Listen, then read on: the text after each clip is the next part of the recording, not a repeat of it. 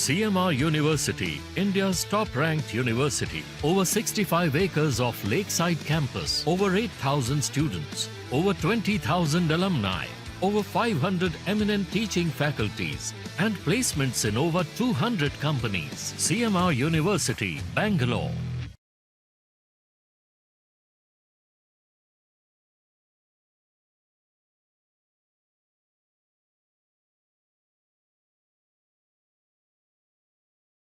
ನಾನು ಸೇರೋದಕ್ಕಿಂತ ಮುಂಚೆ ತಾಲೂಕು ಆಫೀಸಲ್ಲಿ ಒಂದು ಇನ್ಕಮ್ ಸರ್ಟಿಫಿಕೇಟ್ ಮಾಡಿಸ್ಲಿಕ್ಕೆ ಕಣ್ಣೀರು ಹಾಕಿದ್ದಾನೆ. ಒಂದು ಇನ್ಕಮ್ ಸರ್ಟಿಫಿಕೇಟ್ ಮಾಡಿಸ್ಕೊಳ್ಳಿಕ್ಕೂ ಕಣ್ಣೀರು ಹಾಕಿದ್ದಾನೆ. ಏನೋ ಒಂದು 50 ರೂಪಾಯಿ ಕಂದಾಯ ಕಟ್ಟು ಅಂತ ಕೇಳಿದಾಗ ಕಟ್ಟಕ್ಕಾಗ್ದೇನೆ ಒಂದು ಸಿಂಧುತ್ವ ತಗೋಬೇಕಾದ್ರೆ ಬಹಳ ಒದ್ದಾಡಿದ್ದಾನೆ, ಬೇಡಿದ್ದಾನೆ, ಕಾಡಿದ್ದಾನೆ. ಇಷ್ಟೆಲ್ಲ ನೀವು ಕಷ್ಟಪಟ್ಟು ಪ್ರಾಬಬ್ಲಿ 1:5 lakhs ಆಗ್ತೀರಲ್ವಾ ನೀವು? ಕರ್ನಾಟಕದ ಜನಸಂಖ್ಯೆ 7 ಕೋಟಿ ಇತ್ತು ಅಂದ್ರೆ ನಮ್ಮಲ್ಲಿ KS ಅಲ್ಲಿ AC ಗಳಾಗೋದು 15ರಿಂದ 20 ಜನ.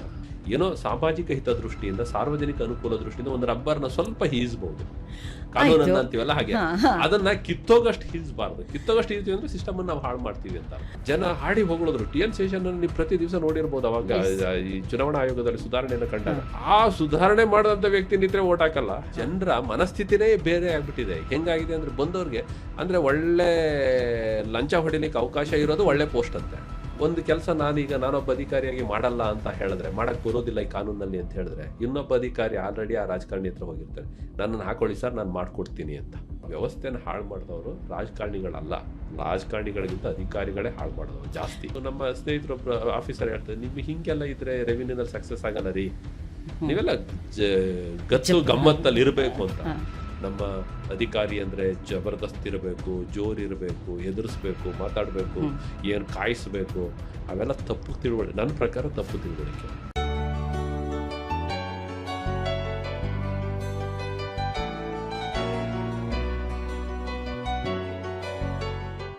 ಇವತ್ತು ನಮ್ಮ ಜೊತೆಗೆ ನಮ್ಮ ಸ್ಟುಡಿಯೋದಲ್ಲಿ ಶೇರ್ವಿತ್ ಶಮಂತ ಪಾಡ್ಕಾಸ್ಟಲ್ಲಿ ನಮಗೆ ಹಳೆ ಸ್ನೇಹಿತರು ಇವರು KA ದಯಾನಂದ್ ನಮ್ಮ ಜೊತೆ ಇದ್ದಾರೆ. ಇವರು ಒಬ್ಬ ಆಫೀಸರಾಗಿ ನಮ್ಮ ಜೊತೆ ಇವತ್ತು ಮಾತಾಡೋದಕ್ಕಿಂತ ಹೆಚ್ಚಾಗಿ ಸುಮಾರು 2019-20 ಇವರು ವಿಮೆನ್ ಆ್ಯಂಡ್ ಚೈಲ್ಡ್ ಡಿಪಾರ್ಟ್ಮೆಂಟಲ್ಲಿ ಡೈರೆಕ್ಟರ್ ಆಗಿದ್ದರು. ನಾವು ತುಂಬ ಅಫಿಷಿಯಲಿ ಇವ್ರನ್ನ ಮೀಟ್ ಮಾಡಿದ್ವಿ. ಈ ಥರ ನಮ್ಮ ರೇಡಿಯೋ ಹೊಸಕೋಟೆ ತಾಲೂಕು ವೈಟ್ಫೀಲ್ಡ್ ಹಿಂದೆ ಅನುಗೊಂಡನಹಳ್ಳಿನಲ್ಲಿ ಯುನಿಸೆಫ್ದು ಒಂದು ಪ್ರಾಜೆಕ್ಟ್ ಮಾಡ್ತಾಯಿದ್ವಿ ಚೈಲ್ಡ್ ಮ್ಯಾರೇಜ್ ಬಗ್ಗೆ. ಹಾಗಾಗಿ ನಿಮ್ಮ ಡಿಪಾರ್ಟ್ಮೆಂಟು ಕೂಡ ನಮ್ಮ ಜೊತೆ ಸೇರ್ಕೋತು ಅಂತಂದರೆ ತುಂಬ ಮೀನಿಂಗ್ಫುಲಿ ಕೆಲಸ ಮಾಡಬಹುದು ಅಂತ ಅಪ್ರೋಚ್ ಮಾಡಿದ್ವಿ. Unbelievable support from the department. ಮತ್ತು ಫಸ್ಟ್ ಟೈಮು ಒಂದು ನಾವು ಅಫಿಷಿಯಲ್ ಲೆಟ್ರ್ ಕೊಟ್ಟಿದ್ದು ಬಿಟ್ಟರೆ ಇನ್ಯಾವುದೇ ಥರ ನಮಗೆ ತೊಂದರೆ ಬರಲೇ ಇಲ್ಲ. ಇಮಿಡಿಯೇಟಾಗಿ ದಯಾನಂದ್ ಅವರು ಅವರ joint director who was in charge of this child marriage prevention eradication Revathi ಅನ್ನೋರಿಗೆ ನಮಗೆ ಡೆಲಿಗೇಟ್ ಮಾಡಿದ್ರು. ಅದು ಹೆಚ್ಚು ಕಡಿಮೆ ಕೋವಿಡ್ ಬರೋ ತನಕ ಸ್ಕೂಲ್ಗಳಿಗೆ ಎಕ್ಸಾಮ್ಸ್ ಶುರು ಆಗ್ತಾಯಿತ್ತು. ನಾವು ಆ ಪ್ರಾಜೆಕ್ಟ್ನ ನವಂಬರಲ್ಲಿ ಶುರು ಮಾಡಿದವರು. ಕೋವಿಡ್ ಇಲ್ಲ ಅಂದಿದ್ರು ಕೂಡ ನಾವು Jan-February ನಿಲ್ಲಿಸಬೇಕು ಅಂತಿದ್ವಿ. ಕೋವಿಡ್ ಬರೋದಕ್ಕೆ ಬರ್ತಾ ಇದೆ ಅನ್ನೋದಕ್ಕೂ ಈ ಪ್ರಾಜೆಕ್ಟ್ ಮುಗಿಯೋಷ್ಟರಲ್ಲಿ ಡಿಪಾರ್ಟ್ಮೆಂಟ್ಗಿಂತ ಹೆಚ್ಚಾಗಿ ಪರ್ಸ್ನಲ್ ರ್ಯಾಪೋ ಆಫೀಸರ್ಸ್ ಜೊತೆಗೆ ಮತ್ತು ದಯಾನಂದ್ ಅವ್ರ ಜೊತೆಗೆ ನಮಗೆ ಬಿಲ್ಡಪ್ ಆಗಿತ್ತು. ಆವತ್ತಿಂದ 4-5 ವರ್ಷದಿಂದ ಇವರು ನಮಗೆ ಆಫೀಸರ್ ಫ್ರೆಂಡಾಗಿ ಸಾಹೇಬರು ಇವತ್ತು ನಮ್ಮ ಸ್ಟುಡಿಯೋಗೆ ಬಂದಿದ್ದಾರೆ. ನಿಮ್ಮನ್ನು ಸಾಹೇಬರು ಅನ್ಬೇಕೋ, ಸರ್ ಅನ್ಬೇಕೋ, ದಯಾನಂದ್ ಅನ್ಬೇಕೋ ಗೊತ್ತಾಗ್ತಾ ಇಲ್ಲ. ಒಂಥರ ನೀವು ತುಂಬ ನಮಗೆಲ್ಲರಿಗೂ ಆತ್ಮೀಯರು, ತುಂಬ ಫ್ರೆಂಡ್ಲಿ ಅಂತಲೇ ಅನಿಸುತ್ತೆ. ಆ್ಯಂಡ್ ಥ್ರೂ ಸಾರಥಿ ತುಂಬ ಜನಕ್ಕೆ ನೀವು ಪರಿಚಯ ಆಗಿದ್ದೀರಾ. ಮತ್ತು ನಿಮ್ಮ ಹಾದಿಗಲ್ಲು ಪುಸ್ತಕದಿಂದ ಕೂಡ ತುಂಬ ಜನಕ್ಕೆ ಪರಿಚಯನೇ ಇಲ್ಲದೆ ಇರೋರಿಗೆ ಪರಿಚಯ ಆಗಿದ್ದಾರೆ. ಮತ್ತು ಇವರು ಬೆಂಗಳೂರು DC ಆಗಿದ್ದಾಗಲೂ ಇವರನ್ನು ಭೇಟಿಯಾಗಿದ್ದುಂಟು.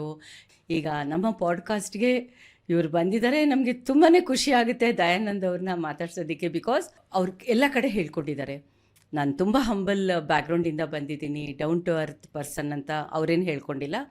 ನಾವು ಅಂದ್ಕೊಂಡು ಇದ್ದೀವಿ ಮತ್ತು ನಮ್ಗೆ ಅವ್ರ ಹತ್ರ ಮಾತಾಡಬೇಕಾದ್ರೆ ಹಾಗೆ ಅನಿಸುತ್ತೆ ಕೂಡ.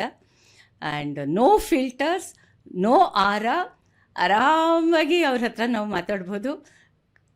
ಏನಾದರೂ ಎಡಿಟ್ ಮಾಡ್ಕೋಬೇಕಾ ನಾವು ಮಾತಾಡಬೇಕಾದ್ರೆ? ಮಾಡ್ಬೋದು. ರೈತಾಪಿ ಕುಟುಂಬದಿಂದ ಬಂದಂಥವ್ರು, ಆರ್ಥಿಕವಾಗಿ ಕಷ್ಟದ ಹಿನ್ನೆಲೆನ ರೈತರು ಅಂದಾಗ ಇಡೀ ಇಂಡಿಯಾದಲ್ಲಿ ನಾವು ನೋಡ್ತೇವೆ ಅತ್ಯಂತ ಕಷ್ಟದ ಬದುಕನ್ನೇ ಅನುಸರಿಸ್ಕೊಂಡು ಬರ್ತಾ ಇರೋದ್ರೆ ಇತ್ತೀಚಿನ ಸಾಮಾಜಿಕ ಸುಧಾರಣೆಗಳಿಂದ, ಆರ್ಥಿಕ ಸುಧಾರಣೆಗಳಿಂದ ಸ್ವಲ್ಪ ಬದಲಾಗಿದೆ ಬಿಟ್ಟರೆ ಒಂದು 10-15 ವರ್ಷಗಳ ಹಿಂದೆ ಇದ್ದಂಥ ರೈತಾಪಿ ಜೀವನದ ಬದುಕು ಸ್ವಲ್ಪ ಕಷ್ಟ ಇತ್ತು. ಆ ಥರದ ಹಿನ್ನೆಲೆಯಿಂದ ತಂದೆ ತಾಯಿ ಕಷ್ಟಪಟ್ಟು ನಮ್ಮನ್ನು ಸಾಕಿದ್ರು, ಯಾರ್ದು ಸಹಾಯ ತೊಗೊಂಡು ಓದಿದ್ವಿ. ಹಾಗಾಗಿ ಆ ಹಳ್ಳಿಯ ಹಿನ್ನೆಲೆಯಿಂದ ಬಂದಂಥವ್ರು. ಹಾಗಾಗಿ ಕಷ್ಟದ ಆ ಬದುಕಿರೋದ್ರಿಂದ ಅದರ ನೋವು ನಲಿವುಗಳು ಇವೆಲ್ಲ ನಮ್ಮಲ್ಲಿ ಒಂದು ರೀತಿಯ ಹಂಬಲ್ನೆಸ್ಸನ್ನು ಬೆಳೆಸಿದಾವೆ. ಅದೇ ಬ್ಯಾಕ್ಗ್ರೌಂಡ್. ಬಟ್ ಎಷ್ಟು ಟಫ್ ಅಲ್ವಾ? ಯು ಪಿ ಎಸ್ ಸಿ ಆಗಬಹುದು, KPSC ಆಗಬಹುದು, ವೆರಿ ಟಫ್ ಎಕ್ಸಾಮಿನೇಷನ್ಸ್ ಅದು. ಹೌದು, ಅಂದರೆ ಇದು IAS ಅನ್ನುವಂಥದ್ದು, KAS ಅನ್ನೋದು ಒಂದು ಕನಸಿನ ಹುದ್ದೆ. ಕೆಲವೇ ಹುದ್ದೆಗಳಲ್ಲಿ ಇದು ಒಂದು ಬಹಳ ಮುಖ್ಯವಾದಂಥ. ಒಂದು ಜಿಲ್ಲೆಗೆ ಒಬ್ಬ DC ಆಗ್ತೀವಿ ಅಂತ ಅಂದರೆ ಇಡೀ ಜಿಲ್ಲೆಯಲ್ಲಿ ಬರುವಂಥ ಎಲ್ಲ ಜನರು ಕೂಡ ಅದರ ಆಡಳಿತದ ಅಂಡರ್ನಲ್ಲೇ ಬರ್ತಾರೆ. ಎಲ್ಲ ಅಧಿಕಾರಿಗಳು ಅವರ ಕೈ ಕೆಳಗಡೆ ಬರ್ತಾರೆ. ಹಾಗಾಗಿ ಇಟ್ಸ್ ಲೈಕ್ ಸುಪ್ರೀಂ ಪವರ್ ಅನ್ನೋ ರೀತಿಯಲ್ಲಿ ಇರುತ್ತೆ. ಪವರ್ ಅನ್ನೋದಕ್ಕಿಂತ ಸೇವೆಯನ್ನು ಸಲ್ಲಿಸಲಿಕ್ಕೆ ಒಂದು ಒಳ್ಳೆಯ ಅವಕಾಶ. ಎಲ್ಲ ರೀತಿಯ ನಮಗೆ ನಮ್ಗೇನಾದ್ರು ಕನಸುಗಳಿದ್ರೆ, ತಿಳುವಳಿಕೆಗಳಿದ್ರೆ ಅದನ್ನು ಅನುಷ್ಠಾನ ಮಾಡಲಿಕ್ಕೆ ಒಂದು ಒಳ್ಳೆಯ ಅವಕಾಶಗಳಿರುತ್ತೆ. ಹಾಗಾಗಿ ಎಲ್ಲರಿಗೂ KAS IAS ಅನ್ನುವಂಥದ್ದು ಒಂದು ರೀತಿಯಲ್ಲಿ ಕನಸಿನ ಹುದ್ದೆ. ಅದು ಮತ್ತೆ ಸಿಗೋದು ಕೂಡ ಪ್ರಮಾಣ ಭಾಳ ಕಡಿಮೆ. AC ಆಗಿ ಬರೋರು 10 ಜನ, 15 ಜನ, ಮ್ಯಾಕ್ಸಿಮಮ್ 20 ಜನ ಅಷ್ಟೇ. IAS ಅಲ್ಲೂ ಅಷ್ಟೇ. ಇಡೀ ಇಂಡಿಯಾದಲ್ಲಿ IAS ಹುದ್ದೆಗಳು ವರ್ಷದಲ್ಲಿ ಒಂದು 100ರಿಂದ 150 ಬರ್ಬೋದು. ಅದರಲ್ಲಿ ಒಂದು 50-60 ಜನ ರಿಟೈರ್ಡ್ ಆಗಿರ್ತಾರೆ, ಇನ್ನೊಬ್ರು ಯಾರು ಟ್ರಾನ್ಸ್ಫರ್ ಆಗಿರ್ತಾರೆ, ಪ್ರಮೋಷನ್ ಆಗಿರ್ತಾರೆ. ಹಾಗಾಗಿ ಸಂಖ್ಯೆ, ಕೋಟ್ಯಾಂತರ ಜನಸಂಖ್ಯೆ ಒಳಗಡೆ ಕೇವಲ 0.0001% ಮಾತ್ರ ಅವಕಾಶ ಸಿಗುತ್ತೆ. ಅಷ್ಟು ಜನಕ್ಕೆ ಮಾತ್ರ ಅವಕಾಶ ಸಿಗುತ್ತೆ. ಹಾಗಾಗಿ ಅದರ ವ್ಯಾಲ್ಯೂ ಯಾವತ್ತು ನಮಗೆ ಯಾವುದು ನಮ್ಮ ಕೈಗೆ ಎಟ್ಗಲ್ಲ, ಅತ್ಯಂತ ಕಾಂಪಿಟೇಷನ್ ಜಾಸ್ತಿ ಇರುತ್ತೆ. ಅದೇ ಬಹಳ ಮುಖ್ಯವಾದಂಥ ಹುದ್ದೆಗಳಾಗಿರ್ತದೆ. ಆಮೇಲೆ ಜೊತೆಗೆ ನಮ್ಮ ಕರ್ನಾಟಕದಲ್ಲಿ ತಗೋತು ಅಂತ ಹೇಳಿದ್ರೆ ತುಂಬ ಜನ ನಮ್ಮ ಕ್ಯಾಡರ್ಗೆ ಬರ್ತಾ ಇರೋರು ನಾರ್ತ್ ಕಡೆಯಿಂದ, ಸ್ಪೆಷಲಿ ಬಿಹಾರ್, ರಾಜಸ್ಥಾನ್, ಬೀಮಾರು ಸ್ಟೇಟ್ಸ್ ಅಂತೀವಲ್ಲ, ಅಂಥ ಕಡೆ ಹುಟ್ಟಿದಾಗ್ಲೇ ಸರ್ಕಾರಿ ನೌಕರಿ ಮತ್ತು IAS IPS ಇದನ್ನು ಅವರು ಡ್ರೀಮ್ ಮಾಡ್ತಾರೆ. ನಮ್ಮಲ್ಲಿ ಕಡಿಮೆ ಅಲ್ವಾ ಸೌತ್ ಇಂಡಿಯಾದಲ್ಲಿ? ಹಾಗಿಲ್ಲ. ಅದಕ್ಕೆ ಒಂದು ಕಾರಣ ಇದೆ. ನಾವು ಸ್ವಲ್ಪ ಸಾಮಾಜಿಕ ಹಿನ್ನೆಲೆಯನ್ನ ಅದ್ರ ಬಗ್ಗೆ ಒಂಚೂರು ಅನಲೈಸ್ ಮಾಡಿ ನೋಡಿದಾಗ ಯಾಕೆ ಆ ಥರ ಆಗ್ತಾರೆ ಅನ್ನೋದು. ನಿಮಗೆ ಒಂದು ಕಾಲದಲ್ಲಿ KAS ಅನ್ನೋದು ಕೋಲಾರ ಅಡ್ಮಿನಿಸ್ಟ್ರೇಟಿವ್ ಸರ್ವಿಸ್ ಅಂತ ಕರೀತಾ ಇದ್ರು. ಅದ್ರ ಅತ್ಯಂತ ಹಿಂದುಳಿದ ಜಿಲ್ಲೆ ಕೋಲಾರ ಆಗಿತ್ತು. ಒಂದು ಕಾಲದಲ್ಲಿ ಕುಡಿಯೋ ನೀರಿಗೂ ಒದ್ದಾಡ್ತಾ ಇದ್ರು. ಇವಾಗೆಲ್ಲ ಸ್ವಲ್ಪ ಸುಧಾರಿಸಿದೆ. ಬಿಹಾರದಲ್ಲೂ ಕೂಡ ನಾನು ಚುನಾವಣೆಗೆ ಸಂಬಂಧಪಟ್ಟಂತೆ ಅಬ್ಸರ್ವರ್ ಆಗಿ ಕೆಲಸ ಮಾಡಿದ್ದೇನೆ. ನಮ್ಮ ಕರ್ನಾಟಕಕ್ಕಿಂತ ಅತ್ಯಂತ ಚಿಕ್ಕ ರಾಜ್ಯ, ಆದ್ರೆ ಜನಸಂಖ್ಯೆ 2 ಪಟ್ಟಿದೆ. 13 ಕೋಟಿ ಜನಸಂಖ್ಯೆ ಇದೆ. ಅಲ್ಲಿ ಉದ್ಯೋಗಗಳು ಬಹಳ ಕಷ್ಟ. ಅಲ್ಲಿ ಹೇಳ್ತಾ ಇರ್ತಾರೆ, ಏನಂದ್ರೆ ಉದ್ಯೋಗ ಎಲ್ಲರೂ ಕಾಲ್ ಮಾಡಿದ್ರೆ ಅಪ್ಲಿಕೇಶನ್ D ಗ್ರೂಪ್ ಕಾಲ್ ಮಾಡಿದ್ರೆ ಉತ್ತರ ಪ್ರದೇಶದವ್ರು ಬಂದು ಆಗ್ಬಿಡ್ತಾರೆ ಅಂತ. ಯಾಕೆಂದ್ರೆ ಅಲ್ಲಿ ಹಿಂದಿ ಕಾಮನ್ ಮದರ್ ಟಂಗ್, ಆ ಥರ ಆಗಿರುತ್ತೆ. ನಮ್ಮಲ್ಲಿ ಹಂಗಿಲ್ಲ. ಕರ್ನಾಟಕ ಅಂದ್ರೆ ಕನ್ನಡ ಬರೋರು ಅಂದಾಗ ತಮಿಳಿಂದ ಯಾರು ಆಯ್ಕೆ ಆಗಲ್ಲ, ಆಂಧ್ರದಿಂದ ಆಗಲ್ಲ, ನಮ್ಮವ್ರಿಗೆ ನಮ್ಗೆ ಉದ್ಯೋಗ ಸಿಗುತ್ತೆ, ಅಲ್ಲಿ ಸಿಗಲ್ಲ. ಹಾಗಾಗಿ ತುಂಬ ಬಡತನ ಎಲ್ಲಿರುತ್ತೋ, ಎಲ್ಲಿ ಆರ್ಥಿಕವಾಗಿ ತುಂಬ ಕಷ್ಟಗಳಿರುತ್ತೋ, ಅಲ್ಲಿ ನಾನು ಏನಾದರೂ ಸಾಧಿಸ್ಬೇಕು ಅನ್ನೋವಂಥ ಕೆಲವರಲ್ಲಿ ಆ ಛಲ ಬರುತ್ತೆ. ಆ ಛಲ ಆ ಯಶಸ್ಸಿಗೆ ಕಾರಣ ಆಗುತ್ತೆ. ಹಾಗಾಗಿ ನೀವು ನೋಡಿ, ಬಿಹಾರದಲ್ಲಿ IPS ಆಫೀಸ್ಗಳು ತುಂಬ ಜನ ಇದ್ದಾರೆ, ಉತ್ತರ ಪ್ರದೇಶದಲ್ಲಿ ಇದ್ದಾರೆ. 12th ಫೇಲ್ ಅಂತ ಸಿನಿಮಾ ಕೂಡ ಬಂದಿತ್ತು, ತಾವು ನೋಡಿರ್ಬಹುದು. ನಮ್ಮಲ್ಲೂ ಅಷ್ಟೇ. ನೀವು ಕೋಲಾರದಲ್ಲಿ ಆಗಿರುವಂಥ, ನನ್ನ ಬ್ಯಾಚ್ನಲ್ಲಿ 20 ಜನದಲ್ಲಿ 6 ಜನ ಕೋಲಾರ ಡಿಸ್ಟ್ರಿಕ್ಟ್ ಅವರು ಇದ್ದಾರೆ. ಅತ್ಯಂತ ಮುಂದುವರೆದಂಥ ಜಿಲ್ಲೆ ಯಾವುದೋ ಮೈಸೂರು, ಬೆಂಗಳೂರು, ಈ ಥರದಂತಹ ಜಿಲ್ಲೆಗಳಲ್ಲಿ ಸಂಖ್ಯೆ ಕಡಿಮೆ ಇರುತ್ತೆ. ಮಂಗಳೂರಿನಲ್ಲಿ ಕಡಿಮೆ ಇರುತ್ತೆ. ಹಾಗೆ ಅದೇನು ನಿಮ್ಗೆ ಕೋಲಾರದಲ್ಲಿ ತಗೊಳ್ತಂದ್ರೆ ಬೆಸ್ಟ್ ರೈಟರ್ಸು, ಬೆಸ್ಟ್ ಆಕ್ಟಿವಿಸ್ಟ್ಗಳು, ಜರ್ನಲಿಸ್ಟ್ಗಳು ಇರುತ್ತೋ, ಮನಸ್ಸೊಳಗಡೆ ಒತ್ತಡ ಇರುತ್ತೋ, ಆ ಸಮಸ್ಯೆಗಳನ್ನು ಅನುಭವಿಸಿರ್ತಾರೋ, ಸಾಮಾಜಿಕ ಸಮಸ್ಯೆಗಳನ್ನು ಅನುಭವಿಸಿರ್ತಾರೋ, ಅದ್ರ ಒಳಗಡೆನೆ ಒಂದು ಒತ್ತಡ ಕ್ರಿಯೇಟ್ ಆಗುತ್ತೆ. ಆ ಒತ್ತಡಗಳೇ ಎಲ್ಲದಕ್ಕೂ ಕಾರಣ. ಒಂದು ಬರಹಕ್ಕೆ ಆ ಒತ್ತಡ ಕಾರಣ ಆಗುತ್ತೆ, ಒಂದು ಸಾಧನೆಗೆ ಒತ್ತಡ ಕಾರಣ ಆಗುತ್ತೆ. ಅಲ್ಲಿ ಹುಟ್ಟಿದ್ದು ನಾವು ಈ ಸರ್ ವಿಶ್ವೇಶ್ವರಯ್ಯನವರು ಹುಟ್ಟಿದ್ದಲ್ಲೇ, ಆ ಭಾಗದಲ್ಲಿ ನಿಮ್ಗೆಲ್ಲ ಕೆಲವ್ರನ್ನ ನೋಡಿ, ಮಾಸ್ತಿಯವರು ಇದ್ದಲ್ಲೇ. ನೀವು ಆ ಥರದ ನೋಡ್ಕೊಂಡು ಹೋದ್ರೆ, ಸಾಹಿತ್ಯ ವರ್ಗ ಇರಲಿ ಅಥವಾ ಯಾವುದೇ ಈ ಸಂಗೀತ ಸಾಂಸ್ಕೃತಿಕ ಕ್ಷೇತ್ರದಲ್ಲಿ ನಮ್ಮ ಎಲ್ಲ ಜಾನಪದ ಕಲೆಗಳ ತವರೂರು ಅದು ಇದ್ದಂಗೆ ನೋಡಬಹುದು. ತಮಟೆಯಿಂದ ಹಿಡಿದು ಎಲ್ಲವೂ. ಹೌದು, ಕೊಟ್ಟನಹಳ್ಳಿ ರಾಮಯ್ಯ ಅವರು ಇರೋದು, ಆದಿಮ ಇರಬಹುದು. ಹೀಗಾಗಿ ನಾವು ನೋಡಿದಾಗ ಎಲ್ಲಿ ಆರ್ಥಿಕವಾಗಿ ಹಿಂದುಳಿದಿರುತ್ತೋ ಅಲ್ಲಿ ಒಂದು ಆ ನೆಲದ ಸಂಸ್ಕೃತಿ ಒಂದಿರುತ್ತೆ, ಆ ಮಣ್ಣಿನ ಸಂಸ್ಕೃತಿ ಇರುತ್ತೆ. ಅದು ಅಷ್ಟೆಲ್ಲ ಮಾಡಲಿಕ್ಕೆ ಕಾರಣ ಆಗುತ್ತೆ. ಹಾಗಾಗಿ ನಾರ್ತ್ ಇಂಡಿಯಾದಲ್ಲಿ ಕೆಲವು ಕಡೆ ಆಗಿರುವಂಥವ್ರು ಸಹಜವಾಗಿ ಜಾಸ್ತಿ ಆಗ್ತಾರೆ, ಇಲ್ಲಿ ಬರ್ತಾರೆ. ಇತ್ತೀಚೆಗೆ ದಕ್ಷಿಣ ಭಾರತದಲ್ಲಿ ಆಗ್ತಾರೆ, ತಮಿಳ್ನಾಡಲ್ಲಿ ಜಾಸ್ತಿ ಆಗ್ತಾ ಇದೆ. ನಿಮ್ಮ KAS IAS ಆಫೀಸರ್ಸ್ ಅಲ್ಲಿ ಈಗ ತೆಗೆದುಕೊಂಡು ನೋಡಿ, ಎಲ್ಲ ತಮಿಳ್ನಾಡವರೇ ಜಾಸ್ತಿ ಇದ್ದಾರೆ ಕರ್ನಾಟಕಕ್ಕಿಂತ ಹೆಚ್ಚಾಗಿ. ಕಾರಣ ಅಂದರೆ ಎಲ್ಲೆಲ್ಲಿ ಆರ್ಥಿಕ ಕಷ್ಟಗಳಿರುತ್ತೋ ಅಲ್ಲಿ ಬೆಳೆದಿದೆ.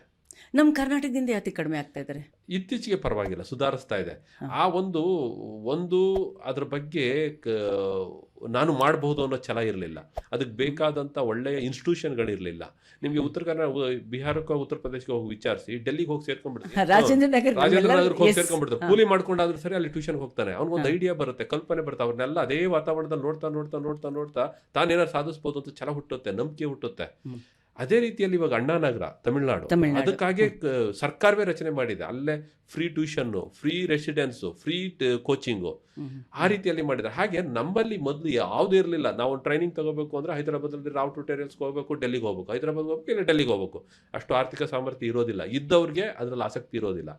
ಬಟ್ ಈಗ ಬೆಂಗಳೂರಿನಲ್ಲಿ ಆ ವಾತಾವರಣ ಕ್ರಿಯೇಟ್ ಆಗಿದೆ. ವಿಜಯನಗರ ಹಬ್ ಆಗಿದೆ ಈಗ. ವಿಜಯನಗರ ಚಂದ್ರ ಲೇಔಟ್ ವಾತಾವರಣ ಏನಿದೆ, ನಾವು 1991 ಅಲ್ಲಿ ನೋಡಿದಾಗ ಸ್ಪರ್ಧಾ ಚೈತ್ರ ಅಥವಾ ಒಂದು ಸಣ್ಣ ಇನ್ಸ್ಟಿಟ್ಯೂಷನ್ನು, ಅಥವಾ MH ಕೃಷ್ಣಯ್ಯ ಅವರು, ಸಾಸಿಂಬರಳೆ ಅವರು ಆ ಉದಯ ಸ್ಕೂಲ್ನಲ್ಲೋ ಅಲ್ಲೆಲ್ಲಾದ್ರೂ ಪಾಠ ಮಾಡೋದು ಒಂದೆರಡು ಕ್ಲಾಸಸ್ ಅನ್ನ ಬಿಟ್ರೆ ಎಲ್ಲೂ ಟ್ಯೂಷನ್ಗಳು ಇರಲಿಲ್ಲ. ಇವತ್ತು ವಿಜಯನಗರ ಹೋಗ್ಬಿಟ್ರೆ ಟೋಟಲ್ ಏರಿಯಾನೇ ರಾಜೇಂದ್ರ ನಗರ್, ಒಂದ್ ರೀತಿ ರಾಜೇಂದ್ರ ನಗರ ತಮಿಳುನಾಡು ಅಣ್ಣಾನಗರ ತರ ಬೆಳೆದಿದೆ. ಹಾಗಾಗಿ ಆ ತರದ ಇನ್ಸ್ಟಿಟ್ಯೂಷನ್ಗಳು ಮಕ್ಕಳಲ್ಲಿ ಒಂದು ರೀತಿ ಆತ್ಮವಿಶ್ವಾಸವನ್ನು ತುಂಬ್ತಾ ಇದ್ದಾವೆ, ಗೈಡ್ ಮಾಡ್ತಾ ಇದ್ದಾವೆ, ಮಾರ್ಗ ತೋರಿಸ್ತಾ ಇದ್ದಾವೆ. ಇನ್ನು ಮುಂದೆ ಇದು ಬೆಳವಣಿಗೆ ಆಗುತ್ತೆ. ಈಗಲೇ ಕಳೆದ ಒಂದು 3-4 ವರ್ಷದಿಂದ ನೋಡಿದ್ರೆ ಕರ್ನಾಟಕದಿಂದ ಆಗುವವರ ಸಂಖ್ಯೆ ಜಾಸ್ತಿ ಆಗ್ತಾ ಇದೆ. ಮತ್ತೆ ನೀವುಗಳು ಕೂಡ ಮಾಡ್ತಾ ಇದ್ದೀರಾ ಅಲ್ವಾ? ಕೆಲವರು ಇವಾಗ ಮಣಿವಣ್ಣನ್ನು ಮಾಡ್ತಾ ಇದ್ದಾರೆ, ನೀವು ಮಾಡ್ತಾ ಇದ್ದೀರಾ? ನಾವು ಒಂದು ರೀತಿಯ ಇದು ಕಮರ್ಷಿಯಲ್ ಆಗಿ ಯಾವುದೇ ಟ್ಯೂಷನ್ ಇಲ್ಲ, ಕಮರ್ಷಿಯಲ್ ಅಲ್ಲ, ಮೋಟಿವೇಶನಲ್ ಆಗಿ ಮಕ್ಕಳುಗಳಿಗೆ ತಿಳುವಳಿಕೆ ಮೂಡಿಸುವಂಥದ್ದು. ಒಂದು ಈ ಕಲಿಕೆ ಪ್ರಾರಂಭ ಆಗೋದು ಮೋಟಿವೇಶನ್ ನಿಂದನೇ. ನಮ್ಗೆ ಅದರಲ್ಲಿ ಆಸಕ್ತಿ ಹುಟ್ಟಿತು ಅಂದ್ರೆ ನಾವು ಮಾರ್ಗವನ್ನು ಕಂಡುಕೊಳ್ತೀವಿ, ಟ್ಯೂಷನ್ಗೆ ಹೋಗ್ತೀವಿ, ಓದ್ತೀವಿ, ಇನ್ನೊಂದು ಮಾಡ್ತೀವಿ, ಏನೋ ಮಾಡ್ತೀವಿ. ಹಾಗಾಗಿ ಮಕ್ಕಳಲ್ಲಿ ಓದಬೇಕು ಅನ್ನುವಂಥದ್ದು ಕೆಲವು ಕೀಳರಿಮೆಗಳಿರ್ತದೆ. ನಮ್ಗೇನಾಗುತ್ತೆ, ಈ ಸಾಧನೆ ಮಾಡೋರಲ್ಲಿ ಕೇವಲ ಎಲ್ಲೋ ಸಿಟಿನಲ್ಲಿ ಎಲ್ಲ ಒಳ್ಳೊಳ್ಳೆ ಸ್ಕೂಲು ಕಾಲೇಜಲ್ಲಿ ಓದೋರು, ಆರ್ಥಿಕವಾಗಿ ಚೆನ್ನಾಗಿರೋರು ಅಷ್ಟಿಂದನೇ ಆಗೋದಿಲ್ಲ. ನಿಮಗೆ ಎಲ್ಲೋ ಗೌರ್ಮೆಂಟ್ ಸ್ಕೂಲಲ್ಲಿ ಓದಿರ್ತಾನೆ, ಕನ್ನಡ ಮೀಡಿಯಮಲ್ಲಿ ಓದಿರ್ತಾನೆ, ಇಂಗ್ಲೀಷ್ ಬರಲ್ಲ ಅಂತಾನೆ, ನನಗೆ ಟ್ಯೂಷನ್ ಕೊಡ್ಲಿಕ್ಕೆ ದುಡ್ಡಿಲ್ಲ ಅಂತಾನೆ. ಅಂಥವ್ರೆಲ್ಲ ಆ ಇನ್ಫೀರಿಯಾರಿಟಿ ಇರುತ್ತಲ್ಲ, ಅದನ್ನು ತೆಗಿಬೇಕು. ಆ ಇನ್ಫೀರಿಯಾರಿಟಿ, ಕೀಳರಿಮೆ ಭಾವವನ್ನು ತೆಗೆದುಬಿಟ್ರೆ ಆ ಮಕ್ಕಳಲ್ಲಿ ಸಾಧನೆ ಮಾಡಲಿಕ್ಕೆ ಬೇಕಾದಷ್ಟು ಛಲ ಇರುತ್ತೆ. ಹಾಗಾಗಿ ಆ ನಿಟ್ಟಿನಲ್ಲಿ ನಾನು ಒಂದಷ್ಟು ವರ್ಕ್ಶಾಪ್ಗಳನ್ನು ಮಾಡ್ತಾ ಇದ್ದೀವಿ. ಒಂದು ಲೈಬ್ರರಿಯನ್ನು ಮಾಡಿದ್ವಿ, ಫ್ರೀ ಲೈಬ್ರರಿ. ಬೆಂಗಳೂರಲ್ಲೂ ಅಥವಾ ಶಿವಮೊಗ್ಗದಲ್ಲಿ ನಾನು ಲೈಬ್ರರಿ ಮಾಡಿದ್ದೆ. ಅಲ್ಲಿ DC ಆದ್ಮೇಲೆ ಇಲ್ಲಿ ಬಂದ್ಮೇಲೆ ಅದೇನೋ ಒಂದು ಎಮೋಷನಲ್ ಅಟ್ಯಾಚ್ಮೆಂಟ್ಸ್ ಆ ಜಿಲ್ಲೆ ಬಗ್ಗೆ. ಸಮನ್ವಯ ಅಂತ ಒಂದು ಸಂಸ್ಥೆ ಇದೆ, ಅದ್ರಲ್ಲಿ ನಮ್ಮ ಸ್ನೇಹಿತಂದು, ಅದರಲ್ಲಿ ನನ್ನ ಗೌರವ ಸಲಹೆಗಾರ ಅಷ್ಟೇ, ಅವರು ನೋಡ್ಕೊಳ್ತಾರೆ ಅನ್ನೋ ಕಾರಣಕ್ಕೆ ಒಂದು ಲೈಬ್ರರಿಯನ್ನು ಪ್ರಾರಂಭ ಮಾಡಿದ್ವಿ. ಆ ಲೈಬ್ರರಿನಲ್ಲಿ ಯಾರು ಬೇಕಾದ್ರೂ ಕೂತ್ಕೊಂಡು ಬಂದು ಓದ್ಬೋದು, ಎಲ್ಲ ಥರದ ಬುಕ್ಕು, ಕಂಪ್ಯೂಟರು, ಓದ್ಲಿಕ್ಕೆ ಒಳ್ಳೆ ವಾತಾವರಣ ಇಷ್ಟನ್ನು ಕಲ್ಪಿಸಿದ್ದೇವೆ. ನೋ ಫೀ, ನೋ ಇದು. ಮತ್ತೆ ಪ್ರತಿ ವರ್ಷದಲ್ಲಿ ತಿಂಗಳಿಗೆ ಒಂದಾದ್ರೂ ಎಲ್ಲಾದ್ರೂ ಒಂದು ಕಡೆ ಒಂದು ಹುಡುಗರನ್ನ ಕರೆದು ಅವ್ರ ಜೊತೆ ಮೋಟಿವೇಶನಲ್ ಇಂಟ್ರಾಕ್ಷನ್ ಮಾಡುವಂಥದ್ದು, ದೊಡ್ಡ ದೊಡ್ಡ ಪ್ರೋಗ್ರಾಮ್ ಮಾಡುವಂಥದ್ದು, ಇದನ್ನ ನಮ್ಮ ವೈಯಕ್ತಿಕವಾದ ಖರ್ಚು ವೆಚ್ಚಗಳಿಂದ ಮಾಡ್ಕೊಂಡು ಹೋಗ್ತಾ ಇದೀವಿ. ಮಕ್ಕಳು ಇದೆಲ್ಲ more or less arts students, degree students, technical students ಏನಿಲ್ಲ. ಇದು it's a common subject, but basic ಇರುತ್ತಲ್ಲ. ಬಟ್ ಆಕ್ಚುಲಿ UPS ಆಗಬಹುದು, ಇದು ನಮ್ದು KS ಸ್ಟೇಟ್ ಸರ್ವಿಸಸ್ ಆಗ್ಬೋದು. ಫಸ್ಟ್ ಟಾರ್ಗೆಟ್ ಮಾಡ್ತಾ ಇದ್ದಿದ್ದು ಡಿಗ್ರಿ ಸ್ಟೂಡೆಂಟ್ಸ್ಗಲ್ವಾ? ಹೌದು. ಅದು ಏನಿತ್ತು ಅಂದ್ರೆ ಮೊದಲು 2 ಆಪ್ಷನಲ್ ಸಬ್ಜೆಕ್ಟ್ ಇದ್ವು ಮೇನ್ಸ್ ಅಲ್ಲಿ. ಪ್ರಿಲಿಮ್ಸ್ ಅಲ್ಲಿ ಒಂದು ಆಪ್ಷನಲ್ ಸಬ್ಜೆಕ್ಟ್ ಇತ್ತು, ಅದರೆಲ್ಲ ಪ್ಯಾಟರ್ನ್ ಈಗ ಚೇಂಜ್ ಆಗ್ಬಿಡ್ತು. ಪ್ರಿಲಿಮ್ಸ್ಗೆ ಈ ಆಪ್ಷನಲ್ ಸಬ್ಜೆಕ್ಟ್ ಅನ್ನ ತೆಗೆದ್ರು, ಮೇನ್ಸ್ ಅಲ್ಲಿ 2 ಆಪ್ಷನಲ್ಲಿ 1 ಆಪ್ಷನಲ್ ಮಾಡಿದ್ರು. ಹಾಗಾಗಿ ಏನಾಗುತ್ತೆ, ನಮಗೆ ಸೈನ್ಸ್ ಸಬ್ಜೆಕ್ಟ್ಗಳಲ್ಲಿ ಮಾರ್ಕ್ಸ್ ಸ್ಕೋರ್ ಆಗಲ್ಲ ಅನ್ನೋ ಕಾರಣಕ್ಕೆ ಸೈನ್ಸ್ ಸ್ಟೂಡೆಂಟ್ ಕೂಡ ಆರ್ಟ್ಸ್ ತಗೊಳ್ತಾ ಇದ್ರು. ಬಟ್ ಹಾಗೇನಿಲ್ಲ, ಮ್ಯಾಥಮೆಟಿಕ್ಸ್ ತಗೊಂಡಾಗಿರೋರು ಇದ್ದಾರೆ, ಫಿಸಿಕ್ಸ್. ನನ್ನ ಬ್ಯಾಚಿನಲ್ಲಿ ಫಿಸಿಕ್ಸ್ ಪ್ರೊಫೆಸರ್ ಫಿಸಿಕ್ಸೇ ತಗೊಂಡು ಅವ್ನು ಫಸ್ಟ್ ರ್ಯಾಂಕ್ ಬಂದ ನನ್ನ ಬ್ಯಾಚ್ನಲ್ಲಿ. ಆ ಥರ ಏನಿಲ್ಲ, ಆ ಸಬ್ಜೆಕ್ಟ್ ಮೇಲೆ ಕಮಾಂಡ್ ಇರಬೇಕಷ್ಟೆ. ಒಂದೇನಂದ್ರೆ ಆರ್ಟ್ಸ್ ಸಬ್ಜೆಕ್ಟ್ ಹೋದ್ರೆ ಜನರಲ್ ನಾಲೆಡ್ಗೂ ಕೂಡ ಹೆಲ್ಪ್ ಆಗುತ್ತೆ. ಕಾಮನ್ ಏನು ಜನರಲ್ ನಾಲೆಡ್ಜ್ ಸಬ್ಜೆಕ್ಟ್ ಪೇಪರ್ಸ್ ಇರುತ್ತೆ ಅದಕ್ಕೆ ಅನುಕೂಲ ಆಗುತ್ತೆ ಅನ್ನೋ ದೃಷ್ಟಿಯಿಂದ ಯಾವುದು ಕಾನ್ಸ್ಟಿಟ್ಯೂಷನ್ ಇರ್ಬೋದು, ಪೊಲಿಟಿಕಲ್ ಅಡ್ಮಿನಿಸ್ಟ್ರೇಷನ್ ಇರ್ಬೋದು, ಅಥವಾ ಇಲ್ಲಿಯ ಕರ್ನಾಟಕ KS ಬಂದ ಕರ್ನಾಟಕ ಹಿಸ್ಟ್ರಿ ಇರ್ಬೋದು, ಅಥವಾ ಇಂಡಿಯನ್ ಹಿಸ್ಟ್ರಿ ಇರ್ಬೋದು. ಈ ಆರ್ಟ್ ಸಬ್ಜೆಕ್ಟ್ ಓದೋರಿಗೆ ಇವೆಲ್ಲ ಕಾಮನ್ ಸಬ್ಜೆಕ್ಟ್ ಇರ್ತವೆ. HEP ಅಂತ ತಗೊಳ್ತೀವಿ PUC ನಲ್ಲಿ, ಡಿಗ್ರಿನಲ್ಲಿ HES ಅಂತ ತಗೊಳ್ತೀವಿ, HEP ಅಂತ ತಗೊಳ್ತೀವಿ. ಹಾಗಾಗಿ 2-3 ಸಬ್ಜೆಕ್ಟು ಕವರ್ ಆಗೋದ್ರಿಂದ ಅನುಕೂಲ ಅಂತ. ಬಟ್ ಈಗ ವಾತಾವರಣ ಚೇಂಜ್ ಆಗಿದೆ. ಈಗ ಬೇಸಿಕ್ ಸೈನ್ಸು ಇದೆ, ನ್ಯೂಮೆರಿಕಲ್ ಎಬಿಲಿಟಿನೂ ಇರುತ್ತೆ, ಎಲ್ಲ ಥರದ್ದು ಇರುತ್ತೆ. ಹಾಗಾಗಿ ಇಟ್ಸ್ ಎ ಕಾಮನ್. ಈಗ ಇತ್ತೀಚೆಗೆ ಸ್ವಲ್ಪ ಸೈನ್ಸ್ ಅವರೇ ಜಾಸ್ತಿ ಆಗ್ತಾ ಇದ್ದಾರೆ, ಆರ್ಟ್ಸ್ಗಿಂತ ಸೈನ್ಸ್ ಅವರು ಕೂಡ ಜಾಸ್ತಿ ಆಗ್ತಾ ಇದ್ದಾರೆ. ಇವಾಗ ನೀವು ಹೇಳ್ತಾ ಇದ್ರಿ ಏನದು ಫೈನಲ್ಗೆ ನೀವು ಇಂಟರ್ವ್ಯೂಗೆ ಅಂತ ಮೇನ್ಸ್ ಅದನ್ನು ಪಾಸ್ ಆಗ್ತೀರಾ, ಅದಾದ್ಮೇಲೆ ಇಂಟರ್ವ್ಯೂಗೆ ಅಂತ ಫಿಸಿಕಲಿ ಹೋದಾಗ ಅಲ್ಲಿ ಎಟಿಕಸಿ ಆಗುತ್ತೆ, ಕರೆಂಟ್ ಅಫೇರ್ಸ್ ಆಗುತ್ತೆ, ಪ್ರತಿಯೊಂದು ಆಗುತ್ತೆ. There is a wrong notion or a myth. ತುಂಬ ಸೊಫಿಸ್ಟಿಕೇಟೆಡ್ ಆಗಿರಬೇಕು ನಾನು ತೆಗೆದುಕೊಂಡಿದ್ದೀನಿ. ನಮಗೆ ಯಾವ ಥರ ಅಂತ ಹೇಳಿದರೆ ವಾಕಿಂಗ್ ಸ್ಟೈಲ್ ಕೌಂಟ್ ಆಗುತ್ತೆ, ಬಾಡಿ ಲ್ಯಾಂಗ್ವೇಜ್ ಕೌಂಟ್ ಆಗುತ್ತೆ ಅಂತ. ಅದಕ್ಕೂ ಕೂಡ ನಮಗೆ ಓದಿಸಿದ್ದುಂಟು. ಅದೆಲ್ಲ ಸತ್ಯನಾ? ಅದು 100% ಸತ್ಯ ಅಂತ ನಾನು ಒಪ್ಪೋದಿಲ್ಲ. ಹಾ. ಯಾಕೆಂದ್ರೆ ನಮ್ಮ ಇಂಟರ್ವ್ಯೂಗೋಸ್ಕರನೇ ಇಂಟರ್ವ್ಯೂ ಮಾಡೋರ ವ್ಯಕ್ತಿನಲ್ಲಿ ಏನೋ ಹೀಗೆ ಶಿಸ್ತುಬದ್ಧವಾಗಿ ಯಾಂತ್ರಿಕವಾಗಿ ಹೀಗೆ ನಡಿಬೇಕು ಹೀಗೆ ಬರಬೇಕು ಅಂತ ಯಾರು ಎಕ್ಸ್ಪೆಕ್ಟ್ ಮಾಡೋದಿಲ್ಲ. ಬಟ್ ಬಿಹೇವಿಯರ್ ನಮ್ಮಲ್ಲಿ ಒಳ್ಳೆಯ ನಡವಳಿಕೆಗಳಿದ್ರೆ ನಮ್ಮ ನಡವಳಿಕೆಯಲ್ಲಿ ಕಾಣುತ್ತದು. ಪ್ರತಿಯೊಬ್ಬ ವ್ಯಕ್ತಿನಲ್ಲಿ ನಮ್ಗೆ ತಿಳುವಳಿಕೆ ಇರುವಂತ ವ್ಯಕ್ತಿಯ ಮುಖ ನೋಡಿದ್ರೆ ಒಂದು ತಿಳುವಳಿಕೆ ಇದೆ ಅಂತ ಅನ್ಸುತ್ತೆ, ಅಥವಾ ಅವನ ನಡೆ ನುಡಿಗಳನ್ನ ನೋಡಿದ್ರೆ ನಮ್ಗೆ ಅಂತ ಫೀಲ್ ಆಗುತ್ತೆ. ಹಂಗೆ ಬಂದ್ರೆ ಆಯ್ತು ಅಷ್ಟೇ. ನಾವು ಬಿಹೇವ್ ಹೇಗಿರ್ಬೇಕು, ಸ್ವಲ್ಪ ಸಬ್ಮಿಸಿವ್ ಆಗಿರ್ಬೇಕು, ನಾವೇನು ಮಾಡ್ಲಿಕ್ಕೆ ಹೊರಟಿದ್ದೀವಿ ಅನ್ನೋ ಒಂದು ಆಲೋಚನೆ ಇರಬೇಕು ಅಂತ. ನನಗೇನೋ ತಿಳುವಳಿಕೆ ಮಿತ್ ಇದೆ ಅಂತ ಹೇಳಿ ಅದನ್ನೆಲ್ಲ ನನ್ನ ನಡವಳಿಕೆನಲ್ಲಿ ಅಥವಾ ಇನ್ನೊಂದ್ರಲ್ಲಿ ತೋರಿಸಬಾರ್ದು ಅನ್ನೋ ಕಾರಣಕ್ಕೆ ಆ ಥರ ಹೇಳ್ತಾರೆ. ಬಟ್ ಹಾಗೇನಿಲ್ಲ. ಒಬ್ಬ ಸ್ಟೂಡೆಂಟ್ ತರ ನಾವು ಹೋದ್ರೆ ಸಾಕು ಅಷ್ಟೇ. ಇಷ್ಟೆಲ್ಲ ನೀವು ಕಷ್ಟಪಟ್ಟು ಪ್ರಾಬಬ್ಲಿ 1:5 lakhs ಆಗ್ತೀರಲ್ವಾ ನೀವು? ಆಗುತ್ತಲ್ವಾ? ಅದಕ್ಕಿಂತ ಜಾಸ್ತಿ ಇದೆ. ಈಗ ಕರ್ನಾಟಕದ ಜನಸಂಖ್ಯೆ 7 ಕೋಟಿ ಇತ್ತು ಅಂದ್ರೆ ನಮ್ಮಲ್ಲಿ KS ಅಲ್ಲಿ AC-ಗಳಾಗೋದು 15-20 ಜನ ಅಲ್ವಾ? ಇಷ್ಟು ಕಾಂಪಿಟೇಟಿವ್ ಆಗಿ ಕಷ್ಟಪಟ್ಟು, ಲಿಟ್ರಲಿ ಕಷ್ಟಪಟ್ಟು ಹಾರ್ಡ್ ವರ್ಕ್ ಆಗಿ ನೀವು ಒಳಗೆ ಬರ್ತೀರಾ ಅಲ್ಲ, ಒಳಗೆ ಬಂದ ತಕ್ಷಣನೇ ಅದೊಂದು ತಕ್ಷಣಕ್ಕೆ ಕ್ರಿಯೇಟ್ ಆಗಿರುತ್ತೆ ಸಾಹೇಬ್ರು. ಇಲ್ಲ, ನನ್ನ ಪರಿಕಲ್ಪನೆಯಲ್ಲಿ ಅದು ಹಿಂದೆ ಒಂಥರ ಇತ್ತು, ಒಂಥರ ರಾಜ ಮರ್ಯಾದೆ ಅಂತ, ರಾಜಪ್ರಭುತ್ವ ಆದ್ಮೇಲೆ ಒಂದ್ ರೀತಿ DC-ಗಳೇ ರಾಜರಿದ್ದಂಗೆ. ಒಂದು ಯಾವ ಮಟ್ಟಕ್ಕಿತ್ತು ಹಿಂದೆ ಅಂತ ಅಂದ್ರೆ, ಒಂದು ಇದನ್ನ ಮಾಡ್ತೀವಿ ಜಮಾಬಂದಿ ಮಾಡ್ತೀವಿ ಅಂತ ವರ್ಷಕ್ಕೊಂದ್ಸಲ ಕಂದಾಯ ಫಿಕ್ಸ್ ಮಾಡೋದು. ಹಿಂದೆ ಅಮಲ್ದಾರ್ ಬ್ರಿಟಿಷ್ ಪೀರಿಯಡ್ ಅಲ್ಲಿ ಡೆಪ್ಟಿ ಕಮಿಷನರ್ಸ್ ಹೋದ್ರೆ ಆನೆ ಮೇಲೆ ಮೆರವಣಿಗೆ ಮಾಡ್ತಿದ್ರಂತೆ, ಕುದುರೆ ಮೇಲೆ ಮೆರವಣಿಗೆ. ಅದು ಆ ಕಾಲ. ಹೌದು ಹೌದು, ಅವರ ಆತ್ಮಚರಿತ್ರೆಗಳನ್ನ ಓದುತ್ತೆ. ಬಟ್ ಕಾಲ ಈಗ ಬದಲಾಗಿದೆ. ಪ್ರಜಾಪ್ರಭುತ್ವ ವ್ಯವಸ್ಥೆ ಬಂದ ನಂತರದಲ್ಲಿ ಪ್ರಜೆಗಳೇ ಪ್ರಭುಗಳಾಗಿದ್ದಾರೆ, ನಾವೇನು ಪ್ರಭುಗಳಲ್ಲ. ಈಗ ಹೇಗೆ ನೀವು ಹೇಳ್ತೀರಾ, ಅದು ನಿಮ್ ಚೇಂಬರ್ಗೆ ನಾವು ಬಂದಾಗ ಹಾಗೆ ಅನ್ಸುತ್ತೆ. ಬಟ್ ನನ್ನ ದೃಷ್ಟಿನಲ್ಲಿ ಒಂದು ಸೇವೆ ಅಷ್ಟೇ, ಸೇವೆ ಕರ್ತವ್ಯ ಅಥವಾ ಸೇವೆ ಅಂತ ನಾವು ಕರೀಬಹುದು ಅಷ್ಟೇ. ಆ ಸೇವೆ ಮನೋಭಾವ ನಮ್ಮಲ್ಲಿ ಇರಬೇಕು. ಎಷ್ಟೋ ಸಲ ನಾವು ಆ ರಾಂಗ್ ನೋಷನ್ ಇಂದ ನಮ್ಮ ಅಧಿಕಾರಿ ಅಂದ್ರೆ ಜಬರ್ದಸ್ತ್ ಇರಬೇಕು, ಜೋರ್ ಇರಬೇಕು, ಹೆದರ್ಸ್ಬೇಕು, ಮಾತಾಡಬೇಕು, ಏನು ಕಾಯಿಸ್ಬೇಕು, ಅವೆಲ್ಲ ತಪ್ಪು ತಿಳುವಳಿಕೆ. ನನ್ನ ಪ್ರಕಾರ ತಪ್ಪು ತಿಳುವಳಿಕೆ. ಉನ್ನತ ಹುದ್ದೆಗೆ ಬಂದಾಗ ಕಾನೂನುಗಳನ್ನ ಅನುಷ್ಠಾನ ಮಾಡ್ಲಿಕ್ಕೆ ಮಾನವೀಯತೆ ಬೇಕು, ಪ್ರೀತಿ ಬೇಕು, ಗೌರವ ಬೇಕು, ಬಂದವ್ರನ್ನ ನಾವು ನಡ್ಸ್ಕೊಳ್ಳೋ ರೀತಿ ಇರಬೇಕು. ಇವೆಲ್ಲ ಮುಖ್ಯ ಆಗುತ್ತೆ ಹೊರತು ಅದಲ್ಲ ಅನ್ನೋದು ನನ್ನ ವೈಯಕ್ತಿಕ ತಿಳುವಳಿಕೆ. ಹೌದೌದು. ಇವತ್ತು ಅವೆಲ್ಲ ಇದ್ದಿದ್ದಕ್ಕೆ, ನೀವು ಪ್ರಾಕ್ಟೀಸ್ ಮಾಡ್ತಾ ಇದ್ದಿದ್ದಕ್ಕೆ ಇವತ್ತು ಸಿಂಪಲ್ ಅಂಡ್ ಸೀದಾ ಸಾದಾಗಿ ನಮ್ಮ ಸ್ಟುಡಿಯೋಗೆ ಬಂದಿದ್ದೀರಾ. ಇಲ್ಲ ಅಂತ ಅಂದಿದ್ದಿದ್ರೆ ನೀವು ಕ್ಯಾಮ್ರಾ ತಗೊಂಡ್ಬನ್ನಿ ಅಂತ ನೀವು ಹೇಳ್ತಾ ಇದ್ರಿ. ಅದಕ್ಕೆ ನಿಮ್ಮ ಹತ್ರ ನೀವು ಓಪನ್ಲಿ ವಿತೌಟ್ ಎನಿ ಫಿಲ್ಟರ್ಸ್ ಮಾತಾಡ್ತಾ ಇರೋದು. ಈ ಒಂದು ಮಿತ್ತು ಜನರಲ್ ಆಗಿ ಕೇಳ್ತಾ ಇದ್ದೀನಿ, ಇಂಡಿವಿಜುವಲ್ ಅಲ್ಲ. ಯಾವಾಗ ಅದು ಬ್ರೇಕ್ ಆಗಿ ಅಹಂ ಈಗೋ ನಾನು ಬರುತ್ತೆ ಜನರಲಿ? ಕೆಲವರಿಗೆ ಏನೋ ಅಧಿಕಾರ ಸಿಕ್ತು ಅಂತ ಚಲಾಯಿಸೋದೇ ಅಧಿಕಾರ ಚಲಾಯಿಸೋದೇ ಹುದ್ದೆ ಅನ್ಕೊಳ್ತಾರೆ. ನನ್ಗೆ ಅಧಿಕಾರ ಸಿಕ್ಕಿದೆ, ಪವರ್ ಇದೆ, ನಾನು ಹುದ್ದೆ ಇದೆ, ಅದನ್ನು ಚಲಾಯಿಸ್ತೇನೆ ಅನ್ನುವಂಥ ಭಾವ ಕೆಲವ್ರಿಗೆ ಇರುತ್ತಿಲ್ಲ ಅಂತ ನಾನು ಹೇಳೋದು. ಕೆಲವು ಅಧಿಕಾರಿಗಳಲ್ಲಿ ಇರುತ್ತೆ, ಕೆಲವು ಇದೆ ಬಹುಪಾಲ ಅಧಿಕಾರಿಗಳಿದೆ, ಎಲ್ಲರೂ ಅಂತಲ್ಲ, ಬಹುಪಾಲ ಅಧಿಕಾರಿಗಳಿದೆ. ಆಮೇಲೆ ತಾವು ಏನು ಅನ್ಕೊಂಡು ಹೋಗ್ತಿರ್ತಾರೋ ಅದೇ ಸತ್ಯ, ಅದೇ ಕರೆಕ್ಟ್ ಅಂತ ಭಾವನೆ ಕೆಲವ್ರಿಗಿರುತ್ತೆ. ಆದರೆ ನನ್ನ ಹಿಂದೆ ನನ್ನ ಬಗ್ಗೆ ಏನು ಯೋಚನೆ ಮಾಡ್ತಾರೆ ಅನ್ನೋ ಫೀಡ್ಬ್ಯಾಕ್ ನನಗೆ ಸಿಗದೇ ಇದ್ದಾಗ ನಾವು ಹಾಗೆ ವರ್ತನೆ ಮಾಡಬಹುದು. ಬಟ್ ಯಾವುದರಿಂದ ಜನರಿಗೆ ಅನುಕೂಲ ಆಗುತ್ತೆ, ಯಾವುದರಿಂದ ನಾವು ಕಾನೂನು ರೀತಿಯಲ್ಲಿ ಕಾರ್ಯನಿರ್ವಹಿಸಿದ್ರೆ ಅಥವಾ ಕಾನೂನುಗಳನ್ನು ಅನುಷ್ಠಾನ ಮಾಡಿದ್ರೆ ಸಾಮಾನ್ಯ ಜನರಿಗೆ ರೀಚ್ ಆಗುತ್ತೆ ಅನ್ನೋದನ್ನು ನಾವು ಸ್ವಲ್ಪ ಕೆಳಗಿಳಿದು, ಜನರ ದೃಷ್ಟಿಯಲ್ಲಿ ಇಳಿದು, ಜನರ ಆಲೋಚನೆಯ ಮಟ್ಟಕ್ಕೆ ಇಳಿದು, ಜನರ ತಿಳುವಳಿಕೆ ಮಟ್ಟಕ್ಕೆ ಇಳಿದು, ಸಾಮಾಜಿಕ ಪರಿಸ್ಥಿತಿಯ ಮಟ್ಟಕ್ಕೆ ಇಳಿದು ಯೋಚನೆ ಮಾಡಿದ್ರೆ ಬಹುಶಃ ಅಹಂ ಹೋಗ್ಬಿಡುತ್ತೆ. ಓಕೆ, ಇವಾಗ ನಿಮ್ಮ ಥರ ಆಫೀಸರ್ಸ್ ಅಂತ ಹೇಳ್ತೇನೆ. ನಿಮ್ಮ ಥರ ಅಂತ ಹೇಳಿದರೆ ನೀವು ಕೋಲಾರ ಮತ್ತು ನಿಮ್ಮ ಬಾಲ್ಯದ್ದು ಚೈಲ್ಡ್ಹುಡ್ದೆಲ್ಲ ಹೇಳಿದ್ರೆ ಯಾವ ರೀತಿ ಕಷ್ಟಪಟ್ಟು ಒಂದು ಹಠ ಛಲ ಆಸೆಯಿಂದ ಬಂದ್ರಿ ಅಂತ.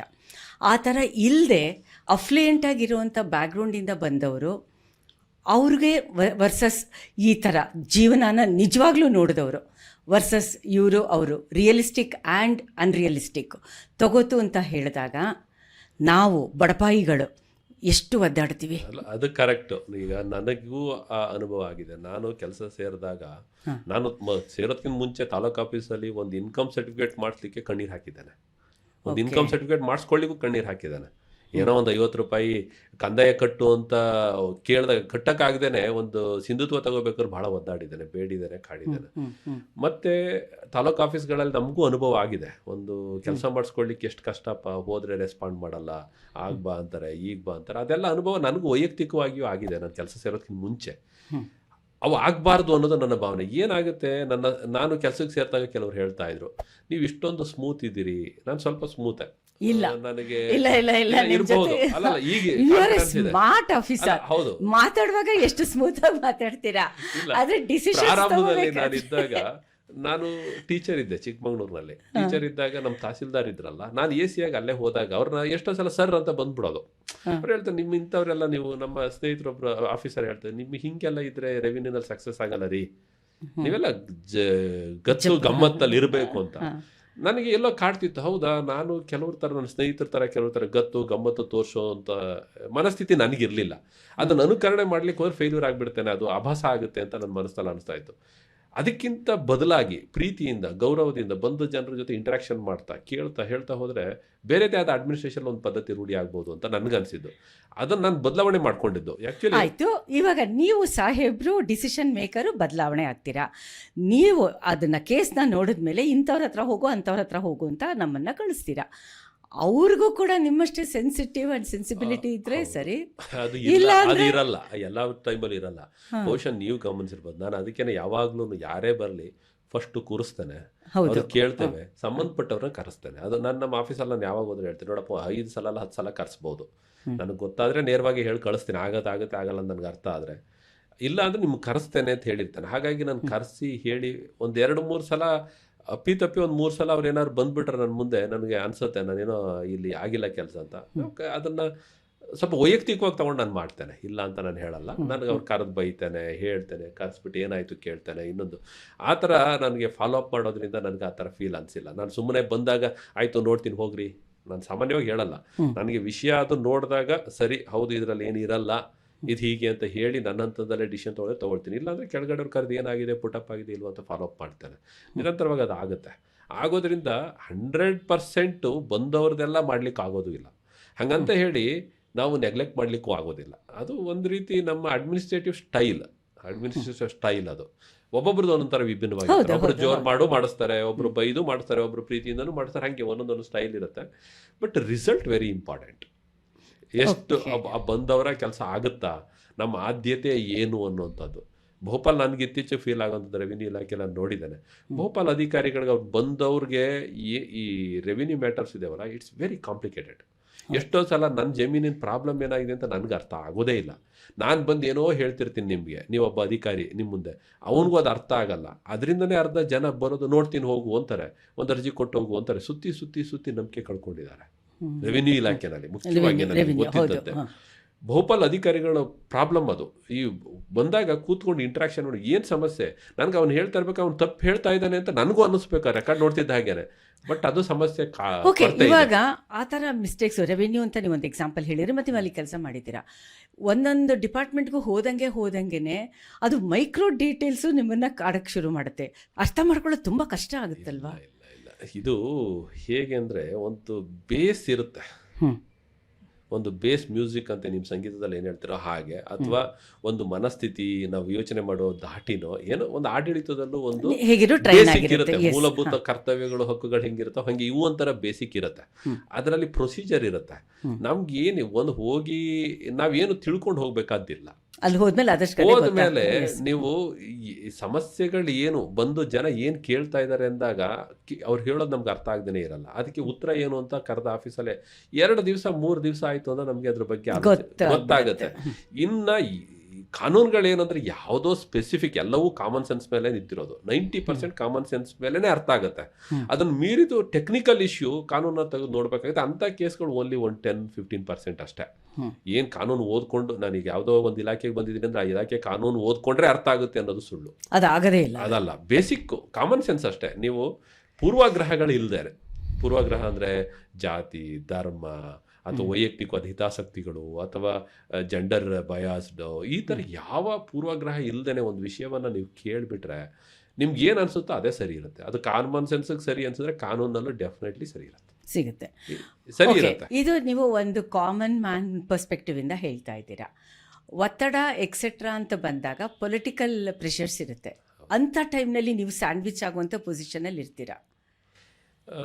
ನನಗೆ ನಾನು ಸ್ವಲ್ಪ ಅದರಲ್ಲಿ ಡಿಫ್ರೆಂಟ್ ಇದ್ದೀನಿ. ನಾನು ಯಾವಾಗಲೂ ಹೇಳ್ತಿರ್ತೀನಿ ಅಧಿಕಾರಿಗಳಿಗೆ, ತಪ್ಪು ರಾಜಕಾರಣಿಗಳದಲ್ಲ, ಅಧಿಕಾರಿಗಳದ್ದು. ಯಾವ ಥರ? ಈ ನಾವು ಬೈತೀವಲ್ಲ, ದೇಶ ಹಾಳಾಯಿತು, ವ್ಯವಸ್ಥೆ ಹಾಳಾಯಿತು ರಾಜಕಾರಣಿಗಳಿಂದ ಅಂತ. ಅಲ್ಲ, ಅದಕ್ಕೆ ಹೆಚ್ಚಿನ ಕಾಂಟ್ರಿಬ್ಯೂಷನ್ ಕೊಟ್ಟವರೇ ಅಧಿಕಾರಿಗಳು. ಹೇಗೆ ಅಂತ ಹೇಳಿಬಿಡ್ತಾನೆ. ಅದು ಇದಿರುವಂಥದ್ದು, ತಿಳುವಳಿಕೆ ಇರುವಂಥದ್ದು. ನೋಡಿ, ನಾನು ಯಾವುದೇ ಅಧಿಕಾರಿ ಇರಲಿ, ನಾನಿರಲಿ, ನೀವಿರಲಿ, ಇನ್ನೊಬ್ಬರು ಬರಲಿ, ಒಂದು ಕುರ್ಚಿನಲ್ಲಿ ಕುಳಿತು ಕೆಲಸ ಮಾಡ್ತೀವಿ ಅಂದರೆ ಕಾನೂನು ಒಂದೇ ಇರುತ್ತೆ, ತಗೊಳ್ಳೋ ಡಿಸಿಷನ್ ಒಂದೇ ರೀತಿ ಇರಬೇಕು, ಮಾಡೋ ಕೆಲಸ ಒಂದೇ ರೀತಿ ಇರಬೇಕು, ಬೇರೆ ಬೇರೆ ರೀತಿ ಇರಲಿಕ್ಕೆ ಸಾಧ್ಯ ಇಲ್ಲ. ಹೌದಲ್ಲ? ಆದರೆ ಈ ನಮ್ಮ ವಾತಾವರಣದಲ್ಲಿ ಹಾಗಿಲ್ಲ. ಒಂದು ಕೆಲಸ ನಾನೊಬ್ಬ ಅಧಿಕಾರಿಯಾಗಿ ಮಾಡಲ್ಲ ಅಂತ ಹೇಳಿದ್ರೆ, ಮಾಡಕ್ಕೆ ಬರೋದಿಲ್ಲ ಈ ಕಾನೂನಲ್ಲಿ ಅಂತ ಹೇಳಿದ್ರೆ, ಇನ್ನೊಬ್ಬ ಅಧಿಕಾರಿ ಆಲ್ರೆಡಿ ಆ ರಾಜಕಾರಣಿ ಹತ್ರ ಹೋಗಿರ್ತಾನೆ, ನನ್ನನ್ನು ಹಾಕೊಳ್ಳಿ ಸರ್, ನಾನು ಮಾಡಿಕೊಡ್ತೀನಿ ಅಂತ ಹೋಗಿರ್ತಾನೆ. ಅವ್ನಿಗೆ ಹುದ್ದೆ ಆಸೆ, ಇನ್ನೇನೋ ಸ್ವಾರ್ಥ. ಅವನಿಗೆ ಮಾಡಕ್ಕೆ ಬರುತ್ತೆ ಅಂದರೆ ಅಲ್ಲಿಗೆ ಕಾನೂನು ಪರವಾಗಿ, ಕಾನೂನನ್ನು ಎಲ್ಲರೂ ಒಂದೇ ರೀತಿ ಡಿಫೈನ್ ಮಾಡ್ತಾ ಇಲ್ಲ, ಒಂದೇ ರೀತಿ ಅನುಸರಿಸ್ತಾ ಇಲ್ಲ. ಇದನ್ನು ರಾಜಕಾರಣಿ ಅದನ್ನು ಎನ್ಕ್ಯಾಶ್ ಮಾಡ್ಕೊಳ್ತಾನೆ. ಯಾರೋ ಹೋಗ್ತಾನೆ, ನಾನು ನಿನ್ನ ಕೆಲಸ ಮಾಡ್ಕೊಡ್ತೀನಿ ಅಂದರೆ ಅವ್ರು ಯಾಕೆ ಬೇಡ ಅಂತಾರೆ ಅಲ್ವಾ? ಹಾಗಾಗಿ ನನ್ನನ್ನು ತೆಗಿತಾರೆ, ಇನ್ನೊಬ್ಬನ್ನ ಹಾಕ್ಕೊಳ್ತಾರೆ. ಹೀಗಾಗಿ ರಾಜಕಾರಣಿಗಳಿಗೆ ಅನುಕೂಲ ಆಗೋ ರೀತಿಯಲ್ಲಿ ಅಧಿಕಾರಿಗಳೇ ಪ್ರೋತ್ಸಾಹಿಸೋದು. ಯಾರನ್ನ ಹಾಕೊಂಡ್ರು ಒಂದೇ ಅಪ್ಪ, ಇದು ಬರುತ್ತೆ ಬರಲ್ಲ ಅಂತ ಅವ್ರಿಗೆ ಅನ್ನಿಸ್ಬಿಟ್ರೆ, ನಮ್ಮನ್ನು ಚೇಂಜ್ ಮಾಡಲ್ಲ, ನಿಮ್ಮ ಚೇಂಜ್, ಯಾರು ಚೆನ್ನಾಗಿ ಕೆಲಸ ಮಾಡ್ತಾರೆ ಮಾಡ್ಕೊಂಡು ಹೋಗ್ಲಿ, ಸ್ವಲ್ಪ ಸ್ಪೀಡಾಗಿ ಕೆಲಸ ಮಾಡೋನು ಇರಲಿ ಅಂತಾರೆ. ಇಲ್ಲ, ಇವನ್ ತೆಗೆದು ಅವ್ನು ಹಾಕೊಂಡ್ರೆ ಅನುಕೂಲ ಆಗುತ್ತೆ ಅಂದರೆ ನೀವಾದರೂ ಅಷ್ಟೇ, ನಾವಾದ್ರೂ ವೈಯಕ್ತಿಕವಾಗಿ ಲಾಭ ಅನ್ನೋ ವಿಚಾರ ಬಂದಾಗ ಎಲ್ಲರೂ ಅಷ್ಟೇ. ಇದು ಮೂಲ ಕಾರಣ. ನಾವು ವ್ಯವಸ್ಥೆಯನ್ನು ಹಾಳು ಮಾಡಿದವರು ರಾಜಕಾರಣಿಗಳಲ್ಲ, ರಾಜಕಾರಣಿಗಳಿಗಿಂತ ಅಧಿಕಾರಿಗಳೇ ಹಾಳು ಮಾಡೋದು ಜಾಸ್ತಿ. ಅದನ್ನ ಎನ್ಕ್ಯಾಶ್ ಮಾಡ್ಕೋತಾರೆ ಅನ್ನೋದು ಬೇಕಾದ್ರೆ ಸತ್ಯ ಒಪ್ಕೋಬಹುದು. ಅವ್ರು ಎನ್ಕ್ಯಾಶ್ ಮಾಡ್ಕೊಳ್ಳೋ ಸತ್ಯ. Okay, fine. ನನ್ನ ವೀಕ್ನೆಸ್ ಅನ್ನು ಅವ್ರು ಎನ್ಕ್ಯಾಶ್ ಮಾಡ್ಕೊಳ್ತಾರೆ. ಈಗ ಎಲ್ಲ ಅಧಿಕಾರಿಗಳು ಒಂದೇ ರೀತಿ ಇದ್ರೆ, ಯಾರನ್ನ ಹಾಕೊಂಡ್ರು ಒಂದೇ ಅಪ್ಪ, ನೀನು ಇಲ್ಲಾದ್ರೂ ಆ ಕಾಲಾದ್ರೂ ರೆಡಿ ಇರ್ತೀವಿ ಅಂದ್ರೆ ಏನು ತೊಂದರೆ ಇಲ್ಲ. ಹಾಗಾಗಿ ಈ ಒಂದು ದೃಷ್ಟಿನಲ್ಲಿ ಅದು ಒಂದು ಭಾಗ. ಎರಡನೇ ಭಾಗ, ನಾನು ಇರೋದು ಹೀಗೆ ಅನ್ನೋದನ್ನು ನಾವು ಮನಸ್ಥಿತಿನಲ್ಲಿ ಗಟ್ಟಿ ಮಾಡ್ಕೋಬೇಕು. ನಾನು ಇದು ಅಲ್ಲ, ಇದು ನಮಗೆ ಮಾಡ್ಲಿಕ್ಕೆ ಬರುತ್ತೆ, ಇದನ್ನು ಮಾಡ್ಲಿಕ್ಕೆ ಬರಲ್ಲ, ಇದನ್ನ ನಾವು ಕಾನೂನು ಪ್ರಕಾರ ಹಿಂಗೆ ಮಾಡ್ತೇವೆ, ಈ ಥರ ಮಾಡ್ಬೋದು. ಏನೋ ಸಾಮಾಜಿಕ ಹಿತದೃಷ್ಟಿಯಿಂದ, ಸಾರ್ವಜನಿಕ ಅನುಕೂಲ ದೃಷ್ಟಿಯಿಂದ ಒಂದು ರಬ್ಬರ್ನ ಸ್ವಲ್ಪ ಹೀಸ್ಬೋದು, ಕಾನೂನನ್ನ ಅಂತೀವಲ್ಲ ಹಾಗೆ. ಅದನ್ನ ಕಿತ್ತೋಗಷ್ಟು ಹೀಸ್ಬಾರ್ದು. ಕಿತ್ತೋಗಷ್ಟು ಹೀಸ್ತೀವಿ ಅಂದ್ರೆ ಸಿಸ್ಟಮ್ ನಾವು ಹಾಳು ಮಾಡ್ತೀವಿ ಅಂತ ಅರ್ಥ. ಆಯ್ತು, ಇವಾಗ ನಿಮಗೆ ಸ್ವಲ್ಪ ಸೆನ್ಸಿಬಲ್ ಮಿನಿಸ್ಟರ್ ಇತ್ತು ಅಂತ ಹೇಳಿದ್ರೆ you can have a dialogue. Suppose upper floor empty ಆಗಿರೋ ಮಿನಿಸ್ಟರ್ಸ್ ಜೊತೆ ಕೆಲಸ ಮಾಡಬೇಕು ಅಂತಂದ್ರೆ ಏನಿಲ್ಲ. ಈಗ ನನಗೆ ಯಾರ ಜೊತೆನಾದ್ರೂ ಕೆಲಸ ಮಾಡಿ, ನನ್ನ ಕರ್ತವ್ಯದ ಒಂದು ಚೌಕಟ್ಟಿದೆ, ಅವ್ರಿಗೆ ಇಷ್ಟ ಆಯ್ತು ಅಕ್ಸೆಪ್ಟ್ ಮಾಡ್ತಾರೆ, ಇಷ್ಟ ಆಗದಿದ್ರೆ ಚೇಂಜ್ ಮಾಡ್ತಾರೆ, ಟ್ರಾನ್ಸ್ಫರ್ ಆಗ್ಬೋದು ಅಷ್ಟೇ. ಮತ್ತೇನಾಗ್ಲಿಕ್ಕೆ ಸಾಧ್ಯ? ಇನ್ನೊಂದು ಇಲಾಖೆನಲ್ಲೂ ಅದೇ ಕೆಲಸ ಮಾಡ್ತೇವೆ, ಹೌದಲ್ಲ? ಏನು ಹೀಗೆ ಅಂತಿಲ್ಲ. ನಾನು ಕುರ್ಚಿ, ಹುದ್ದೆ, ಲಾಭ, ಇನ್ನೇನೋ ಆಸೆ ಇಟ್ಟುಕೊಂಡಿದ್ರೆ ಅವಾಗ ಈ ಪ್ರಾಬ್ಲಮ್ಸ್ ಎಲ್ಲ ಬರುತ್ತೆ, ಪ್ರಾಬ್ಲಮ್ ಶುರುವಾಗುತ್ತೆ. ಅದು ಯಾವ್ದು ಇಲ್ಲ ಅಂದ್ರೆ ನಾನು ಯಾಕೆ ತಲೆ ಕೆಡ್ಸ್ಕೋಬೇಕು? ನಾನು ಕರ್ತವ್ಯ ಮಾಡಕ್ ಬಂದ್ರೆ ಎ ಆದ್ರೇನು, ಬಿ ಇಲಾಖೆ ಆದ್ರೇನು, ಸಿ ಇಲಾಖೆ ಆದ್ರೇನು ಸರಿ. ಇದು ಈ ತರ ಆ ದೃಷ್ಟಿಯಿಂದ ಪ್ರತಿಯೊಬ್ಬನು ಯೋಚನೆ ಮಾಡಬೇಕು ಅಂತ ನನ್ನ ಬಯಕೆ. ಆಗ್ತಾ ಇದೆಯಾ ಇವಾಗ? ಯಾಕೆಂತಂದ್ರೆ ನನಗೆ ಅಷ್ಟು ಪ್ರಮಾಣದಲ್ಲಿ ಹಾಳಾಗಿಲ್ಲ ಸಿಸ್ಟಮ್ ಇನ್ನ. ನನ್ನ ಪ್ರಕಾರ ಕೆಲಸ ಮಾಡೋರಿಗೆ ಸಪೋರ್ಟ್ ಮಾಡುವಂತಹ ವ್ಯವಸ್ಥೆ ಈಗಲೂ ಇದೆ. ನಾನು ಬೆಂಗಳೂರು DC ಒಂದು ಸಲ ಅಲ್ಲ 2 ಸಲ ಇದ್ದೆ. 2018 ಎಲೆಕ್ಷನ್ ಬಂದಾಗಲೂ 3 ತಿಂಗಳಿದ್ದೆ. ಚೇಂಜ್ ಮಾಡ್ಲಿ, ತೊಂದರೆ ಇಲ್ಲ. ಇನ್ನೆಲ್ಲ ಒಂದು ಜಿಲ್ಲೆಯಲ್ಲಿ ಕೆಲಸ ಮಾಡ್ತೇನೆ. 1 ವರ್ಷ 10 ತಿಂಗಳಿದ್ದೆ. ಮತ್ತೆ 24 ಎಲೆಕ್ಷನ್ ನಿಮ್ಮ ಇದರಲ್ಲೇ ಆಗಿತ್ತು. ಅವಾಗ್ಲೂ ಚುನಾವಣಾ ಆಯೋಗ ನಮ್ಮನ್ನ ಹುಡುಕಿ ಹಾಕ್ತು, ಅಲ್ಲಿ ಪ್ರಾಬ್ಲಮ್ ಇದೆ ಮಾಡುವಂತ ಕೆಲಸ ಮಾಡೋರ್ಗಿದೆ. ನಾನಿದ್ದೆಲ್ಲ ಕಳೆದ ಕೃಷ್ಣ ಬೈರೇಗೌಡರು ಮಿನಿಸ್ಟರ್ ಇದ್ರು, ನಮ್ಗೇನ್ ಸರಿ ಅನ್ಸುತ್ತೆ ಅದನ್ನ ಹೇಳ್ತಿದ್ವಿ, ಕೇಳ್ತಿದ್ವಿ. ಯಾವತ್ತೂ ಕೃಷ್ಣ ಬೈರೇಗೌಡ ತರದವರು ಸಮ್ ಎಕ್ಸೆಪ್ಷನ್ ಇಲ್ಲ, ಇದಾರೆ ಎಲ್ಲ ರಾಜಕಾರಣಿಗಳು. ಒಂದು ನಾವ್ ಯೋಚನೆ ಮಾಡ್ಬೇಕು, ನಾವಿದ್ದಂಗೆ ಅವ್ರು ಇರ್ತಾರೆ. ಇವಂದು ಹೀಗೇನಪ್ಪ ಅನ್ನೋದಿದ್ರೆ ಇಟ್ಕೊಳ್ತಾರೆ, ಇಲ್ಲಾಂದ್ರೆ ಅವ್ರು ಬೇಕಾದವ್ರು ಹಾಕೊಳ್ತಾರೆ ಅಷ್ಟೇ. ಇಲ್ಲ, ಇವಾಗ ನಾನು ಯಾಕೆ ಕೇಳ್ತಾ ಇದ್ದೀನಿ ಅಂತಂದ್ರೆ, ಈಗ ನೀವು ಒಬ್ಬ ಆಫೀಸರ್ ಆಗಿ ನೋಡ್ತಾ ಇರ್ತೀರಾ ಜನರದ್ದು.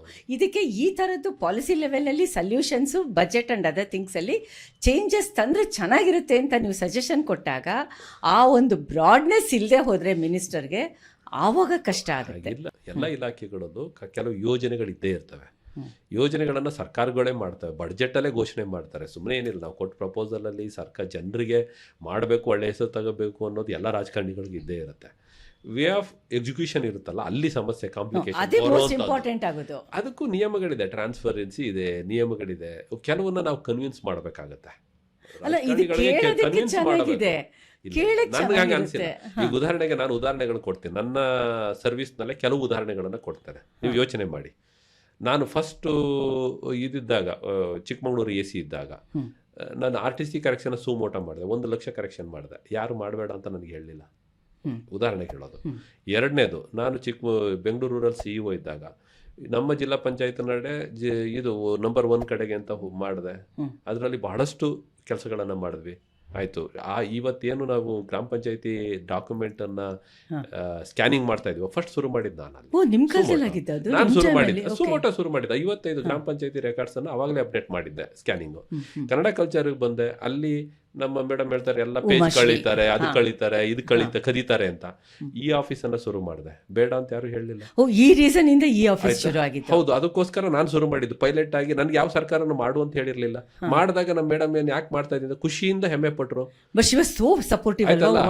ಆಯ್ತು, ನಿಮ್ಮ ಎಲ್ಲಾ ರಾಜ್ಯದ ಎಲ್ಲಾ ಯಾವುದು ಆಡಿಟೋರಿಯಂಗಳಿದಾವಲ್ಲ, ನಮ್ಗೆ ಅದನ್ನ ಎಲ್ಲರೂ ಯಾರ್ಯಾರೋ ಮಧ್ಯವರ್ತಿಗಳು ತಗೋತಾರೆ ಅಂತಿತ್ತು. ಆನ್ಲೈನ್ ಮಾಡಿದೆ, ಧನ ಸಹಾಯದ ಆನ್ಲೈನ್ ಮಾಡಿದೆ. ಅದು ಕೊನೆಗೆ ಈ ಆಫೀಸ್ ಇವತ್ತು ರಾಜ್ಯದ ಒಂದು ಅನಿವಾರ್ಯ ಮಾಡೆಲ್ ಆಯ್ತು. ಆಯ್ತು, ಅದಾಯ್ತು. ನಾನು ಮಾಡಿದ್ದ ಈ ಗ್ರಾಮ ಪಂಚಾಯತ್ ಶುರು ಮಾಡಿದ್ಮೇಲೆ ನಾಗಂಬಿಕಾ ಮೇಡಮ್ ಅಂತ ನಮ್ಮ ಪ್ರಿನ್ಸಿಪಲ್ ಸೆಕ್ರೆಟರಿ ಇದ್ರು, ಗ್ರಾಮ ಪಂಚಾಯತ್ ಎಲ್ಲ ಕಡೆ ಮಾಡೋಣ ಅಂತ ಆದೇಶ ಹೊರಡಿಸಿದ್ರು. ಅದಾದ ಮೇಲೆ ಅಷ್ಟು ಬಿಟ್ಬಿಡಿ, ಅಲ್ಲಿಂದ ಬಂದ್ಮೇಲೂ ಕೂಡ ನಾವು ಅದರಿಂದ ಬೇರೆ ಇಲಾಖೆ, ಈಗ ಮುಜರಾಯಿಗೆ ಬಂದಾಗ NIC ಇಂದ ಎಲ್ಲ ಆ ದೇವಸ್ಥಾನಗಳನ್ನು ಒಂದು ವೆಬ್ಸೈಟ್ ಅಂಡರಲ್ಲಿ ತರಬೇಕು, ಆನ್ಲೈನ್ ಸೇವೆಗಳನ್ನು ಮಾಡಬೇಕು, ಎಲ್ಲ ಮಾಡಬೇಕು. ಅದನ್ನು ತಮಿಳ್ನಾಡಲ್ಲಿ ಒಂದು ಸಕ್ಸಸ್ಫುಲ್ ಸಾಫ್ಟ್ವೇರ್ ಇತ್ತು, ಅದನ್ನೇ ತಗೊಂಡು ನಾನು ಅದನ್ನು ಅಪ್ಡೇಟ್ ಮಾಡಿದೆ. ಈಗ ಕೆಲವು ಪಾರ್ಟ್ ಇನ್ಕ್ರೀಸ್ ಆಗಿದೆ, ನಾವು ಬಂದ್ಮೇಲೆ ಅದಕ್ಕೆ ನಿಂತಿದೆ, ಬೇರೆ ವಿಚಾರ ಅದು, ಅದನ್ನು ನಾನು ಹೇಳಕ್ಕೋಲ್ಲ. ಅಲ್ಲಿಂದ ಬಂದು ಹೌದು, ನಾನು ಹೋದ 7-8 ಡಿಪಾರ್ಟ್ಮೆಂಟ್ಗಳಲ್ಲೇ ನಾನು ಈ ಆಫೀಸ್ಗಳನ್ನ ಶಿವಮೊಗ್ಗ DC ಇದ್ದಲ್ಲಿ ಈ ಆಫೀಸನ್ನು ಇದು ಮಾಡಿದೆ. ಹಾಗೇನೆ ವುಮೆನ್ ಅಂಡ್ ಚೈಲ್ಡ್ ಅಲ್ಲಿ ಬಂದಾಗ ಈ ಆಫೀಸನ್ನು ಕಂಟಿನ್ಯೂ ಮಾಡಿದೆ, ಅದನ್ನು ಇಂಪ್ಲಿಮೆಂಟ್ ಮಾಡಿದೆ. ಬೆಂಗಳೂರು DC ಆಫೀಸಲ್ಲಿ ಈ ಆಫೀಸ್ ಇರಲಿಲ್ಲ, ಈ ಆಫೀಸ್ ಮಾಡಿದೆ. ಇಲ್ಲಿ ಬಳಕೆ ಇರಲಿಲ್ಲ, ಮಾಡಿದೆ. ಹಾಗೆ ಆಲ್ಮೋಸ್ಟ್ ಎಲ್ಲ ಡಿಪಾರ್ಟ್ಮೆಂಟ್ಗಳನ್ನ ನಾನು ಹೋದಾಗ ಈ ಆಫೀಸ್. ಉದಾಹರಣೆಗೆ ನನಗೆ ಮೊನ್ನೆ ಕೂಡ ನನಗೆ ಇವ್ರು ಸಿಕ್ಕಿದ್ರು, ನಮ್ಮ ವಿಜಯಭಾಸ್ಕರ್ ಸರ್. ಮೊನ್ನೆ ಸಿಕ್ಕಿ ಹೇಳ್ತಾ ಇದ್ರು, ಅಲ್ಲಪ್ಪ ನನಗೆ ಕಂಪ್ಯೂಟರ್ನಲ್ಲಿ ಈ ಕಡತಗಳನ್ನು ನಿರ್ವಹಿಸೋದ್ರ ಬಗ್ಗೆ ನಂಬಿಕೆ ಇರಲಿಲ್ಲ. ನಿಂದನ್ನು ನೋಡಿದ್ಮೇಲೆ, ನೀನು ನೋಡಿದ್ಮೇಲೆ ನನಗೆ ಅದನ್ನು ನಂಬಿಕೆ ಹುಟ್ಟಿ ಎಲ್ಲ ಕಡೆ ಎಲ್ಲ ಸೆಕ್ರೆಟರಿಗಳನ್ನ ಕರೆದು ನಾನು ಇಂಪ್ಲಿಮೆಂಟ್ ಮಾಡಿಸೋಕ್ಕೆ ಪ್ರಯತ್ನ ಮಾಡಿದೆ. ಎಲ್ಲ ಸಭೆಗಳಲ್ಲೂ ನಾನು ಓಪನ್ ಆಗಿ ಹೇಳಿದ್ದೇನೆ. ಜಾಮದಾರ್ ಸರ್, ಇದು ನಮ್ಮ ವಿಜಯಭಾಸ್ಕರ್ ಸರ್ ಇಬ್ಬರು ಸಿಕ್ಕಾಗ ವಿಜಯಭಾಸ್ಕರ್ ಸರ್ ನಾನು ಕೇಳಿದ್ದು, ನನಗೆ ಖುಷಿ ಇದೆ ಅದರಲ್ಲಿ ಅಂತ. ಅದಕ್ಕಿಂತ ದೊಡ್ಡ ಸಾಧನೆ ಏನಿದೆ? ವಿಜಯಭಾಸ್ಕರ್ ಸರ್ ಇದ್ದಾಗ ನಾನು ಕರೆದು ಹೇಳೋರು, ಅದನ್ನು ಮಾಡು, ಇದನ್ನು ಮಾಡು, ಎಷ್ಟು ಪ್ರೀತಿಯಿಂದ ನಮ್ಮನ್ನು ಅಪ್ರಿಷಿಯೇಟ್ ಮಾಡೋರು. ದೊಡ್ಡ ಅಧಿಕಾರಿ ಒಬ್ಬ ನಮ್ಮಂಥ ಸಣ್ಣ ಸಾಮಾನ್ಯ ಅಧಿಕಾರಿಯನ್ನು ಗುರುತಿಸೋದು ಸುಮ್ಮನೆ ಆಗಲ್ಲ, ನಾವು ಆಸಕ್ತಿ ತಗೋಬೇಕು. ಬಟ್ ಈಗ ದಿನದಲ್ಲಿ ನಾನು ಆಫೀಸ್ಗೆ ಹೋದಾಗ ಬೆಳಗ್ಗೆಯಿಂದ ಸಂಜೆ ತನಕ ಒಂದು 100 ಫೈಲ್ ನೋಡ್ತಾನೆ. ಸಾಮಾನ್ಯವಾಗಿ 95 ಫೈಲನ್ನು ಯಾರು ಕೇಳೋರು ಇರಲ್ಲ. ಇನ್ನು 5 ಫೈಲ್ ಅಷ್ಟೇ ಈ ಥರ ಕಾಂಪ್ಲಿಕೇಶನ್, ಯಾರ್ದೋ ಒತ್ತಡ ಇರ್ಬೋದು, ಯಾರ್ದೋ ಇನ್ನೊಂದು ಸಮಸ್ಯೆ ಇರ್ಬೋದು, ಅಥವಾ ಅದರಲ್ಲಿ ಯಾರ್ದೋ ಸ್ವಾರ್ಥ ಇರ್ಬೋದು, ಇನ್ನೊಂದು ಇರ್ಬೋದು. ಬಟ್ ನಾವು ನಮ್ಮ ಮಕ್ಕಳಿಗೆ 95% ರಿಸಲ್ಟ್ ಬಂದರೆ ಖುಷಿ ಪಡ್ತೀವ ಇಲ್ವಾ? ಅಲ್ಲ, ಇವಾಗ ನೀವು ಹೇಳ್ತಾ ಇದ್ರೆ ತುಂಬಾ ರೋಸಿ ಪಿಕ್ಚರ್ ಕಾಣಿಸ್ತಾ ಇದೆ. ನನಗಂತೂ ಹಾಗೆ ಅನ್ಸಿರೋದು. ನಾನು ಬೆಂಗಳೂರು DC ಇದ್ದಾಗ ಕಳೆದ 10-12 ವರ್ಷಗಳಿಂದ ಈ ಸೆಕ್ಸ್ ವರ್ಕರ್ಸ್ಗೆ, ಫಿಸಿಕಲಿ ಹ್ಯಾಂಡಿಕ್ಯಾಪ್ಗೆ, ಏಡ್ಸ್ ಇದಿರೋರಿಗೆ, ಈ ಸಫಾಯಿ ಕರ್ಮಚಾರಿಗಳಿಗೆ, ಯಾರ್ದೋ ಇದನ್ನ ಇದ್ರ ರಾಜಕಾಲುವೆ ಮೇಲೆ ಇದ್ದವ್ರನ್ನ ರಿಹ್ಯಾಬಿಲಿಟೇಷನ್ ಮಾಡಿದ್ದವ್ರಿಗೆ, ಅವ್ರಿಗೆಲ್ಲ ಜಾಗ ಕೊಟ್ಟಿತ್ತು, ಸೈಟ್ ಕೊಟ್ಟಿರಲಿಲ್ಲ. ಸುಮಾರು 3,500 ಹಕ್ಕು ಪತ್ರಗಳನ್ನು ನಾನು ಕೊಟ್ಟಿದ್ದೇನೆ. ಅದನ್ನು ಡಿಸಿಷನ್ ತಗೊಂಡಿದ್ದಾರೆ DC ಇದ್ದಾಗ 1 ವರ್ಷದಲ್ಲಿ. ಕಳೆದ 15 ವರ್ಷಗಳಿಂದ 20 ವರ್ಷಗಳಿಂದ ಪೆಂಡಿಂಗ್ ಇದ್ದದ್ದು. ಅದ್ರ ಬಗ್ಗೆ ಯಾರೇನು ನನ್ನನ್ನು ಯಾಕಪ್ಪ ಇದನ್ನ ಮಾಡ್ತೀನಿ ಅಂತ ಕೇಳಿಲ್ಲ, ಆಗಿಲ್ಲ ಅಂತ ಜನ ಬಂದು ಗಲಾಟೆ ಮಾಡ್ತಾ ಇರ್ಬೋದು. ಬಹುಶಃ ಕನ್ನಡ ಇವಿನೆಲ್ಲ ಎಲ್ಲ ಒಂದ್ ಕಡೆ ಒಂದು ಒಳ್ಳೆ ರಿಪೋರ್ಟ್ ಕೂಡ ಬಂತು. ಹಾಗೆ ನಾವು ಮಾಡಲಿಕ್ಕೆ ಬೇಕಾದಷ್ಟು ಕೆಲಸಗಳಿರ್ತವೆ ಒಳಗಡೆ. ಅವೆಲ್ಲವೂ ಕೂಡ ನಾವು ಗಮನಿಸ್ಬೇಕಾದ, ಯಾವುದೋ ಕಾಂಟ್ರವರ್ಸಿ ಇರೋದನ್ನೇ ನಾನು ಮಾಡಬೇಕು ಅಂತಿಲ್ಲ. ಅದನ್ನು ಬಿಟ್ಟು ಹಾಕಿ ಮಾಡೋ 95% ಕೆಲಸ ಇರುತ್ತೆ, ಅದನ್ನು ಮಾಡಿದ್ರೆ ಮಾಡ್ಬೋದು. ಓಕೆ, ಇವಾಗ ಆಲ್ಮೋಸ್ಟ್ ನೀವೇ ಹೇಳ್ದಂಗೆ ಸುಮಾರು ಜನ ಆಫೀಸರ್ಸ್ಗೆ ಈ ಮೆಂಟಾಲಿಟಿ ಇರುತ್ತೆ, every rule has N exception. ಹಾಗಾಗಿ ಒಳ್ಳೆ ಕೆಲಸಗಳಾಗೋದ್ರ ಬಗ್ಗೆ ನಾನು ಹೇಳ್ತಾ ಇದ್ದೀನಿ ಅಂತ ಹೇಳಿದ್ರೆ, ಆದರೆ ಯಾವುದೇ ಪಾರ್ಟಿ ಬಂದರೂ ಕೂಡ ನಮ್ಮನ್ನು ಯಾವ ಆಫೀಸರು ಅಧಿಕಾರಿಗಳು ಮಾತಾಡ್ಸಲ್ಲ, ಮರ್ಯಾದೆ ಕೊಡಲ್ಲ. ಅದು ಒಂದು ಥಂಬ್ ರೂಲ್ ಆಗೋಗಿದೆ. ಆ ಥರ ಇಲ್ಲ ನೋಡಿ. ನಮ್ಮ ವಿಷಯವನ್ನು ನಾವು ಅರ್ಥೈಸ್ಕೊಂಡು ಡಿಫೈನ್ ಮಾಡ್ತಾ ಇರೋ ರೀತಿ ತಪ್ಪಿದೆ. ಈಗ ನಾನು ಮುಜರಾಯಿ ಕಮಿಷನರ್ ಇದ್ದೆ, ಆವಾಗ ಸುಮಾರು ಜನ ಸ್ನೇಹಿತರು ಬರೋರು, ಬಂದು ಏನು ಸರ್ ಒಳ್ಳೆ ಪೋಸ್ಟ್ಗೆ ಹೋಗೋದನ್ನು ಇದರಲ್ಲಿ ಕೂತಿದ್ದೀರಿ ಅಂತ ಹೇಳೋರು. ನಾನು ಕನ್ನಡ ಕಲ್ಚರಲ್ಲಿದ್ದೆ, ಎಲ್ಲ ಬರೋರು, ಅಲ್ಲ ಸರ್ ನೀವು ಕೇಳಿದ್ರೆ ಒಳ್ಳೆ ಪೋಸ್ಟ್ ಕೊಡ್ತಾರೆ, ನೀವು ಇದು ಯಾವ ಕೆಲಸದಲ್ಲಿ ಕೂತೀರಿ ಒಳ್ಳೆ ಪೋಸ್ಟ್. ನಾನು ಕೇಳ್ತಿದ್ದೆ ಒಳ್ಳೇದು ಅಂದರೆ ಯಾವುದು, ಅರೆ ಯಾವ್ದು ಹೇಳಿ? ನಮ್ಮ ಜನರ ಮನಸ್ಥಿತಿನೇ ಬೇರೆ ಆಗ್ಬಿಟ್ಟಿದೆ. ಹೆಂಗಾಗಿದೆ ಅಂದ್ರೆ ಬಂದವ್ರಿಗೆ ಅಂದ್ರೆ ಒಳ್ಳೆ ಲಂಚ ಹೊಡಿಲಿಕ್ಕೆ ಅವಕಾಶ ಇರೋದು ಒಳ್ಳೆ ಪೋಸ್ಟ್ ಅಂತೆ. ಈ ತರ ಡೆಫಿನೇಷನ್ ನಮ್ಮ ಮನಸ್ಥಿತಿಯಲ್ಲಿ ಜನರೇ ಆ ಥರ ಯೋಚನೆ ಮಾಡೋ ದಾಟಿ ಇದೆಯಲ್ಲ, ಅದು ಬದಲಾಗಬೇಕು. ಎಲ್ಲ ಕಡೆ ಇದೆ ಫಾಲ್ಟ್, ಓನ್ಲಿ ಅಧಿಕಾರಿ ಅಷ್ಟೇ ಅಲ್ಲ, ಮನಸ್ಥಿತಿಲಿ ಬೇರೆ ಬೇರೆಯವ್ರ ಮನಸ್ಥಿತಿಲಿ ಇದೆ. ಒಳ್ಳೆ ಹುದ್ದೆ ಇದ್ದವನಿಗೆ ಅಂದರೆ ಯಾವುದೋ ಲಾಭದಾಯಕವಾದದ್ದಿದ್ರೂ ಮಾತ್ರ ಅವನು ಬಹಳ ದೊಡ್ಡ ಅಧಿಕಾರಿ, ಅವನ ಮೇಲೆ ಗೌರವ ಕೂಡ ಅಲ್ಲ. ನಾನು ಜನರ ಮನಸ್ಥಿತಿ ನಾನು ನೋಡ್ತಾ ಇದ್ದೀನಿ. ಇತ್ತೀಚೆಗೆ ನೀವು ಗಮನಿಸಿ, ನಾವು ಬರೀ ಒಂದೇ ದೃಷ್ಟಿಕೋನದಲ್ಲಿ ನೋಡೋದಕ್ಕಿಂತ ನೋಡಿ, ಅವನಿಗೆ ಲಾಭ ಆಗುತ್ತೆ ಅಂದರೆ ಯಾರಿಗೆ ಬೇಕಾದ್ರೆ ಲಂಚ ಕೊಟ್ಟು ಮಾಡಿಸ್ಕೊಂಡು ಹೋಗಕ್ಕೆ ರೆಡಿ ಇರ್ತಾನೆ ಒಬ್ಬ ವ್ಯಕ್ತಿ. ಅವನಿಗೆ ಲಾಭ ಆಗಲ್ಲ ಅಂತ ಅಂದ್ರೆ ಅದನ್ನು ವಿರೋಧಿಸ್ತಾನೆ, ಭ್ರಷ್ಟತೆ ಅಂತಾನೆ. ಭ್ರಷ್ಟತೆ ಬಗ್ಗೆ ಯಾರು ಮಾತಾಡ್ತಾರೆ ಅಂದರೆ ಯಾರು ಭ್ರಷ್ಟರಾಗ್ಲಿಕ್ಕೆ ಅವಕಾಶಗಳಿಲ್ವೋ ಸಿಗಲ್ವೋ ಅಂತವ್ನು ಮಾತಾಡ್ತಾನೆ ಭ್ರಷ್ಟತೆ ಬಗ್ಗೆ. ಅವನಿಗೂ ಅವಕಾಶ ಸಿಗ್ಬಿಟ್ರೆ ಅದನ್ನ ಮಾತಾಡೋದು ನಿಲ್ಲಿಸ್ಬಿಡ್ತಾನೆ. ಅಂದ್ರೆ ನಮ್ಮ ಸಿಸ್ಟಮ್ ಈಗ ನಾನು 40% 60% ಅಂತ ಪೊಲಿಟಿಕಲ್ ಲ್ಯಾಂಗ್ವೇಜ್ ಅದನ್ನ ಹೇಳ್ತಾ ಇಲ್ಲ. ಸಿಸ್ಟಮ್ನಲ್ಲಿ ನಾವು ಜನರು ಒಂದು ಮನಸ್ಥಿತಿಯನ್ನು ಬದಲಾವಣೆ ಮಾಡ್ಕೋಬೇಕು. ಲಂಚ ಯಾಕೆ ತಗೋತಾನೆ? ಕೊಡೋನಿದ್ದಾನೆ ತಗೊಳ್ತಾನೆ, ಕೊಡೋನಿಲ್ದೇ ಇದ್ರೆ ಯಾಕೆ ತಗೊಳ್ತಾನೆ? ಯಾಕೆ ಯೋಚನೆ ಮಾಡಲ್ಲ, ಅದನ್ನು ಕ್ವಶನ್ ಮಾಡಲ್ಲ. ಯಾರು ಕ್ವಶನ್ ಮಾಡ್ತಾ ಇದ್ದಾನೆ ಅಂದರೆ ಯಾರೋ ಮಧ್ಯವರ್ತಿ RTI ಆಕ್ಟಿವಿಸ್ಟ್ ಹೆಸರಲ್ಲೋ ಇನ್ನೊಂದು ಹೆಸರಿನಲ್ಲೋ ಬ್ಲ್ಯಾಕ್ ಮೇಲ್ ಮಾಡಲಿಕ್ಕೆ ಕ್ವಶನ್ ಮಾಡ್ತಾ ಇದ್ದಾನೆ ಇವ್ನು ಭ್ರಷ್ಟ ಅಂತ ಹೊರತು ಒಳ್ಳೆ ದೃಷ್ಟಿಯಿಂದ ಕ್ವಶನ್ ಮಾಡ್ತಿಲ್ಲ. ಭಾಳಷ್ಟು ಜನ, ಎಲ್ಲರೂ ಅಂತ ನಾನು ಹೇಳಲ್ಲ, ಕೆಲವರಿದ್ದಾರೆ, ಭಾಳಷ್ಟು ಜನ ಕ್ವಶನ್ ಎಲ್ಲಿ ಮಾಡ್ತಾರೆ, ಇವ್ನು ಭ್ರಷ್ಟಪ್ಪ ಯಾಕೆಂದ್ರೆ ತನ್ನ ಲಾಭ ಮಾಡಿಸ್ಕೊಂಡು ಬ್ಲ್ಯಾಕ್ ಮೇಲ್ ಮಾಡ್ಲಿಕ್ಕೆ ಹೇಳ್ತಾ ಇದ್ದಾರೆ. ಬೆಂಗಳೂರಲ್ಲಿ ನನಗೆ ಆಗಿರೋ ಅನುಭವ ನಾನು ಹೇಳ್ತಾ ಇದ್ದೀನಿ. ಇದು ನಿಮ್ಮ ಅನುಭವ, ನಾನು ಜನರಲ್ ಆಗಿ ಹೇಳ್ತಾ ಇದ್ದೀನಿ, ಇದು ಬೇಸ್ಡ್ ಆನ್ ಮೈ ಅನುಭವ. ಈಗ ನಾವುಗಳು ನಿಮ್ಮ ಹತ್ರ ಬರ್ತೀವಿ ಫಸ್ಟ್, ಓಕೆ, ನಿಮ್ಮ ಹತ್ರ ಬರ್ತೀವಿ, ನೀವು ಎಕ್ಸೆಟ್ರಾ ಎಲ್ಲ ಡೀಟೇಲ್ಸ್ ತೊಗೋತೀರಾ, ಎಲ್ಲ ಮಾಡ್ತೀರಾ, ಮತ್ತು ಕನ್ಸರ್ನ್ಡ್ ಆಫೀಸರು, ಟೆಕ್ನಿಕಲ್ ಆಫೀಸರ್ ಅಥವಾ ಇನ್ಸೈಡ್ ಆಫೀಸರ್ ಹತ್ರ ನಮ್ಮನ್ನು ಕಳಿಸ್ತೀರಾ. ಅಲ್ಟಿಮೇಟ್ಲಿ ಆತ ನಮ್ಮನ್ನು ಇವ್ಯಾಲ್ಯೂಯೇಟ್ ಮಾಡೋದು, ಆತ ನಮ್ಮನ್ನು ಕರೆಕ್ಟಾಗಿ ನಂದು ಅಂತ ಹೇಳ್ತಾ ಇಲ್ಲ, ನಮ್ಮದು ಇವ್ಯಾಲ್ಯೂಯೇಟ್ ಮಾಡಿ ನಿಮಗೆ ರಿಪೋರ್ಟ್ ಕೊಡ್ತು ಅಂತ ಹೇಳಿದ್ರೆ ಕೆಲಸಗಳು ಸರ್ಟನ್ ಟೈಮ್ಸು ಮುಂದಕ್ಕೆ ಹೋಗುತ್ತೆ. ಆ ಗ್ಯಾಪ್ನ ನೀವುಗಳು ಅವ್ರ ಮೇಲೆ ಬೇಕೋ ಬೇಡವೋ ಡಿಪೆಂಡ್ ಆಗಲೇಬೇಕಾಗುತ್ತೆ. ಯಾಕೆಂದ್ರೆ ಎಲ್ಲಾನು ನೀವು ನೋಡೋಕ್ಕಾಗಲ್ಲ. ಕೆಲಸ ಶುರುವಾಗದೆ ಕೇಸ್ ವರ್ಕರ್ ಇಂದ, ಅಲ್ಲಿಂದಾನೆ ಅವನಿಂದ ಫೈಲ್ ಬಂದ್ರೆ ಡಿಸಿಷನ್ ಆಗುತ್ತೆ, ಇಲ್ಲ ಆಗೋದಿಲ್ಲ. ತಾವ್ ಹೇಳೋ ಸರಿ ಇದೆ.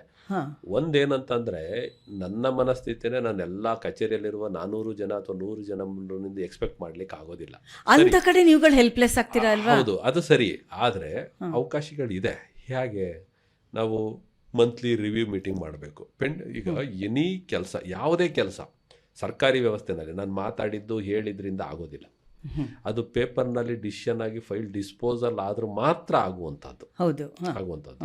ನೀವೇನೋ ಒಂದು ಅರ್ಜಿ ಕೊಟ್ಟಿರ್ತೀರಿ, ಟಪಾಲಲ್ಲಿ ಎಂಟ್ರಿ ಆಗುತ್ತೆ, ಅದು ಪ್ರೋಸೆಸ್ ಆಯ್ತಾ? ಮಂತ್ಲಿ ಒಂದ್ಸಲ ರಿವ್ಯೂ ಇರುತ್ತೆ. ಫೈಲು ಕ್ಲೋಸ್ ಆಯ್ತಾ, ಎಷ್ಟು ಪೆಂಡಿಂಗ್ ಇದೆ, ಯಾಕಿದೆ ಅಂತ ನೋಡ್ಬಿಟ್ರೆ ಅದು ನಿಮ್ಮದು ಅಂತಲ್ಲ, ಜನರಲ್ ಆಗಿ ಹೋಗಿರುತ್ತೆ. ಅದು ಎಲ್ಲಾ ಫೈಲ್ಗಳು ಎಲ್ಲಿಂದ ಬಂದು ಕ್ಲೋಸ್ ಆಗುತ್ತೆ? ಎಗೈನ್ ನನ್ನ ಹತ್ರನೇ ಬರುತ್ತೆ. ಒಬ್ಬ ಅಧಿಕಾರಿ ಫೈನಲ್ ಅದು ಕ್ಲೋಸ್ ಆಗಬೇಕು, ಡಿಸಿಷನ್ ಆಗಬೇಕು, ಡಿಸಿಷನ್ ಮೇಕರ್ ಹತ್ರ ಬಂದೇ ಬರುತ್ತೆ, ಹೆಡ್ ಆಫೀಸ್ ಹೆಡ್ ಹತ್ರ ಬಂದೇ ಬರುತ್ತೆ.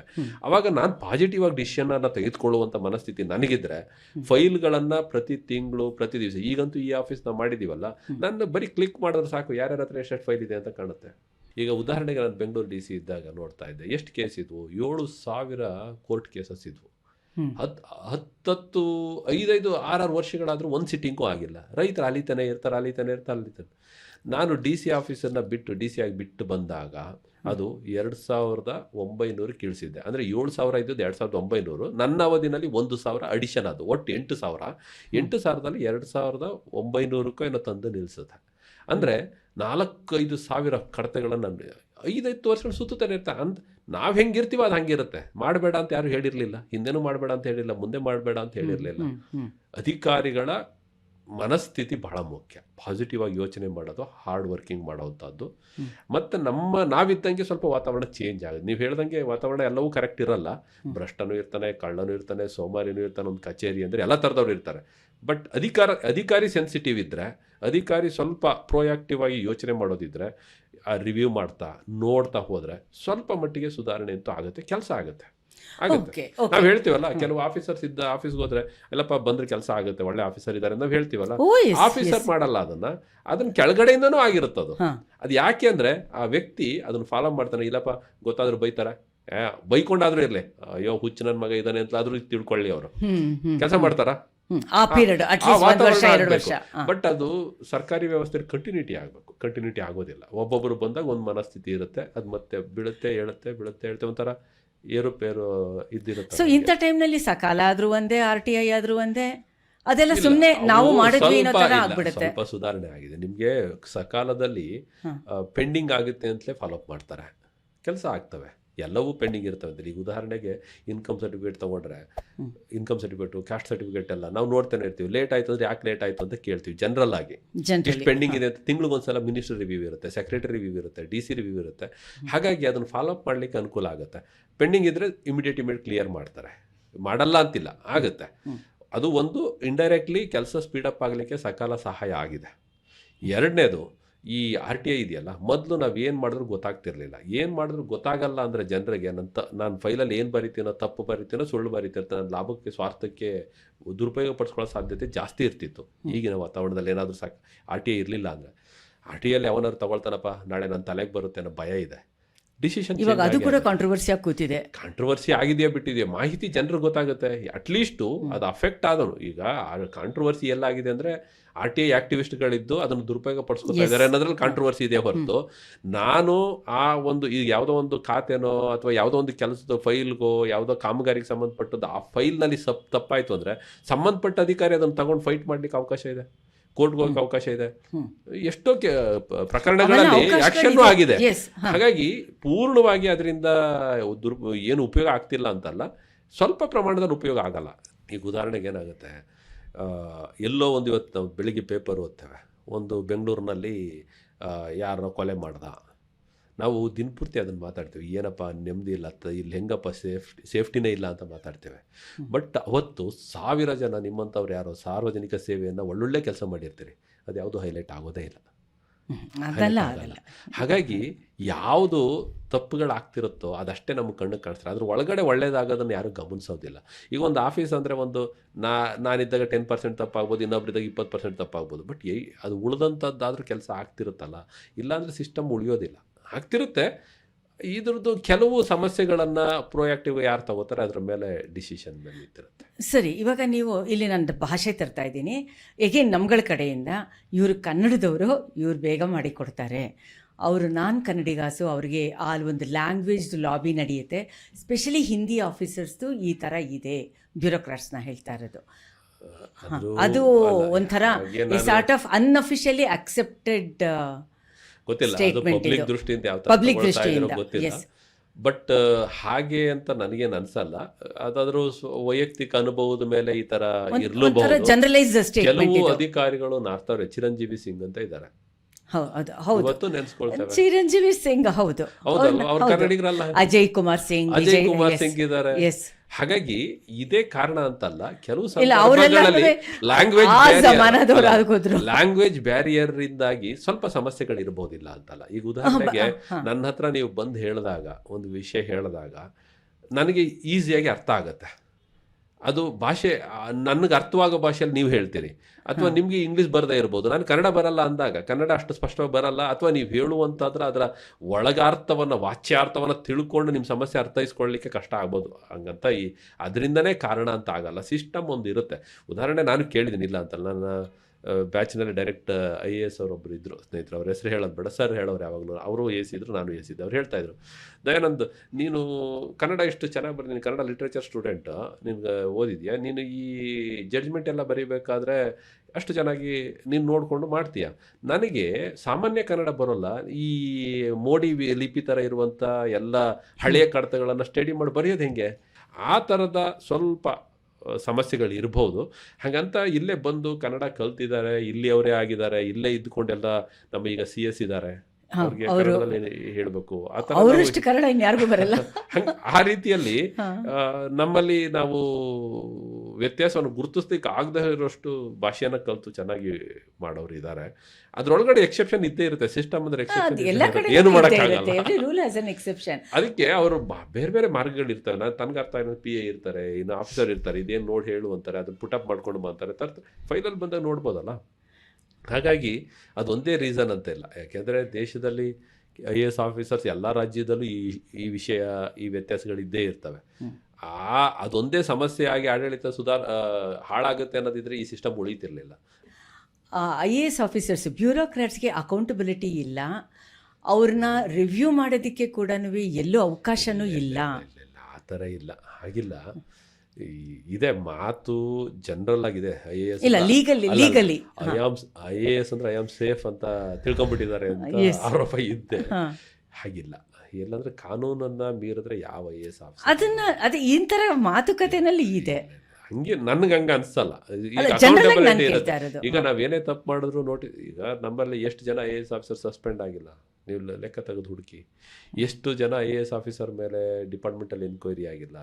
ಯಾವುದೋ ಮೈನ್ಸ್ ಹಗರಣ ಇರ್ಬೋದು, ಅಥವಾ ಇನ್ಯಾವುದೋ ಎಲೆಕ್ಷನ್ ಚಿಲುಮೆ ಹಗರಣ ಇರಬಹುದು, IMA ಹಗರಣ ಇರಬಹುದು ಅಲ್ವಾ. DC ಜೈಲಿಗೆ ಹೋಗಿದಾರಲ್ವಾ? ಹೌದು, ಹೋಗಿದ್ದಾರೆ. ಅಟ್ ದ ಸೇಮ್ ಟೈಮ್ ಇವಾಗ ನಮ್ಮ CM ಒಬ್ಬ IPS ಆಫೀಸರ್ ಜೊತೆಗೆ ಓಪನ್ಲಿ ಮಿಸ್ಬಿಹೇವ್ ಅನ್ನೋ ವರ್ಡ್ ಹೇಳ್ಬೋದು. ಈಗ ಮೊನ್ನೆ ಈ ಸ್ಟ್ಯಾಂಪೇಡ್ ಇಶ್ಯೂನಲ್ಲಿ ಆಕ್ಷನ್ ತಗೊಂಡಿದ್ದಾರೆ IPS ಆಫೀಸರ್ಗಳ ಮೇಲೆ. ಕಾನೂನಲ್ಲಿ ಎಲ್ಲರ ಮೇಲೂ ಅಕೌಂಟಬಿಲಿಟಿ ಇದೆ. ಆದರೆ ಏನಾಗುತ್ತೆ ಅಂತ ಅಂದರೆ ಸಮಸ್ಯೆ ಅದು ಸೂಕ್ಷ್ಮವಾದದ್ದು. ಹೇಗೆ ನಾನು ಉನ್ನತ DC ಆಗಿ ಕುಳಿತಿದ್ದೇನೆ ಅಥವಾ ಕಮಿಷನರ್ ಆಗಿ ಕುಳಿತಿದ್ದೇನೆ, ಕೆಳಗಡೆ ಪುಟಪ್ ಮಾಡ್ತಾರೆ. ಕೆಳಗಡೆ ಅವರು ಈಗ ಡಿಸಿಷನ್ ತಗೋಬೇಕಾದ್ರೆ ನಾನು ತಪ್ಪು ಹೇಗೆ ಜಡ್ಜ್ ಮಾಡಬೇಕು ಅಂತ ಕೆಳಗಡೆ ಅವನು ನಿಯಮಾನುಸಾರ ಒಂದು ನಿಯಮ ಹಾಕ್ಬಿಟ್ಟು ಈ ಥರ ಬರುತ್ತೆ ಬರಲ್ಲ ಅಂತ ಬರೆದಿರ್ತಾನೆ. ಅದನ್ನು ಓವರ್ ರೂಲ್ ಮಾಡಿ ನಾನು ಮಾಡಿದರೆ ಐ ಆಮ್ ಅಕೌಂಟಬಲ್.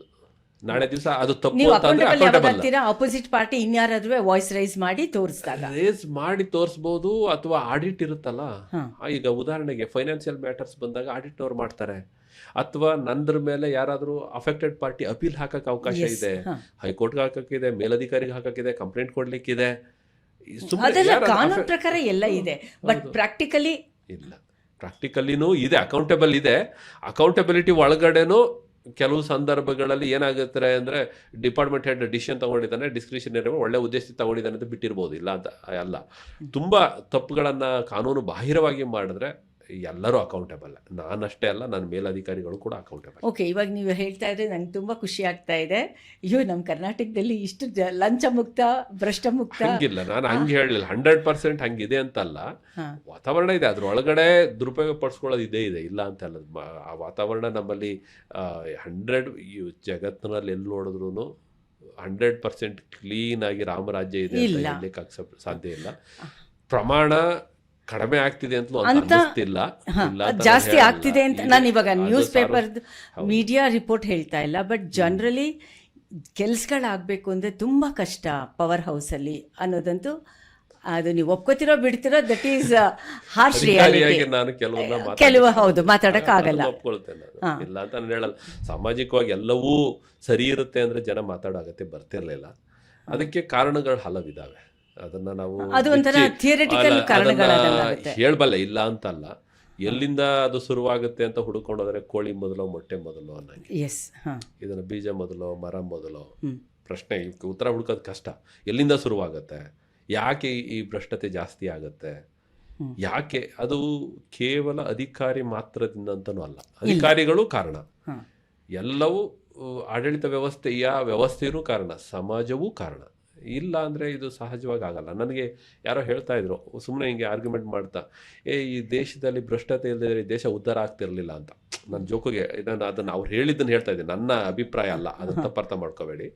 ನನಗೆ ಒಂದು 20 ವರ್ಷದಿಂದ ಹೆಂಗೆ ಮಾತಾಡ್ತಾ ನಮ್ಮ ಕಸಿನ್ ಒಬ್ಬ ಯಾರೋ ಇಂಜಿನಿಯರ್ ಇದ್ದ, ಅವ್ನು ಹೇಳ್ತಾ ಇದ್ದ, ರೀ ಭ್ರಷ್ಟತೆಯಿಂದ ಕಣೋ ಈ ದೇಶ ಉದ್ಧಾರ ಆಗಿರೋದಿಲ್ಲ ಅಂದ್ರೆ ಆಗಲ್ಲ ಅಂತ. ಯಾಕೆ ಹೆಂಗೆ ಅಂತ ನಾನು ಕೇಳಿದಾಗ ಅವ್ನು ಹೇಳ್ತಿದ್ದ, ನೋಡೋ ನಿಮ್ಮೂರಲ್ಲಿ ಸ್ಕೂಲ್ ಆಗಬೇಕಲ್ಲ ಹಳ್ಳಿಲಿ, ಯಾರ ಲಾಭ ಇದ್ದರೆ ಅಲ್ಲಿ ಸ್ಕೂಲನ್ನು ಸ್ಯಾಂಕ್ಷನ್ ಮಾಡಿಸ್ಕೊಂಡು ಓಡಾಡಿ ಎಲ್ಲ ಮಾಡಿಸ್ಕೊಂಡು ಹೋಯ್ತಾನೆ, ಅವನಿಗೊಂದು 4 ಕಾಸು ಸಿಗುತ್ತೆ ಅನ್ನೋದಿದ್ರೆ. ಯಾರ ಕಾಂಟ್ರಾಕ್ಟರ್ 4 ಕಾಸು ಲಾಭ ಸಿಗುತ್ತೆ ಅನ್ನೋದ್ರಿಂದ ಅಲ್ಲಿ ಬಂದು ಕಟ್ತಾನೆ. ಏನೂ ಇಲ್ಲ ಅಂದರೆ ಯಾರೋ ಆಸಕ್ತಿ ವಹಿಸ್ತಿದ್ರು ಅಂತ. ಅದು ನಾನು ಜನರಲಾಗಿ ಅವ್ನು ಹೇಳಿದ ಮಾತನ್ನಷ್ಟೇ ಹೇಳ್ತಾ ಇದ್ದೀನಿ. ಸಿಸ್ಟಮಲ್ಲಿ ಹಂಗೆ ಆಗಿಬಿಟ್ಟಿದೆ. ಆಗಿದೆ, ಇಲ್ಲ ಅಂತ ನಾನು ಹೇಳಲ್ಲ. ನಾನು ಯಾರ ಮೇಲೂ ಆರೋಪ ಆಗಲಿ ಇನ್ನೊಂದು ನಾನು ಅಧಿಕಾರಿಯಾಗಿ ನಾನು ಮಾಡ್ತಿಲ್ಲ. But ಜನರಲ್ ಅದು ಆಗಿ ತಪ್ಪು, ಜನರಲ್ ತಪ್ಪು, ಅಬ್ಸರ್ವೇಷನ್. ಅದು ತಪ್ಪು. ಅದನ್ನು ನಾವು ಅಕ್ಸೆಪ್ಟ್ ಮಾಡ್ಕೊಳ್ಳೇಬೇಕು. ಆ ಭ್ರಷ್ಟತೆ ಇರಬಾರ್ದು, ಜನರಿಗೆ ಹರಾಸ್ಮೆಂಟ್ ಇರಬಾರ್ದು. ನಾವೆಲ್ಲ ಸಮಾಜದಲ್ಲಿ ಈ ಅಷ್ಟೆಲ್ಲ ಅತಿಯಾಗಿ ಮಾಡಿದವನು ಈ ಕಾನೂನಲ್ಲಿ ಯಾರೂ ತಪ್ಪಿಸ್ಕೊಂಡು ಹೋಗಿಲ್ಲ, ಅನುಭವಿಸ್ಕೊಂಡಿದ್ದಾನೆ. ಈ ಒಂದು ನ್ಯಾಚುರಲ್ ಜಸ್ಟಿಸ್ ಅಂತಲೂ ಒಂದಿರುತ್ತೆ. ನಾವೇನೇ ಮಾಡಿದ್ರು ನಮ್ಮನ್ನು ಕರ್ಮ ರಿಟರ್ನ್ಸ್ ಅಂತ. ಇವತ್ತು ನೀವು ಇಷ್ಟೊಂದು ಓಪನ್ಲಿ ಮಾತಾಡೋಕ್ಕೆ ಸಾಧ್ಯ ಆಗ್ತಿರೋದು ಯಾತಕ್ಕೆ ಅಂತಂದರೆ you are answerable to your own conscious ಅಲ್ವಾ. ಸಪೋಸ್ ಏನಾದ್ರೂ ಮ್ಯಾಕ್ಸಿಮಮ್ಸ್ ಪ್ರೆಷರು ನೀವೊಂದು ಪ್ಲಮ್ ಪೋಸ್ಟ್ಗೆ ಹೋಗಿ ಆ ಮಿನಿಸ್ಟರಿಂದ ಬಂತು ಅಂತ ಹೇಳಿದ್ರೆ ಬೇರೆ ಯಾರಿಗಾದರೂ ಆಗಬಹುದು. ಆವಾಗ ನಿಮ್ಮ ಥರದವರು ಡಿಸಿಷನ್ ಮೇಕರ್ಸ್ದು ಮೆಂಟಾಲಿಟಿ ಹೇಗಿರುತ್ತೆ, ಮೆಂಟಲ್ ಪ್ರೆಷರ್ ಹೇಗಿರುತ್ತೆ? ಏನಿಲ್ಲ ಮೇಡಮ್, ಅದು ಭಾಳ ಸಿಂಪಲ್. ನನ್ನ ಪ್ರಕಾರ ಸಿಂಪಲ್. ಅದು ವೈಯಕ್ತಿಕವಾಗಿ ಯೋಚನೆ ಮಾಡಬೇಕಷ್ಟೆ.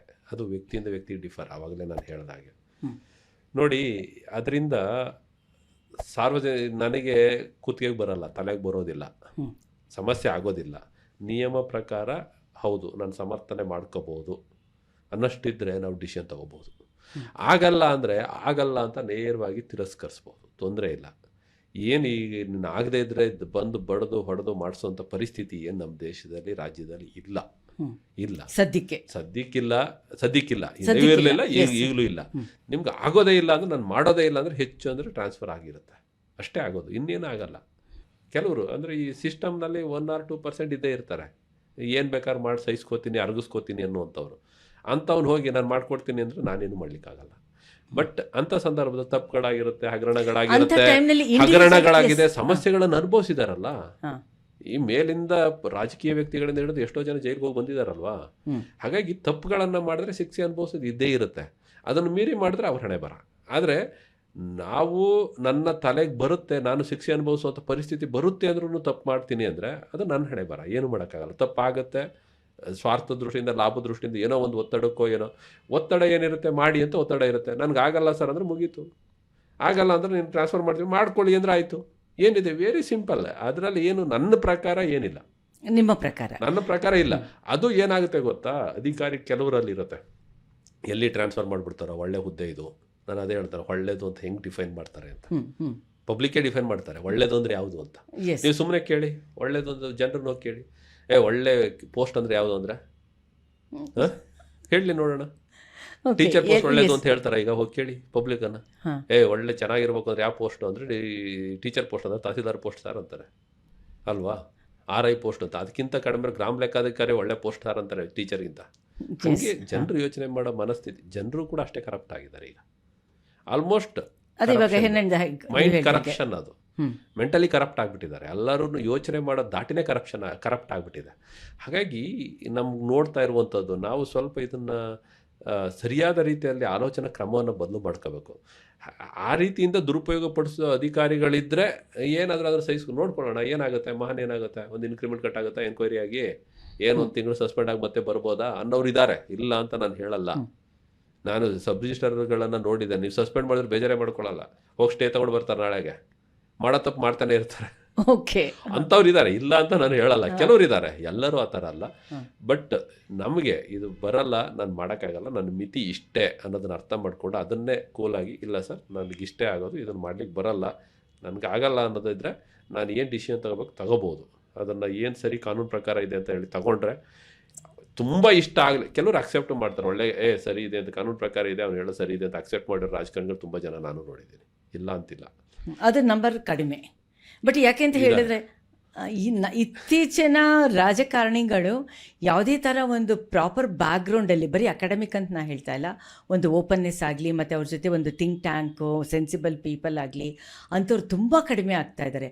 ಆ ಥರ ಇನ್ಫ್ಲೂಯೆನ್ಸ್ ಇಟ್ಕೊಂಡು ನಿಮ್ಗಳ ಹತ್ರ ಕೆಲಸ, ನಿಮ್ಮ ಹತ್ರ ಡೀಲ್ ಮಾಡಬೇಕಾದ್ರೆ ಸಿಸ್ಟಮಲ್ಲಿ ಹಂಗೆ ಆಗ್ತಿದೆ, ಇಲ್ಲ ಅಂತ ಹೇಳಲ್ಲ. ನಾನು ಈ ಸಂವಿಧಾನ ಓದು ನಾಗಮೋಹನ್ ದಾಸ್ ಅವ್ರದ್ದು ಬುಕ್ ಓದ್ತಾ ಇದೆ ರಾತ್ರಿ, ಅವರೇ ಹೇಳ್ತಾರೆ ಒಂದು ಪೇಜ್ನಲ್ಲಿ ಕಾಲ ಹೇಗಾಗ್ತಿದೆ ಅಂತ. ಅಂದರೆ ಒಂದು ಪ್ರಾರಂಭಿಕ ಕಾಲವನ್ನು ನೋಡೋ ಸ್ವತಂತ್ರ ಹೋರಾಟಗಾರರು ಗೆದ್ದು ಬರ್ತಾಯಿದ್ರು, ನಂತರ ಸಾಮಾಜಿಕ ಸೇವೆ ಮಾಡೋರು ಗೆದ್ದು ಬರ್ತಾಯಿದ್ರು, ನಂತರ ಬರ್ತಾ ಈಗ ನಮ್ಮಲ್ಲೇ ತೆಗೆದುಕೊಂಡ್ರೆ ಗಣಿದಣಿಗಳು ಬಂದರು, ನಂತರ ರಿಯಲ್ ಎಸ್ಟೇಟ್ ಅವ್ರು ಬಂದರು. ಯಾಕೆ ಬಂದರು? ನಮ್ಮ ಜನ ಓಟ್ ಹಾಕಿದ್ರಿಂದ ಬಂದರು. ಜನ ಓಟ್ ಯಾವ ತರ ಹಾಕಿದ್ರು, ಯಾಕೆ ಹಾಕಿದ್ರು, ಹೇಗೆ ಹಾಕಿದ್ರು, ಯಾಕೆ ಹಾಗಾದ್ರೆ ಹಾಕಿದ್ರು, ನೀವು ನಾವು ಹೇಳೋ ಪ್ರಶ್ನೆ ಕೇವಲ ನಾವು ಒಂದು ವರ್ಗವನ್ನ ಗುರಿ ಇಟ್ಕೊಂಡು ರಾಜಕಾರಣಿಗಳು ಸರಿ ಇಲ್ಲ, ಅಧಿಕಾರಿಗಳು ಕಾರಣ ಎಲ್ಲಿ ಹುಟ್ಕೊಳ್ತು ಹಂಗಾದ್ರೆ? ಅದು ಹಾಗಾಗಿ ಆನ್ಸರ್ಲೆಸ್ ಕ್ವಶನ್ ನೀವು ಕೇಳ್ತಾ ಇದ್ದೀರಾ. ಇದನ್ನ ನಾವು ಯೋಚನೆ ಮಾಡಬೇಕಾದದ್ದು. ಈ ಕೆಲವನ್ನ ನಾವು ಈಗ ನಾನೇ ಕೇಳ್ತೇನೆ, ಗಾಂಧೀಜಿಯವ್ರು ನಿಂತಿದ್ರೆ ಗೆಲ್ತಿದ್ರ? ಅಂಬೇಡ್ಕರ್ ನಿಂತರು ಗೆದ್ರ ಎಲೆಕ್ಷನ್ ಅಲ್ಲಿ? ಇಲ್ಲ. ಹೌದು. ಟಿ ಎನ್ ಶೇಷನ್ ಇಡೀ ದೇಶ ಹಾಡಿ ಹೊಗಳ್ತು, ಹೋಗಿ ಎಲೆಕ್ಷನ್ ನಿಂತ್ರವ್ರು ಗೆದ್ರ? ಠೇವಣಿ ಕೂಡ ಬರಲಿಲ್ಲ ಟಿ ಎನ್ ಶೇಷನ್ ಅವರು. ಇಡೀ ಈ ರಾಜಕೀಯ ವ್ಯವಸ್ಥೆಯನ್ನು ಸುಧಾರಿಸಿ ಎಲ್ಲ ಒಳ್ಳೆಯವ್ರು ಗೆಲ್ಲಬೇಕು ಅನ್ನೋ ಮಾಡಿದೀನಿ ಅನ್ನೋ ಹುಮ್ಮಸ್ನಲ್ಲೇ ಬಹುಶಃ ಅವರು ಎಲೆಕ್ಷನ್ ನಿಂತರು ಅನ್ಸುತ್ತೆ, ಸೋತ್ರು. ಶಿವರಾಮ್ ಕಾರಂತರು ನಿಂತರು, ಎಷ್ಟೋ ಜನ ಸಾಮಾಜಿಕ ಹೋರಾಟಗಾರರು ಸೇವೆಯನ್ನ ಮಾಡುವಂತ ಗೆದ್ದಿದ್ದಾರೆ. ಮತ್ತೆ ಲಂಕೇಶ್ನು ಕೂಡ ತಗೋಬಹುದು. ಇವರೆಲ್ಲ ಯಾಕೆ ಗೆಲ್ಲಿಲ್ಲ? ಜನ ಹಾಡಿ ಹೊಗಳಿದ್ರು. ಟಿ ಎನ್ ಶೇಷನ್ ನೀವು ಪ್ರತಿ ದಿವಸ ನೋಡಿರ್ಬೋದು. ಅವಾಗ ಈ ಚುನಾವಣಾ ಆಯೋಗದಲ್ಲಿ ಸುಧಾರಣೆಯನ್ನು ಕಂಡಾಗ ಆ ಸುಧಾರಣೆ ಮಾಡಿದಂಥ ವ್ಯಕ್ತಿ ನಿಂತರೆ ಓಟ್ ಹಾಕಲ್ಲ. ನಾವು ಯೋಚನೆ ಮಾಡಬೇಕಾಗಿರೋದು, ನಾವು ಕೇವಲ ಈ ಒಂದು ಏನು ಈ ಭ್ರಷ್ಟತೆ, ಈ ಕೆಟ್ಟ ವ್ಯವಸ್ಥೆಯ ಮೂಲ ಎಲ್ಲಿ ಅಂತ ಹುಡುಕೊಂಡೋದ್ರೆ ಇದೊಂಥರ ದೇಹದಲ್ಲಿ ನರನಾಡಿಗಳು ಹಬ್ಬಿದೆಯಲ್ಲ, ತಲೆಯಿಂದ ಅಡಿಯಿಂದ ಮುಡಿ ತನಕ ಯಾವ ನರ್ವಸಲ್ಲಿ ಏನು ಸೇರ್ಕೊಂಡಿದೆ ಅಂತ ಹೇಳೋದು ಕಷ್ಟ ಇದೆ. ಹಾಗೆ ಎಲ್ಲ ಕಡೆಯೂ ಒಂದ್ರದ್ದು ಪ್ರಮಾಣ ಜಾಸ್ತಿ ಇದೆ, ಒಂದ್ರದ್ದು ಕಡಿಮೆ ಇರಬಹುದು. ಅಧಿಕಾರಿಗಳ ಪ್ರಮಾಣ ಸ್ವಲ್ಪ ಜಾಸ್ತಿ ಇರ್ಬೋದು, ಇನ್ನೊಬ್ಬ ಜನರ ಪ್ರಮಾಣ ಕಡಿಮೆ ಇದೆ. ಬಟ್ ಒಂದೇ ಕಾರಣ ಅಲ್ಲ. ಮತ್ತು ಹಾಗಂತೇಳಿ 100% ಎಲ್ಲರೂ ಹಾಗೆ ಇದ್ದಾರೆ ಅಂತಲ್ಲ, ಅದು ಎಕ್ಸೆಪ್ಷನ್ ಇದ್ದೇ ಇರುತ್ತೆ. 100% ಎಲ್ಲರೂ ಹಾಗೆ ಅಂತಲ್ಲ, ಎಕ್ಸೆಪ್ಷನ್ ಎಲ್ಲ ಕ್ಷೇತ್ರದಲ್ಲಿದೆ. ಜನರಲ್ಲೂ ಎಕ್ಸೆಪ್ಷನ್ ಇದ್ದಾರೆ, ಕೆಲವರು ಒಳ್ಳೆಯವರಿದ್ದಾರೆ, ಕೆಲವರು ಈ ಥರ ಇದ್ದಾರೆ. ರಾಜಕಾರಣಿಗಳಲ್ಲೂ ಹಾಗೆ ಇದ್ದಾರೆ, ಅಧಿಕಾರಿಗಳಲ್ಲೂ ಹಾಗೆ ಇದ್ದಾರೆ. ಸಾಮಾಜಿಕ ವ್ಯವಸ್ಥೆ ಅಂದಮೇಲೆ ಎಲ್ಲ ಥರದ ಮಿಕ್ಸ್ಡ್ ಇದು ಸಿಸ್ಟಮ್. ಬಟ್ ಯಾವಾಗ ನಮ್ಮ ಮಿತಿಯನ್ನು ಎಲ್ಲೇನ ಮೀರುತ್ತೋ ಅದು ಡೇಂಜರಸ್. ಎಲ್ಲಕ್ಕೂ ಒಂದು ಮಿತಿ ಇರಬೇಕು. ಅದನ್ನು ಮೀರುತ್ತೋ ಅದು ಡೇಂಜರು. ಆ ಹಂತಕ್ಕೆ ಹೋದಾಗಲೇ ಕ್ರಾಂತಿಗಳಾಗ್ತವೆ. ನಾವು ಇತಿಹಾಸ ನಾವು ತೆಗೆದು ನೋಡಿ, ಜಾರ್ ದೊರೆಗಳದಿರ್ಬೋದು, ಫ್ರಾನ್ಸಿನ ಕ್ರಾಂತಿ ಇರ್ಬೋದು, ಇನ್ನೊಂದು ಕ್ರಾಂತಿಗಳು ಯಾವಾಗ ಆಯಿತು ಅಂತಂದರೆ ಎಕ್ಸ್ಟ್ರೀಮ್ ಲೆವೆಲ್ ಹೋಗೋದು. ನಾನು ಯಾವಾಗಲೂ ಹೇಳ್ತಿರ್ತೇನೆ, ಹಾಳು ಮಾಡೋದ್ರ ಸಿಸ್ಟಮ್ನ ಬೇಗ ಹಾಳು ಮಾಡಿಬಿಡ್ಬೇಕು, ಇಲ್ಲ ಸರಿ ನಡ್ಸ್ಕೊಂಡು ಹೋಗ್ಬೇಕು. ಅವಾಗ ಏನಾಗುತ್ತೆ ಗೊತ್ತಾ, ಒಂದು ಲೆವೆಲ್ಗೆ ನಾವು ಅದನ್ನು ಟಾಲರೇಟ್ ಮಾಡ್ಲಿಕ್ಕೆ ಆಗಲ್ಲ ಅಂದಾಗ ತಿರುಗಿ ಬೀಳುತ್ತೆ ಒಂದು ವ್ಯವಸ್ಥೆ. ಇಮಿಡಿಯೇಟ್ ಯಾವುದೋ ಒಂದು ಸುಧಾರಣೆ ಆಗೇ ಆಗುತ್ತೆ. ಇವಾಗ ನಾವು ಶ್ರೀಲಂಕಾ, ಬಾಂಗ್ಲಾದೇಶನ ಎಲ್ಲ ಕಡೆ ಅಷ್ಟೇ, ನಾವಾದ್ರೂ ಅಷ್ಟೇ. ನೀವು ಅದೇನೆ ನೋಡಿ, ದಾಖಲೆಗಳು ಸಿಗದೇನೆ ತಮ್ಮ ದುರುಪಯೋಗ ಪಡಿಸ್ಕೋತಾ ಇದ್ದಾರೆ ಅಂದಾಗ RTI ಹುಟ್ಕೊಂತು ಅಲ್ವಾ? ಹೋರಾಟಗಳೆಲ್ಲ ಹುಟ್ಕೊಂಡ್ವು. ಹೀಗೇನೆ ಒಂದೊಂದು ಸಿಸ್ಟಮ್ನಲ್ಲೂ ಬದಲಾವಣೆಗಳು ಬರುತ್ತೆ. ಒಂದು ಎಕ್ಸ್ಟ್ರೀಮ್ಗೆ ಹೋಗ್ಬಿಟ್ರೆ ಬರುತ್ತೆ, ಮತ್ತೆ ಇಲ್ಲಾಂದ್ರೆ ಈ ಸಮಾಜ ಉಳಿತಿರ್ಲಿಲ್ಲ. ಅದು ಹಂಗೇನೆ, ಒಂದು ಎಕ್ಸ್ಟ್ರೀಮ್ಗೆ ಹೋಗುತ್ತೆ, ಮತ್ತೆ ಡೌನ್ ಆಗುತ್ತೆ, ಒಂದು ಹಂತಕ್ಕೆ ಬರುತ್ತೆ ಅಪ್. ಇದು ಸೊಸೈಟಿ ಅನ್ನೋದು ಹಾಗೇನೆ, ಸಾಮಾಜಿಕ ಸಿಸ್ಟಮ್, ಸೋಷಿಯಲ್ ಸಿಸ್ಟಮೇ ಹಾಗೆ.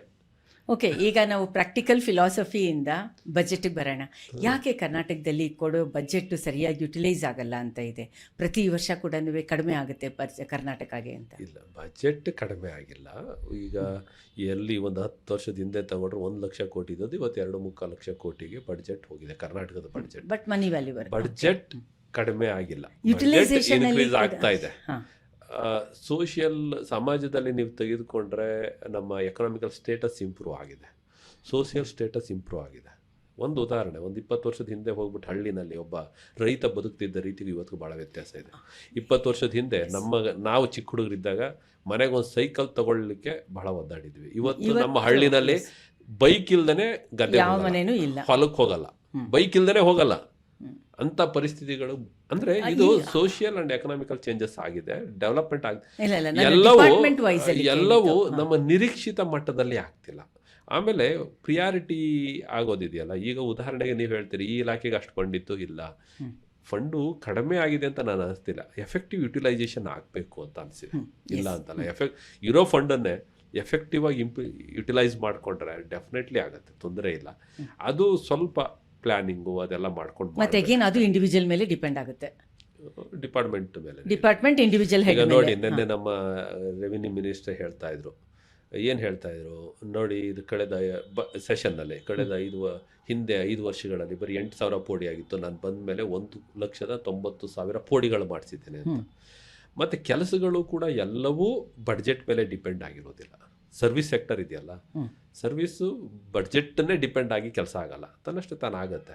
ಅವುಗಳನ್ನು ನಾವು ಅಧಿಕಾರಿಗಳಾದವರು ಅದನ್ನು ಬಳಸ್ಕೊಂಡು ಮಾಡಬೇಕು. ಅದು ಒಂದಿರುತ್ತೆ, ಈ ಇನ್ಫ್ಲೇಷನ್ ಇರ್ಬೋದು, ಇನ್ನೊಂದಿರ್ಬೋದು, ಸರ್ಕಾರದ ಇದು ಉದ್ದೇಶಗಳಿರುತ್ತಲ್ಲ, ಅವರದ್ದೇ ಆದಂಥ ಒಂದು ಮ್ಯಾನಿಫೆಸ್ಟೋ ಇಟ್ಕೊಂಡು ಹೋದಾಗ ಕೆಲವು ಕ್ಷೇತ್ರಗಳು ನಾವು ನಿರೀಕ್ಷಿತ ಕ್ಷೇತ್ರದಲ್ಲಿ ಆಗದೆ ಇರ್ಬೋದು, ಅವ್ರಿಗೆ ಯಾವುದು ಅವ್ರ ಮ್ಯಾನಿಫೆಸ್ಟೇಷನಲ್ಲಿ ಇದು ಸೂಕ್ತ ಅನಿಸುತ್ತೆ ಅದಕ್ಕೆ ಅವರು ಆದ್ಯತೆ ಕೊಟ್ಟಿರ್ಬೋದು. ಇನ್ನೊಂದು ಯಾವುದೋ ಸರ್ಕಾರ ಬಂದಾಗ ಅವ್ರು ಇನ್ನೊಂದು ಮ್ಯಾನಿಫೆಸ್ಟೇಷನ್, ಅವ್ರದ್ದೇ ಒಂದು ಮ್ಯಾನಿಫೆಸ್ಟೋ ಇರುತ್ತೆ, ಅದಕ್ಕೆ ಆದ್ಯತೆ ಕೊಡ್ತಾರೆ. ಹಾಗಾಗಿ ನಮಗೆ ಈಗ ಅಂತವೆ ಈಗ ಭಾಳ ಚರ್ಚೆಗಳಿರ್ತವೆ, ಗ್ಯಾರಂಟಿಗಳು ಬಂದ ಮೇಲೆ ಬಡ್ಜೆಟ್ ಕಡಿಮೆ ಆಯಿತು. ಗ್ಯಾರಂಟಿ ಯೋಜನೆಗಳಿಂದನೂ ಜನರಿಗೆ ಆರ್ಥಿಕವಾಗಿ ಅವಕಾಶ ಇದೆಯಲ್ಲ. 1929 ವಿಶ್ವದ ಆರ್ಥಿಕ ಮುಗ್ಗಟ್ಟು ಅಂತ ಕರಿತೇವೆ. ಏನಂದ್ರೆ ಎಷ್ಟು ದೊಡ್ಡ ಮುಗ್ಗಟ್ಟಿತ್ತು ಅಂದರೆ ಪರ್ಚೇಸಿಂಗ್ ಪವರ್ ಇರಲಿಲ್ಲ ಮನುಷ್ಯನಲ್ಲಿ, ಅಂದರೆ ದುಡ್ಡಿಲ್ಲ ಪರ್ಚೇಸಿಂಗ್. ಕೇನ್ಸ್ ಒಂದು ಥಿಯರಿಯನ್ನು ಕೊಟ್ಟ. ಕೇನ್ಸ್ ಆಧುನಿಕ ಅರ್ಥಶಾಸ್ತ್ರದ ಪಿತಾಮಹ ಅಂತ ಹೆಸರು ಅವ್ರಿಗೆ ಕೊಟ್ಟರು. ಅವಾಗ ಜಸ್ಟ್ ಥಿಯರಿ, ನೀನು ಗುಂಡಿ ತೋರಿಸು, ದುಡ್ಡು ಕೊಟ್ಟು ಕಳಿಸು, ಗುಂಡಿ ಮುಚ್ಚಿಸು, ದುಡ್ಡು ಕೊಟ್ಟು ಕಳಿಸು, ಒಂದಷ್ಟು ದಿವಸ ಮಾಡಿ, ಯಾಕೆ ಆರ್ಥಿಕತೆ ತನ್ನ ಚಟುವಟಿಕೆ ತಗೊಳ್ಳಲ್ಲ ಅಂದರೆ ವ್ಯಕ್ತಿಗೆ ದುಡ್ಡು ಸಿಕ್ಕಾಗ ಅವ್ನು ಹೋಗಿ ಕೊಂಡುಕೊಂಡಾಗ ಅಲ್ಲಿ ಡಿಮಾಂಡ್ ಶುರುವಾದಾಗ ಪ್ರೊಡಕ್ಷನ್ ಶುರುವಾದಾಗ ಈ ಎಂಪ್ಲಾಯ್ಮೆಂಟ್ ಶುರುವಾದಾಗ ಪರ್ಚೇಸಿಂಗ್ ಪವರ್ ಎಗೇನ್ ಬರುತ್ತೆ. ಈ chain link demand and supply chain link ಅದು VCS ಸರ್ಕಲ್ ಉಲ್ಟನೂ ಆಗ್ತಾ ಹೋಗುತ್ತೆ. ಒಂದು ಡಿಮಾಂಡ್ ಕಡಿಮೆ ಆಯಿತು, ಉತ್ಪಾದನೆ ಕಡಿಮೆ ಆಯಿತು, ಉದ್ಯೋಗ ಕಡಿಮೆ, ಇದು VCS ಸರ್ಕಲ್ ಅಂತ ಕರಿತೇವೆ. ಹಾಗಾಗಿ ಸಿಸ್ಟಮ್ನಲ್ಲಿ ಆ ಥರ ಏರುಪೇರುಗಳಿರ್ತವೆ. ಈಗ ಆ ರೀತಿಯನ್ನು ನೀವು ತೆಗೆದುಕೊಂಡ್ರೆ ಜನರಿಗೆ ದುಡ್ಡು ಸಿಕ್ಕಾಗ ಪರ್ಚೇಸಿಂಗ್ ಪವರ್ ಬರುತ್ತೆ, ಪ್ರೊಡಕ್ಷನ್ ಬರುತ್ತೆ, ಎಂಪ್ಲಾಯ್ಮೆಂಟ್ ಆಗುತ್ತೆ, ಇಲ್ಲ ಅಂತಲ್ಲ. ಆರ್ಥಿಕತೆ ಮೇಲೆ ಬೇರೆ ಬೇರೆ ರೀತಿಯಂಥ ಪರಿಣಾಮಗಳಾಗ್ತವೆ. ಬಟ್ ಒಟ್ಟಾರೆ ಒಂದು ಸಮಾಜದ ಹಿತದೃಷ್ಟಿಯಿಂದ ಯೋಚನೆ ಮಾಡಿ ಡಿಸಿಷನ್ ತಗೋಬೇಕು. ಅದು ನನ್ನ ವೈಯಕ್ತಿಕ ಅಭಿಪ್ರಾಯನೇ ಸರಿ ಅಂತ ನಾನು ಹೇಳಲಿಕ್ಕಾಗಲ್ಲ. ಕೆಲವು ಬೇರೆ ನನಗಿಂತ ಬರೋಕ್ಕಿಂತ ದೊಡ್ಡದಂತ ವ್ಯವಸ್ಥೆಯಲ್ಲಿ ದೊಡ್ಡವರು 100,000 ಜನ ವರ್ಕ್ ಮಾಡ್ತಿದ್ದಾರೆ. 100,000 ಜನ IAS ಆಫೀಸರ್ಸ್ ಇದ್ದಾರೆ, ಡಿಪಾರ್ಟ್ಮೆಂಟ್ ಹೆಡ್ಸ್ ಇದ್ದಾರೆ, ರಾಜಕಾರಣಿಗಳಿದ್ದಾರೆ, ತಿಳುವಳಿಕೆ ಇರೋರಿದ್ದಾರೆ, ಅರ್ಥಶಾಸ್ತ್ರಜ್ಞರಿದ್ದಾರೆ. ಅವರೆಲ್ಲರೂ ಅವ್ರವ್ರ ದೃಷ್ಟಿನಲ್ಲಿ ನಾವೇನು ಮಾಡ್ತೀವಿ, ನನ್ನ ದೃಷ್ಟಿನಲ್ಲೇ ತಿಳ್ಕೊಂಡು ನಂದೇ ಸರಿ ಅಂತ ನಾವು ಸಮರ್ಥನೆ ಮಾಡ್ತೇವೆ. ಅದಲ್ಲ, ಅದೊಂದೇ ಸರಿ ಅಂತ ನನಗೆ ಅನಿಸಲ್ಲ. ಸರಿನೂ ಇರ್ಬೋದು ಅದು ಪಾರ್ಷಿಯಲಿ. ನಾನು ಅದರಿಂದಾಗಿ ಅದಕ್ಕೆ ಅಭಿಪ್ರಾಯ ನಾನು ಸರಿ ತಪ್ಪು ಅಂತ ಹೇಳಲಿಕ್ಕೆ ಸಾಧ್ಯ ಇಲ್ಲ ಅನ್ಸುತ್ತೆ. ಓಕೆ, ಇವಾಗ ನಮ್ಗಳಿಗೆ ನಾವು ಹೇಳ್ತೀವಿ ಆರ್ಡಿನರಿ ಪೀಪಲ್, ನಿಮ್ಗಳಿಗೆ ಅಕೌಂಟಬಿಲಿಟಿ ಇಲ್ಲ ಅಂತ ನಾವು ಹೇಳ್ತೀವಿ. ನಿಮ್ಮದು ಇಂಡಿವಿಜುವಲ್ ಅಕೌಂಟಬಿಲಿಟಿ ಆಗ್ಬೋದು. ಇವ್ಯಾಲ್ಯೂಯೇಷನ್ ಅನ್ನೋದು ಯಾವ ಥರ ಮೆಥಡಾಲಜಿನಲ್ಲಿ ನಿಮ್ಮನ್ನು ಇವ್ಯಾಲ್ಯೂಯೇಟ್ ಮಾಡ್ತಾರೆ? ಅದು ಸ್ಟೇಟ್ CS ಇಂದ ಆಗುತ್ತಾ ಅಥವಾ ಸೆಂಟ್ರಲ್ಲಿಂದ ಆಗುತ್ತಾ? ಎಲ್ಲರಿಗೂ ಅಕೌಂಟಬಿಲಿಟಿ ಉಂಟು. ಸಂವಿಧಾನದ ಅಡಿಯಲ್ಲಿ ಬರುವಂತಹ ಪ್ರೆಸಿಡೆಂಟಿಂದ ಹಿಡಿದು ಕೆಳಗಡೆ ನಮ್ಮ D ಗ್ರೂಪ್ ತನಕ ಅಕೌಂಟಬಿಲಿಟಿ ಇದ್ದೇ ಇದೆ. ನಾವು ಮಾಡುವ ಕೆಲಸವನ್ನು ಸರ್ಕಾರದಲ್ಲಿ ಸೆಕ್ರೆಟರಿಗಳು ನೋಡ್ತಿರ್ತಾರೆ, ಸೆಕ್ರೆಟರಿಗಳು ಮಾಡೋ ಕೆಲಸನ ಮಿನಿಸ್ಟರ್ಸ್, ಅದಾದಮೇಲೆ CS ಇರ್ತಾರೆ. ನಮಗೆ ಪ್ರತಿ ವರ್ಷ ಒಂದು ACR ಅಂದರೆ ನಮ್ಮ CRs ಕಾನ್ಫಿಡೆನ್ಷಿಯಲ್ ರಿಪೋರ್ಟನ್ನು ಸಬ್ಮಿಟ್ ಮಾಡ್ತೇವೆ. ನೀವು ಆ ಥರ ಇದ್ದರೆ ಅವರು ರಿಪೋರ್ಟ್ ಹಾಕಬೇಕಾದ್ರೆ ನಮ್ಮಲ್ಲಿ ಕಂಪ್ಲೇಂಟ್ ಇತ್ತು, ಇನ್ನೊಂದಿತ್ತು ಅಂದರೆ ಅವರು ನೆಗೆಟಿವ್ ಬರಿಬೋದು, ಪ್ರಮೋಷನ್ ಹೆಲ್ಡಪ್ ಮಾಡ್ಬೋದು, ಡಿಪಾರ್ಟ್ಮೆಂಟಲ್ಲಿ ಎನ್ಕ್ವೈರಿ ಮಾಡ್ಬೋದು, ಸಸ್ಪೆಂಡ್ ಮಾಡ್ಬೋದು, ಡಿಸ್ಮಿಸ್ ಮಾಡ್ಬೋದು. ಈಗ ಉದಾಹರಣೆಗೆ ನಾನು IGR ಇದ್ದೆ, ಒಬ್ಬ ಇವ್ರಿಗೆ ಸಬ್ ರಿಜಿಸ್ಟ್ರ್ ಒಂದು ರಿಜಿಸ್ಟ್ರೇಷನ್ ಮಾಡಿದ್ದೆ, 11 ಕೋಟಿ ಸರ್ಕಾರಕ್ಕೆ ನಷ್ಟ ಆಗಿತ್ತು. ಅವನನ್ನು ಡಿಸ್ಮಿಸ್ ಮಾಡಿದೆ. ಅಲ್ಲ, ರಿಜಿಸ್ಟ್ರೇಷನ್ ಡಿಸ್ಮಿಸ್ ಮಾಡಿದೆ. ಮಾಡ್ಬೋದು ಅಂದರೆ ಒಂದು ಎಕ್ಸ್ಟ್ರೀಮ್, ಅದು ಎಲ್ಲ ಹಾಗೆ ಆಗುತ್ತೆ ಅಂತಲ್ಲ, ಈ ಥರ ಕ್ರಮಗಳಿದಾವೆ. ಇಲ್ಲಾಂದ್ರೆ ಸಿಸ್ಟಮ್ ಉಳಿತಿರ್ಲಿಲ್ಲ, ಅವರು ಯಾವುದೂ ಅಕೌಂಟೇಬಲ್ ಇಲ್ಲ ಅಂದ್ರೆ ಉಳಿತಿರ್ಲಿಲ್ಲ. ಒಂದು ಪಾಪ್ಯುಲರ್ ಕಾಮೆಂಟ್ ಅದು. ಅಂದ್ರೆ ಅಲ್ಲಿ ನಿಮ್ಗೆ ಕರಪ್ಟ್ ಆಗೋ ಚಾನ್ಸಸ್ಸು ಇತ್ತು, ಆಗ್ಬೋದು, ಆಗೋ ಚಾನ್ಸಸ್ ಇತ್ತು. ನೋಡಿ, ಬೆಳಿಗ್ಗೆ ಎದ್ದ ತಕ್ಷಣ 2 ಆಪ್ಷನ್ ಇರುತ್ತಂತೆ. ಓದ್ಕೊಂಡು ಮಲ್ಕೊಳ್ಳೋ ಒಂದು ಆಪ್ಷನ್ ಇರುತ್ತೆ, ಇನ್ನೊಂದು ಎದ್ದು ಓದಿ ಏನಾರು ಸಾಧಿಸ್ಬೇಕು ಅನ್ನೋ ಒಂದು ಆಪ್ಷನ್. ಪ್ರತಿ ಹುಡುಗರು ಸ್ಟೂಡೆಂಟ್ಗೆ ನಾವು ಹೇಳ್ಬೇಕಾದ್ರೆ ಹೇಳ್ತಿರ್ತೀವಿ. ಹಾಗೆ ಒಂದು ವಿಷಯ ಬಂದಾಗ ನನಗೆ ಲಾಭ ಮಾಡಿಕೊಂಡು ಅದನ್ನು ಸಪೋರ್ಟ್ ಮಾಡೋಕ್ಕೂ ಅವಕಾಶ ಉಂಟು, ಅದ್ರ ಮೇಲೆ ಆ್ಯಕ್ಷನ್ ಮಾಡಿ ಸರಿಪಡಿಸೋದಕ್ಕೂ ಅವಕಾಶ ಉಂಟು. ಪ್ರತಿಯೊಬ್ಬರಿಗೂ ಚಾಯ್ಸ್ ಇದೆ. ಹಾಗೆ ನಾನು ಅದನ್ನು ದುರುಪಯೋಗ ಪಡಿಸ್ಕೊಂಡು ಅದನ್ನು ಹೆಲ್ಪ್ ಮಾಡಿದ್ರೆ ನಾಳೆ ಒಂದು ದಿವಸ ಮತ್ತೊಬ್ಬ ಕ್ವಶನ್ ಮಾಡಿದ್ರೆ ನನ್ನ ತಲೆ ಉರುಳೋದಕ್ಕೂ ಸಾಧ್ಯತೆ ಉಂಟು. ಅದು ಉಂಟು ಸಿಸ್ಟಮ್. ಅದು ಒಂದು ರೀತಿ ನಾನು ಏನು ಮಾಡ್ತೀನಿ ಅಂದ್ಮೇಲೆ ನನ್ನ ರಿಸಲ್ಟ್ ಇವತ್ತಿಲ್ಲದೆ ನಾಳೆ ಇರುತ್ತೆ. ಎಷ್ಟೋ ಸಲ ಹಗರಣಗಳು ಅವ್ರು ರಿಟೈರ್ಡ್ ಆಗಿ ಎಷ್ಟೋ ದಿನ ಆದ್ಮೇಲೆ ಆಗಿದ್ದಾವೆ. ಈ ನಡುವೆ ತುಂಬಾನೇ ಜಾಸ್ತಿ ಆಗ್ತಾ ಇದೆ. ರಿಟೈರ್ಮೆಂಟ್ ಆದ್ಮೇಲೂ ಹಗರಣಗಳು ಆಗಿದ್ದಾವೆ ಅಂತ ನೀವು ಹೇಳಿದ್ರೆ ತಪ್ಪುಗಳನ್ನ ಹುಡುಕಿ ಆಕ್ಷನ್ ಮಾಡ್ತಾ ಇದ್ದಾರೆ ಅಂತ ಅರ್ಥ ಅಲ್ವಾ? ಹೌದು, ಓಪನ್ ಅಪ್ ಆಗ್ತಾನೆ. ಹಗರಣ ಯಾಕೆ ಆಗ್ತಾ ಇದೆ ಅಂತ ಹೇಳ್ಬೋದು. ಹಿಂದೆ ಮಾಡಿರೋ ತಪ್ಪನ್ನ ಇಟ್ಸ್ ಎ ಪಾಸಿಟಿವ್ ಆಗಿ ನಾವು ಯೋಚನೆ ಮಾಡಬೇಕು. ತಪ್ಪು ಮಾಡೋದು ತಪ್ಪು, ನಾನು ಒಪ್ಕೊಳ್ತೀನಿ. ಈಗ ಯಾವಾಗಲೂ ಒಂದು 5-6 ವರ್ಷ ಹಿಂದೆ ಆಗಿತ್ತು, ಯಾರೋ ಕ್ವಶನ್ ಮಾಡಿದ್ರು, ಕೇಸ್ ಆಯಿತು, ಅದ್ರ ಎನ್ಕ್ವೈರಿ ಆಯಿತು, ಅವನ ಮೇಲೆ ಹಗರಣವನ್ನು ಹೊರತು ಬಂತು, ಅವನ ಮೇಲೆ ಆ್ಯಕ್ಷನ್ ಆಯಿತು, ದಟ್ಸ್ ಗುಡ್ ಸೈನ್. ಮುಂದೆ ಬರೋನಿಗೆ ಹೆದರಿಕೆ ಹುಟ್ಟುತ್ತೆ, ಇಲ್ಲಪ್ಪ ನಾನು ಇವತ್ತು ಮಾಡಿ ಹೋದ್ರು ನಾಳೆ ಒಂದು ದಿವಸ ಹಿಂಗೆ ಬರುತ್ತೆ ಅಂತ. ಹೌದು, ನೀವು ಸ್ವಲ್ಪ BBMPಲೂ ಇದ್ರಿ ಅಲ್ವಾ? ಹೌದು, ಸ್ಪೆಷಲ್ ಆಫೀಸರ್ ಆಗಿ, ಸ್ಪೆಷಲ್ ಎಷ್ಟೋ ಕಮಿಷನರ್ ಆಗಿ. ಎಸ್. ಹಾಂ, ಅದು ಕೋವಿಡ್ ಟೈಮ್ನಲ್ಲಿ. ಕೋವಿಡ್ ಟೈಮ್ನಲ್ಲಿ. ಮತ್ತು ನೀವು ಕೋವಿಡ್ ಟೈಮ್ ಅಂತ ಹೇಳಿದಾಗ ನೀವು ವಿಮೆನ್ ಆ್ಯಂಡ್ ಚೈಲ್ಡ್ ಡಿಪಾರ್ಟ್ಮೆಂಟಲ್ಲಿ ಇದ್ರಿ, ಪೊಲೀಸ್ ಡಿಪಾರ್ಟ್ಮೆಂಟ್ ಜೊತೆಗೆ ಸೇರಿ ಒಂದು ಎಮೋಷನಲ್ ಕೌನ್ಸಿಲಿಂಗ್ದು. ಎಸ್, ಆ್ಯಕ್ಚುಲಿ ವುಮೆನ್ ಆ್ಯಂಡ್ ಚೈಲ್ಡಲ್ಲಿ ಇದ್ದಾಗ ಕೋವಿಡ್ ಶುರುವಾಯಿತು. ಹೌದು. ಅವಾಗ ಸ್ಟೇಟ್ ರೈಲ್ವೆ ನೋಡಲ್ ಆಫೀಸರ್ ಆಗಿ ನಾನು ಕರ್ತವ್ಯ ನಿರ್ವಹಿಸ್ತಾ ಇದ್ದೆ. ಅಂದರೆ ರೈಲ್ವೆ ಸ್ಟೇಷನ್ ದಿವಸ ಎಷ್ಟು ಟ್ರೈನ್ ಬರುತ್ತೆ, ಯಾರನ್ನ ಇದು ಮಾಡಬೇಕು, ಏನು ನಾವು ಅವ್ರನ್ನೆಲ್ಲ ಕೋವಿಡ್ ಇರೋವ್ರನ್ನ ಬೈಫರ್ಗೇಷನ್ ಮಾಡೋದು, ಸ್ವ್ಯಾಬ್ ಟೆಸ್ಟಿಂಗು ಅವೆಲ್ಲ ಏನು ಮಾಡ್ತಿದ್ವು, ಕ್ವಾರಂಟೈನ್ ಮಾಡ್ತಾಯಿದ್ವು, ಅದಿತ್ತು. ಅದ್ರ ನಂತರ ಸೆಕೆಂಡ್ ಕೋವಿಡ್ನಲ್ಲಿ BBMP ಅಲ್ಲಿ ಸ್ವಲ್ಪ ಒತ್ತಡ ಇದೆ ಅಂತ ಅಂದರು. ಸರಿ ಬರ್ತೀನಿ, ಕೆಲಸ ಮಾಡ್ತೀನಿ ಅಂದರೆ ಅವ್ರು ಹಾಕ್ಕೊಟ್ರು. ಅವ್ರ ಅಡ್ಮಿನಿಸ್ಟ್ರೇಟರ್ ಇದ್ರು, ಹಾಕಿದ್ರು. ಫ್ಯೂ ಮಂತ್ಸ್ ಅನ್ಸುತ್ತಲ್ವಾ? 8 or 9 months ಇರಬೇಕು. 10 months. ಅವನೇ ಕಳೆದ ಒಂದು 5-10 ವರ್ಷಗಳಿಂದ DC ಬಿಟ್ರೆ ಇನ್ನೆಲ್ಲ ಇಯರ್ ದಾಟಿಲ್ಲ. ನಿಮ್ಮ ಹಾದಿಗಲ್ಲು ಪುಸ್ತಕದಲ್ಲಿ ಈಗ ಫಸ್ಟ್ ಇದರಲ್ಲಿ ಅದು ಸುಮಾರು 6-7 ಎಡಿಷನ್ಸ್ ತೊಗೊಂಡಿದೆ ಅಲ್ಲ? ಒಂದೇ. ಸೊ ಅದರಲ್ಲಿ ನಿಮ್ದು ಹೆಚ್ಚು ಪರ್ಸ್ನಲ್ ಆ್ಯಂಡ್ ಅದರ್ ಥಿಂಗ್ಸೇ ಇದೆ.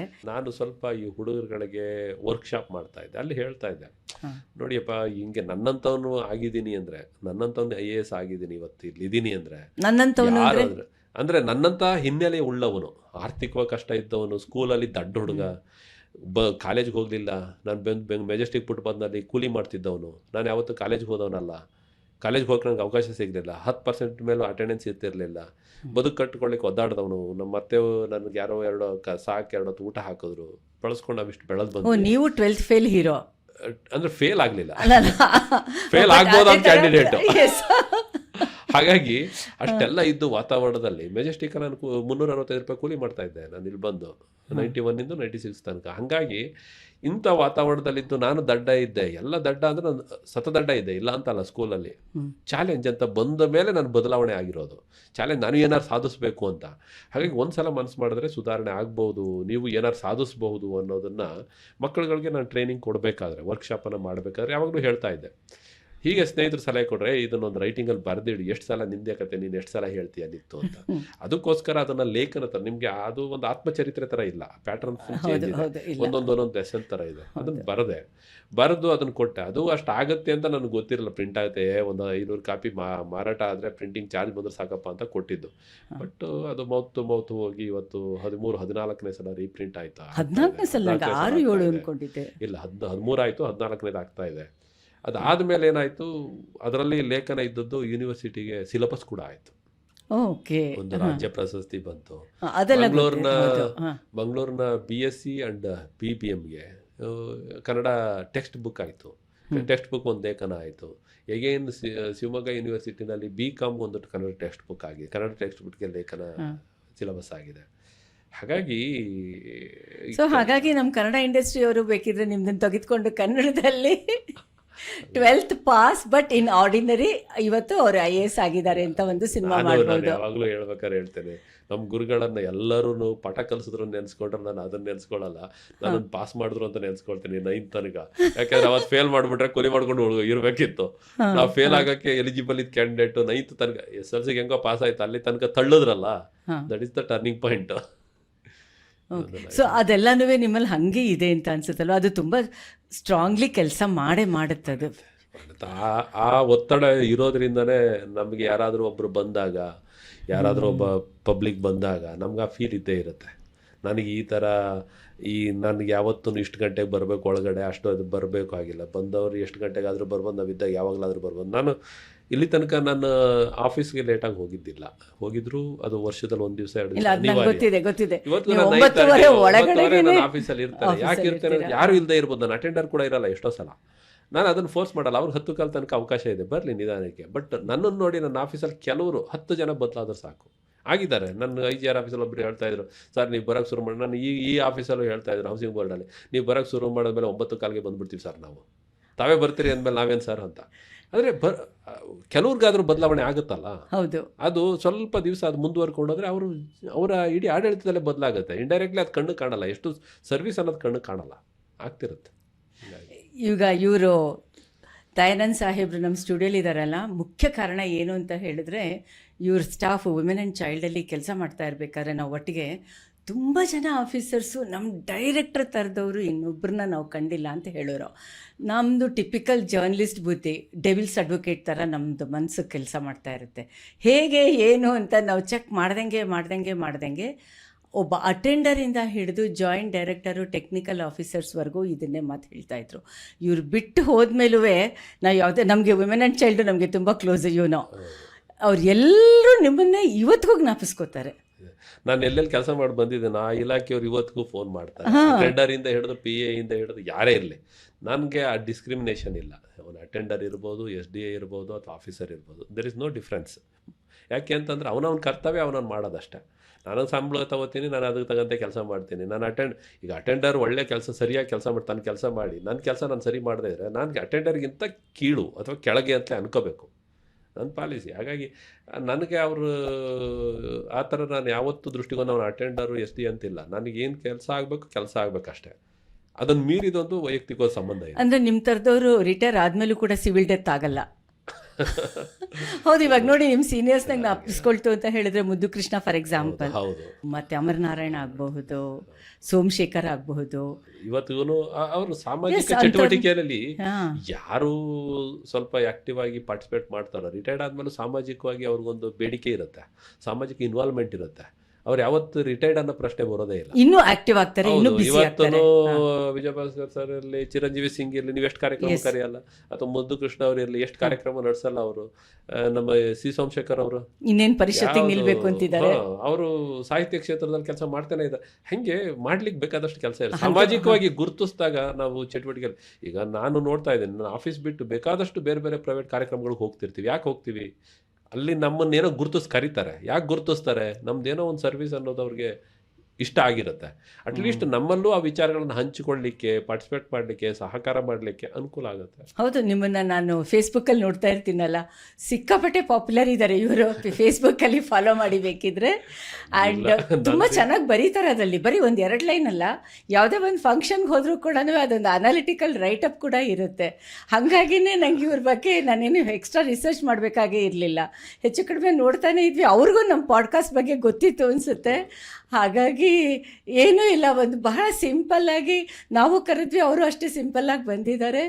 ಆ್ಯಂಡ್ ನಮಗೆ ನಿಜವಾಗ್ಲೂ ಖುಷಿ ಆಯಿತು. ಬಿಕಾಸ್ ಈ ಥರ ವಿಷಯಗಳನ್ನು ನಾವು ನಿಮ್ಮ ಹತ್ರ ಮಾತಾಡಿದ್ದು ಒಬ್ಬ ಆಮ್ ಆದ್ಮಿಯಾಗಿ, ಒಬ್ಬ ಸಾಮಾನ್ಯ ಜನರಿಗೆ ನಮಗಿರೋಂತಹ ಸಾಕಷ್ಟು ವಿಷಯಗಳನ್ನು ಆಫೀಸ್ಗೆ ನಿಮ್ಮ ಹತ್ರ ಬಂದಾಗ ಕೆಲವು ಸಲ ಮಾತಾಡೋಕ್ಕಾಗಲ್ಲ.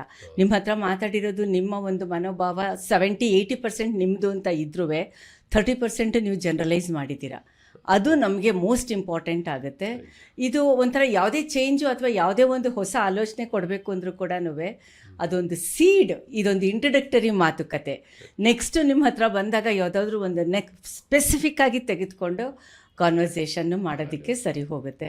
ಹಾಗಾಗಿನೇ ನಾವು ನಮ್ಮ ಪಾಡ್ಕಾಸ್ಟ್ ಶುರು ಮಾಡಿದ್ದೆ ಈ ಥರದ್ದು, ಬಿಟ್ಟು ಹೋಗಿರೋವಂಥದ್ದು, ಗ್ಯಾಪ್ಸ್ ಇರುವಂಥ ವಿಷಯಗಳನ್ನು ತೆಗೆದುಕೊಳ್ಳೋಣ ಅಂತಲೇ ನಾವು ಮಾಡಿದ್ದು. ಹೌದು, ಇಷ್ಟೆಲ್ಲ ನೀವು ಹೇಳ್ತಾ ಇದ್ರಲ್ಲ 9 to 9 ಕೆಲಸ ಅಂತ. ಅಷ್ಟೊಂದು ಒಬ್ಬ ಮಗ ಆಗಿ, ಹಸ್ಬೆಂಡ್ ಆಗಿ, ಪೇರೆಂಟ್ ಆಗಿ ಅಷ್ಟೊಂದು ಟೈಮ್ ಹೊರಗಡೆನೇ ಇರ್ತೀರ. ಮತ್ತು ಮನೆಗೆ ಹೋದ್ಮೇಲೂ ಕೂಡ 2-3 ಅವರ್ಸು ಅದಕ್ಕೂ ಕೂಡ ನೀವು ಬ್ಯಾಕ್ಲಾಗ್ ಅಂತ ನೋಡ್ತಾ ಇರ್ತೀರ. ನಿಮ್ಮ ಸೋಷಿಯಲ್ ಲೈಫು, ಪರ್ಸ್ನಲ್ ಲೈಫು ಹೇಗಿರುತ್ತೆ? ಅದು ವೆರಿ ವೆರಿ ಇಂಪಾರ್ಟೆಂಟ್. ಮನೆ ಸಪೋರ್ಟು ಮನೆಯವ್ರದ್ದಿಲ್ಲ ಅಂತಂದರೆ ಇದು ಬಹಳ ಮುಖ್ಯ. It's like a car. 4 ಚಕ್ರ ಇರ್ತವೆ. ಒಂದು ಅಫಿಷಿಯಲ್ ಲೈಫು, ಒಂದು ಸೋಷಿಯಲ್ ಲೈಫು, ಒಂದು ಪರ್ಸನಲ್ ಲೈಫು, ಒಂದು ಫ್ಯಾಮಿಲಿ ಲೈಫು. ಇವು 4 ಚಕ್ರಗಳು ಸಮಾನವಾಗಿ ಓಡಬೇಕು. ಇಲ್ಲ ಅಂತಲ್ಲ, ಒಂದು ಪಂಕ್ಚರ್ ಆದರೂ ಡೇಂಜರೇ. ಹೌದು, ಕಾರ್ ಮುಂದೆ ಹೋಗಲ್ಲ. ಅದು ಮುಂದೊಂದಿರಲಿ ಇನ್ನೊಂದಿರಲಿ. Official life, social life, official life ಎರಡು ಒಂದಕ್ಕೊಂದಕ್ಕೆ ಹೊಂದ್ಕೊಂಡಿದೆ. ಹಾಗಾಗಿ ನಮ್ಗೆ ಅದರದ್ದೇನಿಲ್ಲ. ಫ್ಯಾಮಿಲಿ ಲೈಫಲ್ಲಿ ಸಹಜವಾಗಿ ಟೈಮನ್ನು ಹೆಚ್ಚು ಕೊಡ್ಲಿಕ್ಕಾಗಲ್ಲ, ಇದ್ದೇ ಇರುತ್ತೆ. ಆದರೆ ನನಗೇನಂತ ಸಮಸ್ಯೆ ಇಲ್ಲ. ವೈಫ್ ಮದುವೆ ಆಗ್ಬೇಕಾದ್ರೆ ನಾನು ಹೇಳ್ಬಿಟ್ಟಿದ್ದೆ, ಏನಿದ್ರು ಕೆಲಸನೇ ಫಸ್ಟ್ ವೈಫ್, ಸೆಕೆಂಡ್ ವೈಫೇ ನೀನು ಅಂತ.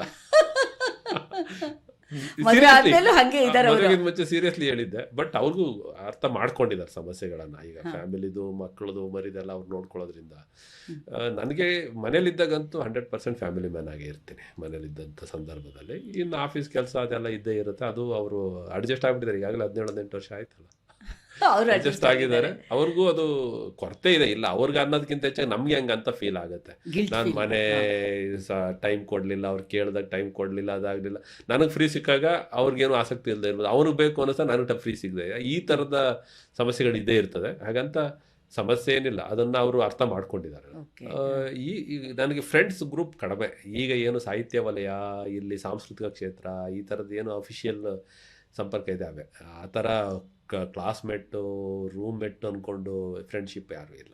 ಮತ್ತು ನಿಮಗೆ ಕನ್ನಡ ಆ್ಯಂಡ್ ಕಲ್ಚರ್ ತುಂಬ ಖುಷಿ ಕೊಟ್ಟಿದೆ ಅಲ್ವಾ? ತುಂಬಾ ಖುಷಿ ಕೊಟ್ಟಿದೆ. ಅದು ನನ್ನ ಎರಡು ದೃಷ್ಟಿಯಿಂದ ಭಾಳ ವಿಶೇಷ. ಒಂದು, ನನ್ನ ಆಡಳಿತದಲ್ಲಿ ಒಂದು ಸಂಸ್ಕೃತಿ ಹೆಂಗೆ ಅಳವಡಿಸ್ಕೋಬೇಕು ಅಂತ ಕಲಿಸಿದ್ದು. ಎರಡನೇದು, ನನ್ನ ಬದುಕಿನ ಆಯಾಮವನ್ನೇ ಬದಲಾವಣೆ ಮಾಡಿದ್ದು. ನಾನೇನು ಸಾಹಿತಿ ಅಲ್ಲ, ಬರಹ ಇರಲಿಲ್ಲ, ಯಾವುದೇ ಸಾಂಸ್ಕೃತಿಕವಾದ ಚಟುವಟಿಕೆನಲ್ಲಿ ನಾನೇನು ಇರಲಿಲ್ಲ. ಬಟ್ ಕನ್ನಡ ಸಂಸ್ಕೃತಿ ಇಲಾಖೆ ಅದಕ್ಕೆ ಸಪೋರ್ಟ್ ಮಾಡ್ತಾ ಮಾಡ್ತಾ ಮಾಡ್ತಾ ನಾನು ಒಬ್ಬ ಬರಹಗಾರನಾದೆ. ನಾನು ಒಬ್ಬ ಸಾಂಸ್ಕೃತಿಕ ಲೋಕದಲ್ಲಿ ನಾನು ಅವರೊಳಗಡೆ ಒಬ್ಬ ಆದೆ. ಇವತ್ತಿಗೂ ಎಲ್ಲ ಕಲಾವಿದರು ಬರ್ತಾರೆ, ಹೋಗ್ತಾರೆ, ಕರೀತಾರೆ, ಮಾತ್ರ ಅದು ಖುಷಿ ಇದೆ. ನನ್ನ ಬದುಕಿನಲ್ಲಿ ಒಂದು ನೆಮ್ಮದಿ ಕೊಟ್ಟಿದೆ. ಅದು ನನ್ನ ಬದುಕಿನ ರೀತಿ ನೀತಿಯನ್ನು ನನ್ನ ಗುರುತಿಸ್ಕೊಳ್ಳುವಂಥದ್ದು, ರಾಜ್ಯದಲ್ಲಿ ಗುರುತಿಸ್ಕೊಳ್ಳುವಂಥ ರೀತಿಯನ್ನೇ ಬದಲಾವಣೆ ಮಾಡಿದ್ದು ಕನ್ನಡ ಸಂಸ್ಕೃತಿ ಇಲಾಖೆ. ಅದು ನನ್ನ ಟರ್ನಿಂಗ್ ಪಾಯಿಂಟ್ ಕೂಡ. ಅದು ಮತ್ತು ಒಂದು ಥಿಯರಿಟಿಕಲಿ ಸೈಕಲಾಜಿಕಲಿ ಹೇಳೋದಾಯಿತು ಅಂತಂದರೆ, ಭಾಷೆ, ಸಂಸ್ಕೃತಿ, ಸಾಹಿತ್ಯ ಒಬ್ಬ ವ್ಯಕ್ತಿತ್ವ ರೂಪಿಸುತ್ತೆ ಅಂತ ಹೇಳುತ್ತಲ್ಲ, ಆ ದೃಷ್ಟಿನಲ್ಲಿ ತಗೋತು ಅಂದರೆ ಇವೆಲ್ಲ ಸತ್ಯ ಅನ್ಸುತ್ತೆ. ಹಾಗೆ ಹೌದು. ನಮ್ಮ ಒಂದು ಸುಸಂಸ್ಕೃತವಾದಂತಹ ಬದುಕು ರೂಪಿತ ಆಗಬೇಕು ಅಂದರೆ ಅವೆಲ್ಲ ಬೇಕು. ನಮ್ಮ ಭಾಷೆ, ಸಂಸ್ಕೃತಿ, ಒಂದು ತೃಪ್ತಿ, ಆ ಕೆಲಸದಲ್ಲಿ ಒಂದು ತೃಪ್ತಿ ಇರುತ್ತೆ, ನೆಮ್ಮದಿ ಇರುತ್ತೆ. ಈಗ ಈ ಕರೆದ್ರೆ ಮಾತಾಡಿದ್ವಿ, ಖುಷಿ ಪಟ್ವಿ, ಒಂದೂವರೆ ಗಂಟೆ ನಿಮ್ಮ ಹತ್ರ ಚರ್ಚೆ ಮಾಡ್ತಾ ಖುಷಿ ಆಯಿತು. ಇದು ಸಹಜವಾಗಿ ಈ ಥರ ಚಟುವಟಿಕೆ ಇದ್ದಾಗ ಸಿಗುತ್ತೆ. ಏನೂ ಇಲ್ಲದೆ ಇದ್ದಾಗ ಎಲ್ಲಿ ಸಿಗುತ್ತೆ? ನಾವು ಖುಷಿ ಪಡ್ಲಿಕ್ಕೆ ಒಂದು ಅವಕಾಶ ಬೇಕಲ್ಲ, ಒಳ್ಳೆಯದನ್ನು ಯೋಚನೆ ಮಾಡಲಿಕ್ಕೆ ಅವಕಾಶ ಬೇಕು, ಒಳ್ಳೆಯದನ್ನು ವಿಚಾರ ಮಾಡಲಿಕ್ಕೆ ಒಂದು ವಾತಾವರಣ ಬೇಕು. ಇವೆಲ್ಲ ವಾತಾವರಣವನ್ನು ಕ್ರಿಯೇಟ್ ಮಾಡುತ್ತೆ. ಸಾಂಸ್ಕೃತಿಕವಾಗಿ, ಸಾಹಿತ್ಯಿಕವಾಗಿ ನೀವು ಆ್ಯಕ್ಟಿವ್ ಇದ್ದರೆ ಒಳ್ಳೆಯದನ್ನು ಯೋಚನೆ ಮಾಡಲಿಕ್ಕೆ, ಒಳ್ಳೆಯದನ್ನು ಆಲೋಚನೆ ಮಾಡಲಿಕ್ಕೆ, ಒಳ್ಳೆಯ ವಿಷಯಗಳನ್ನು ಚರ್ಚೆ ಮಾಡಲಿಕ್ಕೆ, ಒಳ್ಳೆ ರೀತಿಯೆಲ್ಲ ಬದುಕನ್ನು ರೂಪಿಸ್ಕೊಳ್ಳಿಕ್ಕೆ ಒಂದು ಸಹಕಾರ ಆಗುತ್ತೆ. ಸೊ ಬಂದಿದ್ದೀರಾ, ಥ್ಯಾಂಕ್ ಯು ಸೋ ಮಚ್. ಮತ್ತು ನೀವು ಇಷ್ಟೊಂದು ಸಿಸ್ಟಮ್ಯಾಟಿಕ್ ಆಗಿ ಕೆಲಸ ಮಾಡ್ತಾ ಇದ್ದೀರಾ. ಯೋಗ ಅಭ್ಯಾಸ ಇತ್ತು ಅಂತ ಹೇಳಿದ್ರೆ ಈ ಪುಸ್ತಕ ನಿಮಗೆ ತುಂಬಾ ಹೆಲ್ಪ್ ಆಗುತ್ತೆ. ರಾಜ್ಕುಮಾರ್ ಅಭಿಮಾನಿ ಅಂತ ಹೇಳ್ತಾ ಇದ್ದೀರಾ ಬೇರೆ. ಆ್ಯಂಡ್ ನಾನು ಒಬ್ಳಿಗೇನೆ ಇವರು ಮಾಡೆಲ್ ಆಗಿರೋದು ಯೋಗಾಸನಕ್ಕೆ. ನೋಡಿ, ಓದಿ ಆ್ಯಂಡ್ ಫೀಡ್ಬ್ಯಾಕ್ ಕೊಡಿ. ತುಂಬ ಖುಷಿ ಆಯಿತು ಅಂತ ನಾನು ಹೇಳಲ್ಲ. ಆ್ಯಂಡ್ ಒಂದು ಓಪನ್ ಟಾಕ್ ಆಯಿತು, ಒಂದು ಇಂಟ್ರಡಕ್ಟರಿ ಆಯಿತು. ಸರ್ಕಾರ ಮತ್ತು ನಮಗೆ ಶಾಸಕರು ಹೇಳ್ತಾರಲ್ಲ, ನಮ್ಮನ್ನು ಅಧಿಕಾರಿಗಳು ಗಂಭೀರವಾಗಿ ತಗೊಳ್ಳಲ್ಲ, ಮರ್ಯಾದೆ ಕೊಡಲ್ಲ ಅನ್ನೋದು, ಆ ಒಂದು ವಿಷಯನ ಬೇರೆ ಬೇರೆ ದೃಷ್ಟಿಯಿಂದ ನಿಮ್ಮ ಒಂದು ರೆಪ್ರೆಸೆಂಟೇಷನ್ ಆಗಿ ಕೂಡ ಇವತ್ತು ಮಾತುಕತೆ ನಡೆಸಿದ್ದೀವಿ. ಪವರ್ ಹೌಸಲ್ಲಿ ಪವರ್ ಕಿಂಗ್ ಆಗಿ ಇವ್ರುಗಳು ಹೇಗೆ ಕೆಲಸ ಮಾಡ್ತಾರೆ, ಇವರ ಮನಸ್ಥಿತಿ, ಮೆಂಟಾಲಿಟಿ ಹೇಗಿರುತ್ತೆ ಅನ್ನೋದು ಒಂದು ಇಂಟ್ರಡಕ್ಟರಿ ಇದು. ಮತ್ತು ಎಷ್ಟೋ ವಿಷಯಗಳು ನಮ್ಗಳಿಗೂ ಆಫ್ ದ ರೆಕಾರ್ಡ್ ಅಂತಿರುತ್ತೆ. ಆ ಆಫ್ ದ ರೆಕಾರ್ಡು ನೆಕ್ಸ್ಟ್ ನೋಡೋಣ ಹೇಗೆ ಅಂತ. ಬಟ್ ವೆರಿ ಇಂಟ್ರೆಸ್ಟಿಂಗ್ ಅಂತ ಹೇಳಿದ್ರೆ, ವಿನೋದ್ ಚೋಪ್ರಾದು 12th ಫೇಲ್ ಸಿನಿಮಾ ಇವತ್ತು ವರ್ಲ್ಡ್ ಫೇಮಸ್ ಆಗಿದೆ. Very popular and A model ಆಗಿದೆ, ಅದು ಟೆಕ್ಸ್ಟ್ ಆಗಿದೆ. ಸೊ ಇವ್ರದ್ದು ಕೂಡ ಜರ್ನಿ ಅಷ್ಟೇ ಇಂಟ್ರೆಸ್ಟಿಂಗ್ ಆಗಿದೆ. ನೋಡಿ, ನಿಮ್ಮ ಕನ್ನಡದವರು ಯಾರಾದರೂ ಸಿನಿಮಾ ಮಾಡೋದಾದರೆ ಮಾಡಿ, ತುಂಬ ಇಂಟ್ರೆಸ್ಟಿಂಗ್ ಆಗಿದೆ ಇವ್ರ ಪುಸ್ತಕ ಕೂಡ. ಆ್ಯಂಡ್ ಇವ್ರಿಗೆ ಆಸೆ ಇಲ್ಲ, ನಿಮ್ಗೆ ಆಸೆ ಇಲ್ಲ, ಬಟ್ ಆ್ಯಕ್ಚುಲಿ ಇಂಥವೆಲ್ಲ ಮೋಟಿವೇಶ್ನಲ್ ಅಲ್ಲ, ಖಂಡಿತ ಬೇಕು. ಅದು ಸಿನಿಮಾ ನೋಡಿ ಹೆಂಗೆ ಯಾವ್ಯಾವ ಲೆವೆಲಿಗೆ ತೊಗೊಂಡು ಹೋಯ್ತು, ಅದು ಕಾನ್ಫಿಡೆನ್ಸ್ ಬಿಲ್ಡ್ ಆಯಿತು ರೂರಲಲ್ಲಿ. ಅಲ್ಲಿ ನಮಗೆ ಆ ಸಿನಿಮಾ ನೋಡ್ತಾ ಇರಬೇಕಾದ್ರೆ, ಅಥವಾ ಮತ್ತು ಇವ್ರದ್ದು TVF ಆಸ್ಪಿರೆಂಟ್ಸು ಎಗೈನ್ ನಿಮ್ಮ IAS ಅವ್ರ ಕಡೆದೇನೆ, ಅದು ಹೇಗೆ ಮೋಟಿವೇಟ್ ಮಾಡುತ್ತೆ ಅಂತ ಹೇಳಿದ್ರೆ ನಮ್ಗಳಿಗೆ ಅನಿಸುತ್ತೆ. ಇನ್ನು ಸ್ಟೂಡೆಂಟ್ಸ್ಗೆ ಎಷ್ಟರ ಮಟ್ಟಿಗೆ ಅದು ಮೋಟಿವೇಟ್ ಆಗ್ಬೋದು.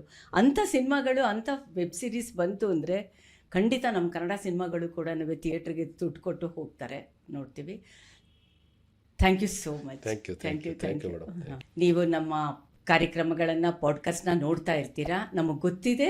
ಇಲ್ಲ ಅಂತ ಹೇಳಿದ್ರೆ ಇವರ ದಯಾನಂದ್ ತರದವರು ನಮ್ಮ ಸ್ಟುಡಿಯೋಗೂ ಬರ್ತಾ ಇರಲಿಲ್ಲ, ಒಳ್ಳೆ ಫೀಡ್ಬ್ಯಾಕು ನಮಗೆ ಬರ್ತಾ ಇರಲಿಲ್ಲ. ಆದರೆ ಯೂಟ್ಯೂಬ್ ಕೇಳುತ್ತೆ, ನನಗೆ ನೀನು ನಂಬರ್ಸ್ ತೋರಿಸು ಅಂತ ನಮಗೆ ಮೆಸೇಜ್ ಮಾಡ್ತೀರಾ, ಬಾಯಿ ತುಂಬ ಹೇಳ್ತೀರಾ. ಅದ್ರ ಬದಲು ನಮಗೆ ನಂಬರ್ಸ್ನ ಕೂಡ ಇನ್ಕ್ರೀಸ್ ಆಗೋ ಹಾಗೆ ಲೈಕ್ ಮಾಡಿ, ಸಬ್ಸ್ಕ್ರೈಬ್ ಮಾಡಿ, ಶೇರ್ ಮಾಡಿ.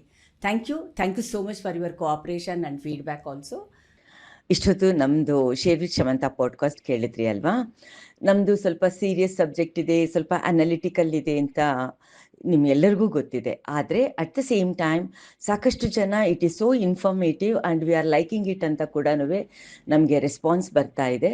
ಅನಲೈಸ್ ಮಾಡ್ತಾ ಇದ್ದಾರೆ ಮತ್ತು ಓ ಈ ಪ್ರೋಗ್ರಾಮ ಅಂತ ಹೇಳ್ತಾ ಇದ್ದಾರೆ. ಅದರ ಬದಲು ಅದರ ಜೊತೆಗೆ ನೀವು ಲೈಕ್ ಮಾಡಿ, ಶೇರ್ ಮಾಡಿ, ಸಬ್ಸ್ಕ್ರೈಬ್ ಮಾಡ್ತು ಅಂತ ಹೇಳಿದ್ರೆ ನಮ್ಮ ಒಂದು ನ್ಯೂ ಇನಿಷಿಯೇಟಿವ್ಗೆ ತುಂಬ ಹೆಲ್ಪ್ ಆಗುತ್ತೆ. And it is A crowd funding initiative. We really need your support. We really need your resources also. It is a holistic approach and ನಿಮ್ಮ ಫೀಡ್ಬ್ಯಾಕ್ಗೆ, ಸಪೋರ್ಟ್ಗೆ we expect. Thank you so much.